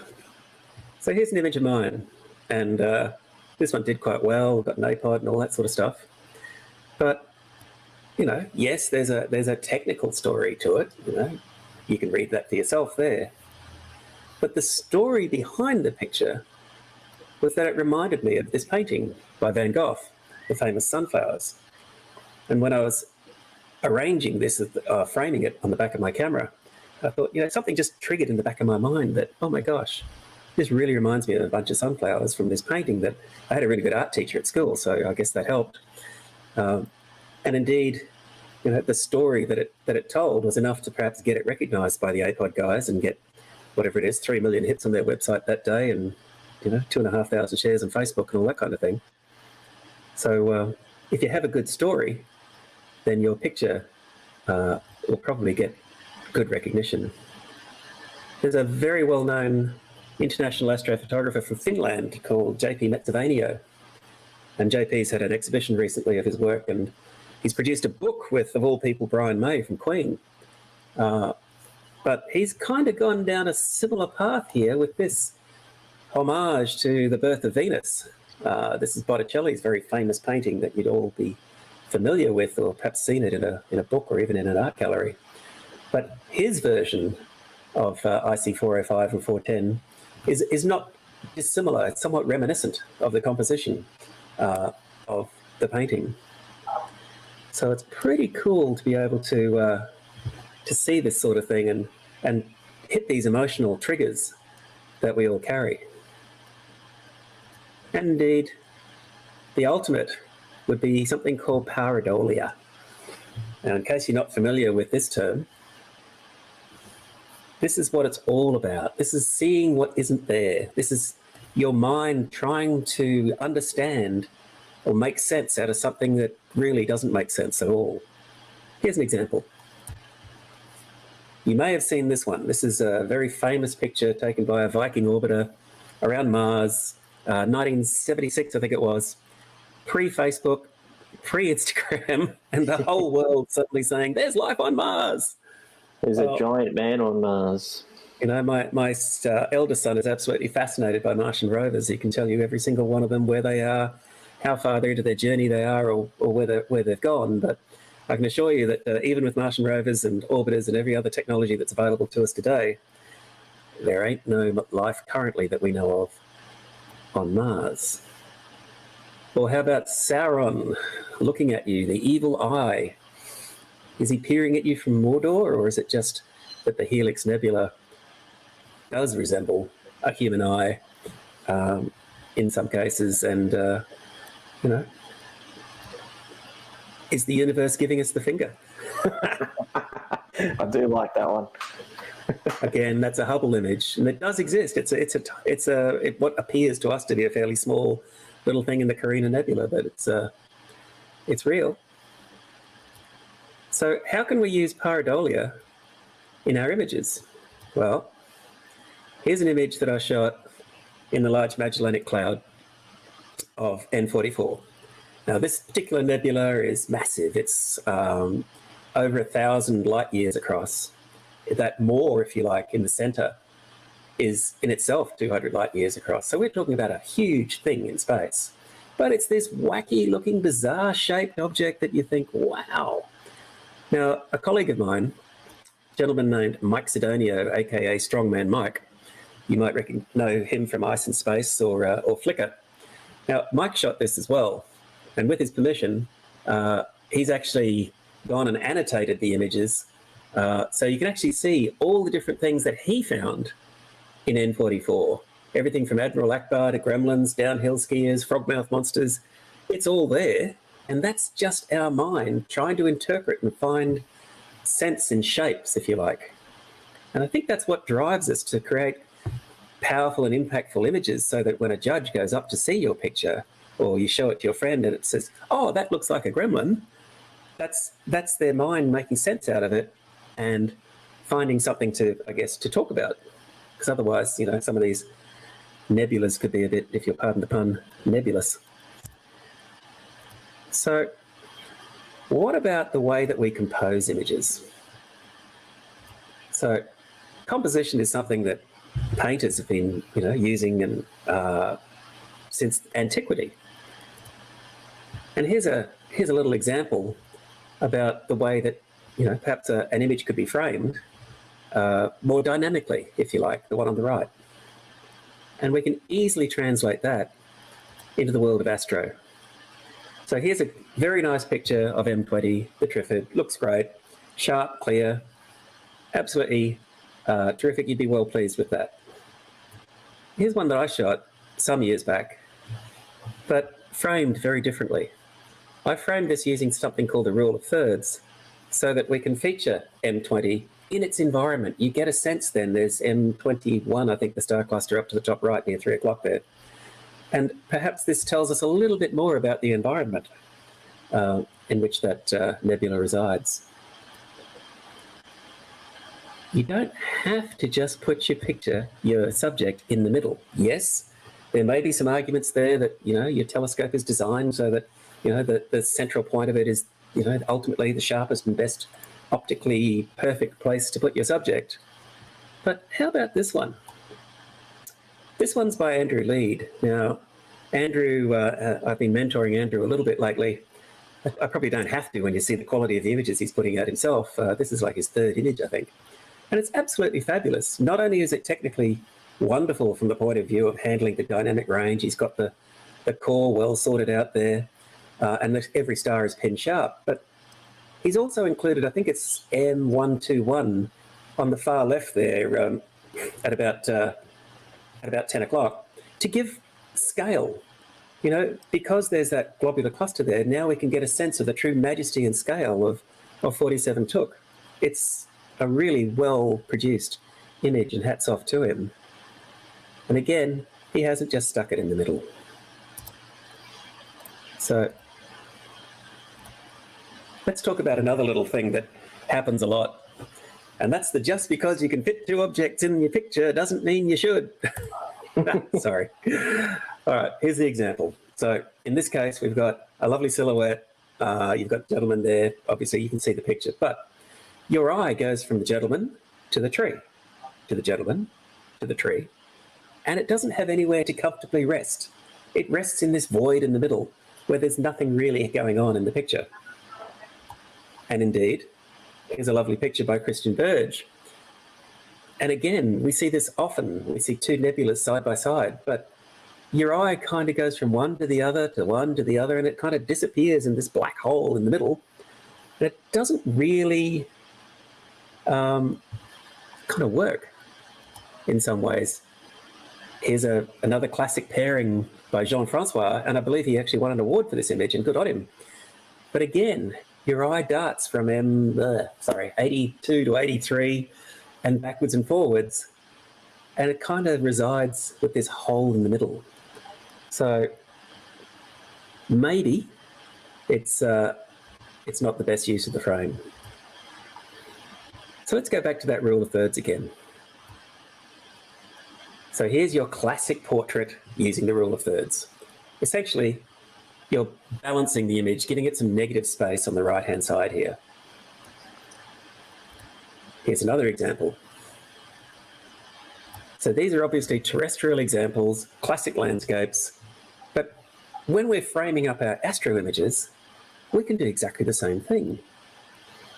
So here's a couple of examples for you, and a little bit of trivia, just, you know, the rule of thirds is not something I've invented by any means. It's been around for, you know, 200 or 300 years. So here's an astro image using the rule of thirds really well. Jim Metzger's framed NGC 2244 beautifully. Oh, and a bit of trivia, if you use your imagination at the top right quadrant there, that section, they call that the mermaid.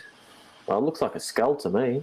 Yep, I think you've got to hold your mouth right and spin the code around at a different angle and so forth, but there it is. We've already talked about this one. Well, how about this fabulous image by James Garlick? Now, James is from Tasmania, and he picked up a Malin Award for this beautiful image of the Southern Aurora, perfectly framed, using the rule of thirds. Or indeed, we can use our field of view to create dynamic images. So this is the Fighting Dragons of Ara, NGC 6188, an image I was lucky enough to win a David Malin Award, Deep Space category 2015. Here's the same subject, but now I've shot this with a different telescope, a much wider field of view. The one on the left was with a William Optics FLT 110, and the one on the right is using a Stellarvue SV70T with a field of view of 2 by 3 degrees. So suddenly we can see the context of these two fighting dragons, and we can really now see what's happening in space around those guys.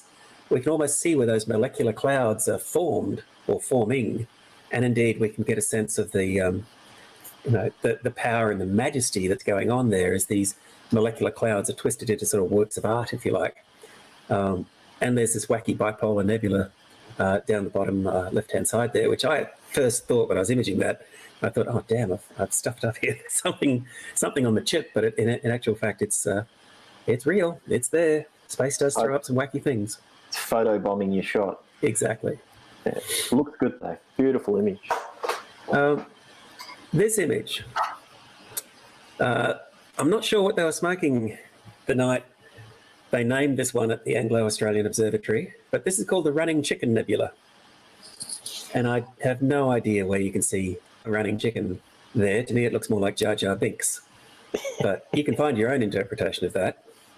But again, using that same wide field telescope, I was able to include the entire nebula and the Pearl cluster to the far left. And it was a bit, a bit fortuitous that I literally picked up that telescope from the TNT depot on the way to a star party, took it out of the box literally for the first time, set it up, shot this image and got an APOD for it. So that was a little bit of a lucky story in some ways. But visiting the same target with a much longer focal length now. So here I've visited this using a Newtonian 1147mm focal length telescope from Sidereal Trading. In fact, is a very, very nice telescope, hand-built by Diego himself. But in this case, we can now zero in on some of the details and structures within that nebula. And down the bottom, you can see the coal miner stoking the fires. You can see the Misty Mountain just behind him, the Misty Mountain top there. And because this one I've rendered it starless, you can clearly see the Bok globules at around halfway through down the image, the star-forming regions themselves, the interstellar dust. So different perspectives using the same object. Now, obviously, we can't change our field of view, at least, not until Elon Musk gets us to Mars, but we can certainly change the way that we approach something by using a different instrument. Or indeed, we might think about colour and colour palettes. And so essentially, any kind of photography, we want to make sure we come up with something that looks really good. And there's a handy-dandy gadget here called the colour wheel. Now, this image on the left is using complementary colours, very strong and very bold. You can clearly see the purple and the green on opposite sides of the colour wheel. It's a bold, powerful image. Here is one much more subtle. This is using colours essentially on the same side of the colour wheel, almost monochromatic in its feel. So what happens if we take that into astro? Well, this image on the left is by Neil Creek, who's a local photographer in Melbourne, and Neil won a Malin Award for this image. And it's a beautiful use of incorporating light pollution within an image in an artistic and beautiful way. So this is, I think, looking at Lake Epilogue from memory, possibly that's Ballarat in the background. But again, you've got the warm into cold, you've got the warmth of the light glow of the light pollution contrasted against the deep dark blues of the Milky Way. And he's framed it beautifully, as you'd expect a professional photographer would. So a deserving image, and I think that was the cover of the Ice and Space calendar as well. on the opposite side of the colour wheel, an image from the Insight Astronomy Photographer of the Year a couple of years ago. Again, strong use of colour with contrasting colours. Hope you're getting something out of this. Give us a shout out if you're out there in StreamYard land or wherever you are today. If anyone's watching from somewhere outside of Australia, give us a hoy so we know you're there. Sorry, it's I think 3 o'clock in the morning in Great Britain, but in the States I think it's about 9 o'clock last night. So we've got nothing else say to hi. do. We've got nothing else to do in Great Britain at the moment. So I thought I'd show you a little bit of technique here. This is not a technique talk, but this is using the same subject but shooting it 4 different ways. So for many of us, we start out with a telescope and a DSLR camera, and we can create a beautiful image just like this one Benjamin Barre has of M42. And there's nothing wrong with it, it looks great. However, many of us on our journey, we advance up to a mono camera, or indeed we start introducing filters. In this case, we've introduced a hydrogen alpha filter with Africa here. And hydrogen alpha at 656 point something or other nanometers is almost invisible to us. So we're talking a very red color of light. But if we have a camera that is sensitive enough and it doesn't have the IR cut filter that the DSLR does, which in fact removes hydrogen alpha, then suddenly we can let the HA show through and we can see more of the structure of the nebula coming through. Indeed, we can take that even further by then using an oxygen filter, ionized oxygen filter, as well as the hydrogen alpha, as Druidus and Goldman have here on the left. And now we can really see what's going on in M42. There's a lot happening up there. And I think you'd admit that we're taking our very nice original DSLR picture to a whole new level now, because we're starting to see the unseen. And indeed, we can take that all the way to a complete narrowband image of M42 here, using the ionized oxygen, ionized sulfur, and hydrogen alpha filters, and assigning them different colors. Many people would probably argue that M42 looks better in natural colors, and I think we had Paul Hasey on earlier who won a Malin Award, in fact the entire competition some years back, with a very beautiful image of M42, which was in sort of true natural colors, if you like. But I think it's just a little bit interesting to see it in narrowband as well. How about this? Now, I mentioned David Malin a few times, and I guess I'll mention him a lot throughout the talk because he's regarded as the godfather of astrophotography, and he ran the Anglo-Australian telescope for the best part of 30-odd years. This was, I guess, his image of the Triffid, and it was a kind of iconic standalone image. And I wanted to see, well, okay, I'm in Burwood in Melbourne. I'm not far from the ASV. I'm in light pollutionville. I'm under a Bortle 6 or 7 sky. What could I possibly do with my sidereal trading 10-inch Newtonian that might somehow emulate that image? And so working really, really hard with dealing with gradients from hell, I came up with this image. I had to come up with some new techniques, in fact, using blue just as a luminance to, in fact, try and get some of that reflected nebulosity to show through, because it's really quite hard from light pollution fill, and obviously you can see my star colors are suffering a bit from being in light pollution. But just the challenge was there, you know.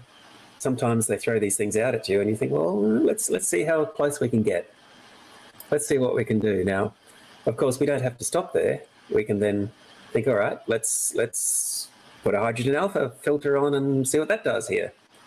So the one on the right is LRGB, the one on the left, we've now introduced hydrogen alpha.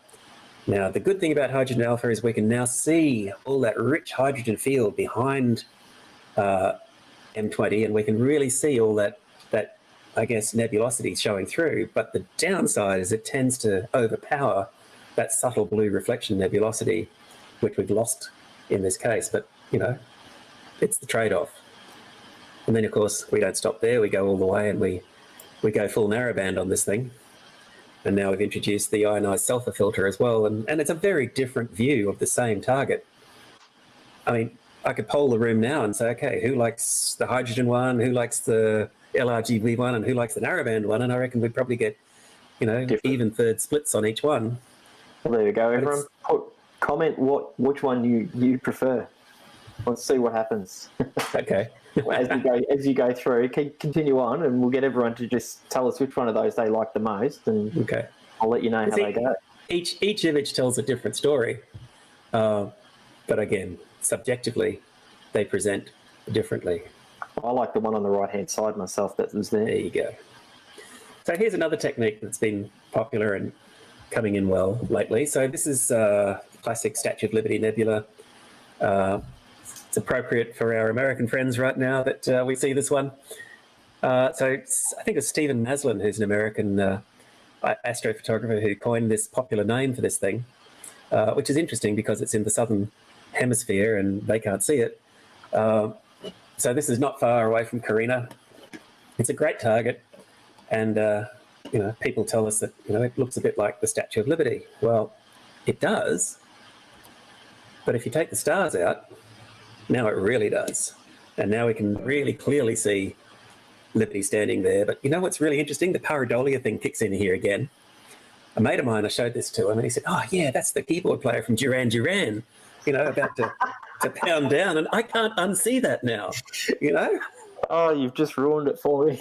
Sorry. It really does look like he's about to smack those keys. Yeah, it does, doesn't it? And here's some trivia for you. When I was much younger and had hair and I was working in England as an assistant, I assisted the photographer who made all his money out of Duran Duran, and taught me a great deal about dealing with people and rock stars and all that kind of stuff. There's some stories to tell there, I can tell you. So just so you know, I think we've got 8 votes so far for the HARGB. Oh, cool. About 3 for the LRGB, a couple for the original process, and 1 for the RGB. Excellent. So, excellent. Good mix there. Good mix. Oh, that's fun. All right. Let's keep going.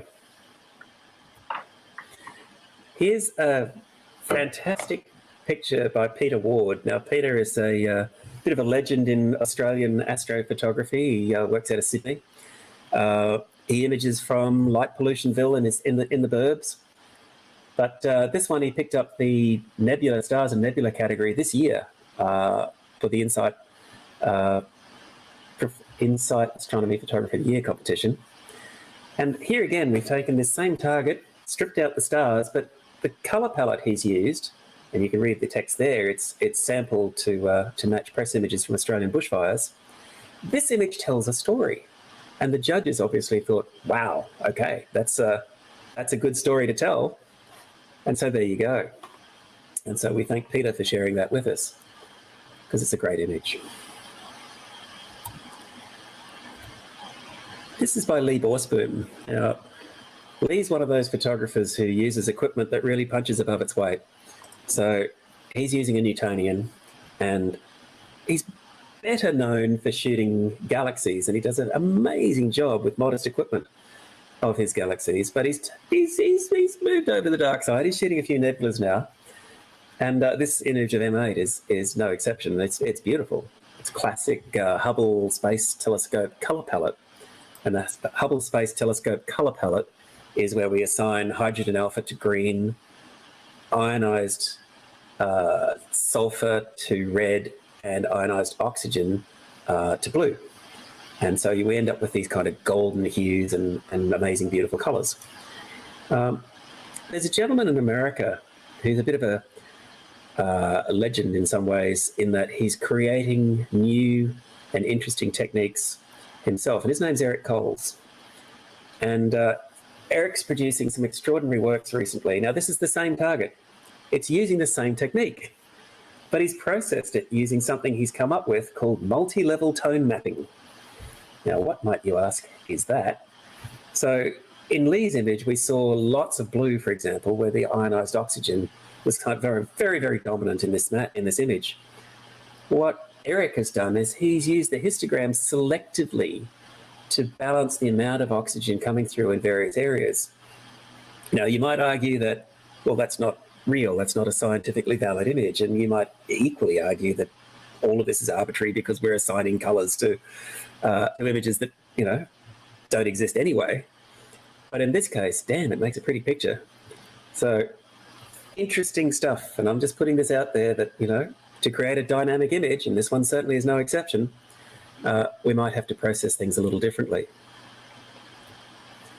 Indeed, here's another example that he's done, and a link to a YouTube video that he's created where he actually documents this entire process over about an hour and a half. So feel free to pause and still and capture that link and go and check that out for yourselves if you're interested in what is probably the most funky astro processing technique that's going on right now. I might get you to send me that link, Andy, and I'll post it to the ASV pages later today. No worries. So, research. Let's talk about what we're going to image. We've talked about different ways of seeing, we've talked about different ways of framing, but maybe we should talk a little bit about image choices and target selection, because I often go to these beautiful dark sky star parties, indeed like this one we're supposed to be at right now at Nil. And, you know, when everything's up and running and working perfectly, touch wood, I like to go around the field and, you know, sort of say hi and, you know, what are you imaging tonight? And more often than not, people will tell me, well, I don't know, I haven't decided yet, or I'm not sure, or, you know, I'm imaging M42. You know, it's like, there's so many more things to image out there. Let's give everyone some tools as to thinking about how we could maybe find something new to image to create that dynamic image. So the image I'm showing you here is something from Galaxy Map. And I'm going to bring it up a little bit bigger so we can talk about that in more detail now. So what we're looking at here is a supercosmos hydrogen alpha survey of the Milky Way. So effectively, a Google map of space, if you like. We've got research telescopes around the globe, and they literally point up, take a picture, move a few arc seconds to the left, take a picture, a few degrees left, take another picture, and eventually they'll build up this survey map, if you like. And this is free to everyone. Anyone can access these, and this is not the only one that's out there. But the nice thing is, suddenly we can see all these interesting targets that we all know, but we could also see other things there that we can image. So if we spin over to the far left of this image, at about 9 o'clock, you'll see inverted. There's my Sagittarius sunflowers. We talked about that earlier. As we come across to the center, we talked about an image with the lobster and the Cat's Paw Nebula together, and you can see them clearly, right in the middle. Further off to the right, it's very bright in this one because it's, you know, a very bright nebula, but that's where the fighting dragons of Ara are. But what caught my eye here was this strange filamentary net, if you like, at the bottom half of the picture on the right-hand side at around 10 o'clock. There's this arc, this web, if you like, tendrils, and I thought, what the heck is that? And I researched and Googled, and I couldn't find any images of this thing, and I couldn't even find a name for this thing. So I thought, right, here we go. This is I'm on a mission. We're going to shoot this thing. So here's the image that I came up with. Now, I didn't realize I was creating quite a rod for my own back when I shot this, because even with my 2x3 degree field of view on my widest telescope, this is a 6-panel mosaic. It took 6 months to shoot this thing. Yeah, you heard that right, 6 months, one image. Crazy, I know. But it's the only image in color that anyone's taken of it to date. And I've Googled this as recently as this morning, and still no one's done another version of it. Maybe they're not crazy enough to want to spend 6 months imaging something. So what are we looking at? This is a supernova remnant. So a very, very old supernova remnant. So that what we're seeing here is the hydrogen alpha remnants, if you like, of a star in the center that's gone supernova and scattered its, you know, stellar material across the universe, and it's still expanding, in fact. So this is in hydrogen alpha and RGB for the stars. So I think you might have just set a challenge for some of the astro guys who are watching at the moment. Well, this is the thing, you know, anyone who's got a, let me see, maybe a TAC Baby Q or a FSQ 106 and a full frame camera, You know, you'd probably you'd get this in 2 panels, I reckon. There you go. Challenge has been set. I'd like to see some images. I'd like to share some. Let's put it out there, and you know, don't hold back. Let's do it in full narrowband. You know, let's not just do it in hydrogen alpha. There you go. Alrighty. How about this one? So this is a slightly different portion of the Milky Way, again using the same survey. And up on your top left there, at about 10 o'clock, you can see the Vela supernova remnant, very popular target, wonderful target. Again, 10 or 11,000 years ago, a star has exploded and gone supernova, scattered and ejected its stellar material across the universe. And I mean, gosh, these things are going at 500,000, kilometers a second or something. And this superheated material is now interacting with stellar dust, and it's creating these amazing patterns that you can see there, which we can photograph using, narrowband filters. Great. But as we follow this image all the way around to the far right-hand side, we kind of follow a line through the middle of there. And indeed, my background behind this image is in fact this same area. This is what we call the electric guitar cluster. I don't know who names these things, but it's fun. But down the bottom is the area of interest, this thing that looks like a tooth.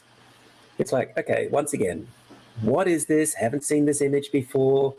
What's going on? Researched the heck out of it, couldn't find an image of it, so I thought, right, here we go. Let's have a crack at this. And I think this is 2 or 3 years ago I shot this. So it turns out it's called BBW56. And unusually, there's no ionized oxygen here. So I've shot this using the hydrogen alpha, the ionized sulfur, and an unusual filter, ionized nitrogen, which is very close in bandwidth to hydrogen alpha. In fact, if you have a hydrogen alpha filter of 5 nanometers, you've included the narrowband of nitrogen. You have to actually use a 3 nanometer hydrogen alpha filter to separate the nitrogen out. But why would I want to do that? So I can create a tricolor image. David Malan likes blue and yellow pictures. There's a tip, people. So this is in true color, this would be red, red, and redder. But in narrowband, we can play a little bit with our color palette. Now, great minds think alike. We've got a question here for you from Lee. Yeah. What do you use to mosaic? I'm sans focal reducer at the moment, so unable to get wide enough shots without a mosaic. So how do you mosaic? I mosaicked that one, that was a few years back, the hard way, literally lining it up and then moving it across a little bit and then down a bit and then making sure I had enough overlap. And I used Reggie's Star to align all the images, which was an app that you could purchase for doing mosaics. Nowadays, gosh, SGP has a mosaic wizard built into it. Voyager has the same thing built into it. Nowadays it's a lot easier to create a mosaic. But as I was saying, great minds think alike, and within the same week of producing this image, I think, in fact, virtually the same day, Mike Tedonio was imaging the same thing. And he imaged this area, BBW56, in hydrogen alpha. And with this orientation and his field of view, it looked a little bit like the, what is it called that? The jolly big giant, great jolly green giant. Anyway, his nose. It looks... I can see a very sad, I can see the face of a very sad rooster. Yeah, there you go. Cool. And indeed, John Gleason, who is an astrophotographer who does amazing panoramas and mosaics, he's virtually mapped, the whole heavens now. If you jump onto the net and look up John Gleason and some of his images, you'll just be amazed. But you can see in the top right section of this image, we can see BBW56 there, as well as right in the center is the Vela supernova remnant. There's a lot of stuff up there in space, so we don't have to limit ourselves to, being the 45,000th version of M42. Nothing wrong with M42.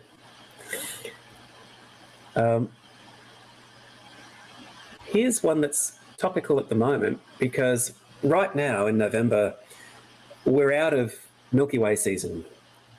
All of the interesting nebulas are not really accessible to us as we wait for the transition from the south to the north. So all the running chicken and Eta Carina and all that kind of stuff is probably a bit low. And Orion's still coming up at, probably 2 or 3 o'clock in the morning now, so a bit late. So we can turn our interest to the LMC, the Large Magellanic Cloud, because there's lots of cool stuff to see in it. And indeed, there's some wacky shapes in there. Now, everyone knows the Tarantula Nebula. It's kind of the M42 of the Large Magellanic Cloud. But there's lots and lots of other interesting little nebulas within this region that can be photographed. They're above the Tarantula, directly above it at about 10 o'clock there's the Southern Seagull Nebula. In fact, that little train there leading on towards N44, which I showed you earlier, that's kind of the wacky races, if you remember Dick Dastardly and the Perils of Pauline Pit Stop. I mean, there's some wacky looking things in there. Up to the far top right, it's just photobombing in the corner, there's something called the Beam Nebula. But in addition to that, there's some other guys there who just don't seem to be getting the astrophotography love that they deserve. So, for example, right in the middle, and just go up a few degrees, there's something there with a fairly bright star. And then also far down to the right, there's a clump of stuff that, again, doesn't seem to get much interest. So let's focus on those right now. So here's the one from the middle. This is NGC 1871. I think there's only a couple of images out there of this in the world, including this one. And I call it the hookah pipe because it reminds me of, those shishas that they smoke in Egypt. And you've got indeed this amazing smoke ring up there at 12 o'clock, which is like, what the heck? How did that form?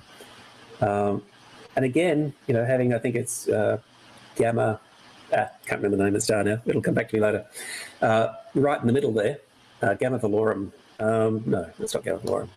No, I won't say it because Perry will pick up on it and tell me, Andy, no, that's wrong. I'm waiting for him to comment. Sorry? I'm waiting for him to comment. But it's just an extraordinary nebula that, doesn't seem to get a lot of love. And indeed, this is my very latest image. I only shot this one last week. And I call this one the Carnival of the Animals. That's that other little area that I showed you before. I don't think there's another image of this thing out there in isolation of this particular area. Yes, you'll see these guys in wide field shots, but nobody seems to have taken the time to actually focus in on this one quite like this. And, these little guys deserve their love too. Come on, people. There you go. There's a lot of challenges being set today. I like this. So yeah, it's all good. And of course, the LMC is well known for the super bubbles. So down the bottom, we've got a super bubble there for you to see. Super bubbles are Wolf-Rayet stars. So essentially, they're a star that's superheated. It's got this stellar wind zooming around it with ionized oxygen, and the sharpless SH2308 is a well-known example of a Wolf-Rayet star superbubble. So, where to from here, folks? Is it time to try something new or different?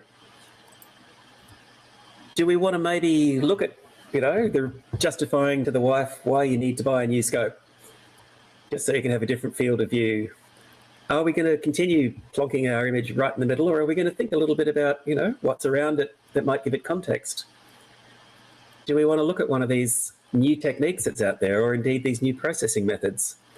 I can tell you right now, there's a lot of scuttlebutt going on in Astrobin, where I'm a judge there, behind the scenes of the use of Topaz AI noise reduction, which is in fact making images that are from a 5-inch scope look like they're taken by professional instruments. How about the color palette we use? Do we want to stick with this traditional tried and true, or we want to try something new? Or indeed, do we want to stretch ourselves and go and find something new and different to photograph that maybe no one's ever photographed before? Remember, the whole point of this is to have fun, but at the same time to create something that has got impact, something with emotion, and something that tells a story. Some beautiful images in that session there, Andy. So, once again, guys, if you're interested in getting any help with your astrophotography, I'd be more than happy to assist virtually with one-on-one mentoring. The sessions are $147 Australian or 95 US. And there's a special on this weekend for you lovely people watching today where you can get 6 sessions for the price of 5 if you want to. And that's where you can find me. And I'd just like to thank you for your attention today, and it's been a pleasure coming along and speaking with you all. So if anyone's got any questions about what they've just seen, or any questions just in general about what they can image, chuck up a comment now and we'll get Andy to answer. We've got a little bit of spare time. We're actually running on schedule now.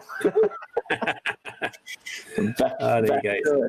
So yeah, if anyone's, I think Moral Traveller was saying that the dragon's heart that you showed was amazingly beautiful. And it was. It's a beautiful shot. Oh, here we go. We have a question. Cool. What is the minimum recommended time to spend on a target before starting to process? Depends on where you want to go with that. I think you can start, as I do, maybe on a given night I might get 6 or 7 hours of data. I'll probably process that straight away just to see what I'm getting and how much noise is going to be produced. And you can usually work out that if it's looking pretty noisy, you might have to double or triple the amount of signal you're getting, particularly with narrowband imaging, particularly from the suburbs. Now, if you're out at a dark site, yeah, that's all totally different, because you'll get much better signal to noise ratio out there. So you can probably get away with your 6 to 7 hours out there as opposed to in the city. Exactly right. Exactly right. And of course, it also depends on the, I guess, the ratio of your instrument. You know, if you've got a nice, fast Newtonian f4 scope like I had from, the guys at Sidereal before I, moved it on and got the TAC, you'll get your data twice as fast. So my TAC's running at about f7, f6, 5.6 with the reducer. But gee, that f4 Newtonian sure did suck down the photons, and you just can't beat that for a light bucket, Really, really cool. Anybody else got any questions for Andy before we finish it up? I think you've wowed everybody with those images, and the challenge has definitely been set. So. I think most of the ASV guys in particular know that I like to put up images on the ASV Instagram page and share their images when they post them in their main members forums. So I'm expecting some new, unique targets that I've not seen before now. Yep. I think it's going to be pretty clear tonight, guys. Yep. So you've got 3 clear nights coming up. 3 clear nights. Nobody needs to sleep. So... getting a lot of thank yous, great presentations. Thank you, Andy. Somebody said that other one that you put up earlier, the one you said looked like a giant, looked like the BFG. That's it, the BFG. Yeah, you got it. Here we go. So, Nicholas, yes, the video will be on the ASV's YouTube, on the Astronomical Society of South Australia's YouTube as well. So it'll remain up on ours, definitely. So you can go back and watch it as many times as you want, get as much information as you need to get out of the presentation. It won't be going anywhere. Andy, thank you very much. It's been an absolute pleasure coming along, guys. I hope you got something out of it. I look forward to seeing some dynamic images coming up soon. That'd be your phone going off there. No, it's the doorbell. That'll be the time to go. The aunt with the cake for Junior. Well, have a good party. All right, guys. I'll sign off. Thanks so much for having me again. Clear skies, everyone. Take it easy. Thank you. See you later. And we'll see everybody else shortly for the next stream. Cheers, guys. Thank you. Bye.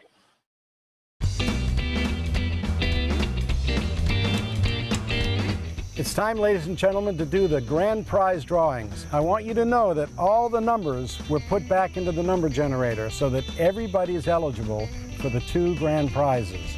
Okay, Aaliyah, draw the first number for the grand prize. 20. Number 20 won 1 of 2 grand prizes. Pat, what did they win? And the winner of grand prize number 1 is number 20, Daniel Stouter. And you've won Explore Scientific 20mm and 5mm 100-degree eyepieces with case. Congratulations, it's a great prize. Okay, we're going to have Olivia draw the number for the 2nd grand prize. Olivia, draw the number, please. 199.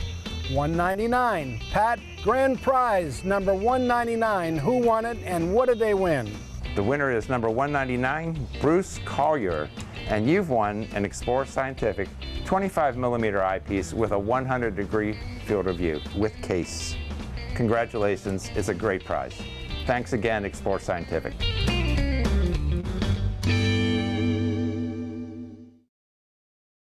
All right, guys, we made it. Thank you for joining us for the 2021 Winter Star Party Virtual Edition. We hope to see everybody in person next year at the 38th Annual Winter Star Party in Camp Wassumpke, Scout Key, Florida. I'd like to thank our sponsors for providing us with all the great door prizes. We'd also like to give a special thank you to Explorer Scientific's Explorer Alliance for allowing us to air this stuff on their network. Thank you, guys. Thanks, Scott. And don't forget, keep looking up.